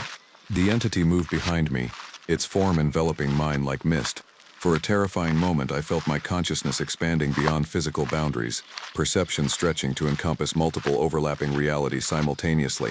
Through the entity's awareness, I glimpsed what lay beyond the tier. Ancient forces neither good nor evil, but utterly alien to human understanding. Entities that existed in dimensions where physical laws operated differently. My voice spoke words I didn't understand, language flowing through me rather than from me. My hands traced symbols on the altar stone that disappeared into its surface like ripples in water. The tier began to contract, edges pulling inward despite resistance from whatever waited beyond. The process felt simultaneously instantaneous and eternal. When it finally completed, the tier sealed with an audible snap that echoed through the forest. Normal reality crashed back into place. Snow falling again, wind resuming its mournful howl through bare branches, sensory input limited once more to ordinary human perception. I staggered away from the altar, physically and mentally exhausted. The entity stood opposite me, its form already beginning to fade. The balance returns. The boundary strengthens. You have chosen your role, Watcher of Woods. Did I have a choice? I asked, still reeling from the experience. All have choice. You chose protection over power. Knowledge with respect rather than domination. The old way. The entity gestured toward my prisoners, the cult leader and the unconscious victim. These require your human justice now. Our concerns end where yours begin. Will they try again? Others like them? Always. The lure of transcendence calls to your kind as strongly as it ever did. Some seek it with wisdom, others with greed. The boundary requires guardians on both sides. I understood then that my role had fundamentally changed. No longer just a park ranger protecting wilderness from human impact, but a guardian of boundaries between realities, a role humans had played for millennia through shamans, mystics, and those sensitive to the world's deeper mysteries. I'll need help, I admitted. Knowledge. Training. The old woman guides you well. Others exist. You will find them as needed. The entity began dissolving into the snowy air, its parting thought lingering in my mind. Until next thinning time, Guardian. Watch the boundaries. Remember the compact. We do the same. I was left alone in the ancient stone circle with my two human concerns, a criminal to bring to justice and a victim to return to safety. Ordinary ranger duties, though the context had expanded beyond anything my training had prepared me for. By dawn, I had hiked back to my vehicle with both individuals, the young woman now conscious but disoriented, the cult leader sullenly silent. I reported finding them performing dangerous rituals in the park after responding to an emergency call. The official report mentioned nothing of entities, reality tiers, or boundary guardianship. Some truths remain unwritten, passed only to those prepared to understand them. In the months that followed, I continued my ranger duties with renewed purpose. Eleanor Wright began introducing me to others who served as boundary keepers in various capacities. A network of ordinary people with extraordinary awareness, scattered throughout the country in places where the veil between worlds grew thin. Jake Matheson eventually returned to service, changed but functioning. We never discussed his experience directly, but sometimes I would catch him staring into the forest with knowing eyes, listening to voices others couldn't hear. The entities remained present in Blackwood's deepest reaches. I sensed them watching whenever I patrol near Widow's Peak, not with malice but with ancient patient awareness. We have an understanding now, mutual recognition of roles in maintaining natural order that extends beyond conventional human knowledge. Sometimes on quiet nights, when the forest speaks in whispers and shadows move with purpose, I remember that glimpse beyond ordinary reality, the vast interconnected web of consciousness that spans dimensions and binds all living things. The experience changed me, as the entity predicted, not in any obvious way visible to colleagues or friends, but in my fundamental understanding of humanity's place in a universe far stranger and more wonderful than most ever realize. I remain a watcher of woods, a guardian of boundaries, a keeper of secrets older than human civilization, one among many who stand at the threshold between worlds, maintaining the delicate balance that allows both to coexist. And when visitors ask if I believe in ghosts or monsters while gathering around campfires, I smile and tell them the forest contains mysteries worth respecting.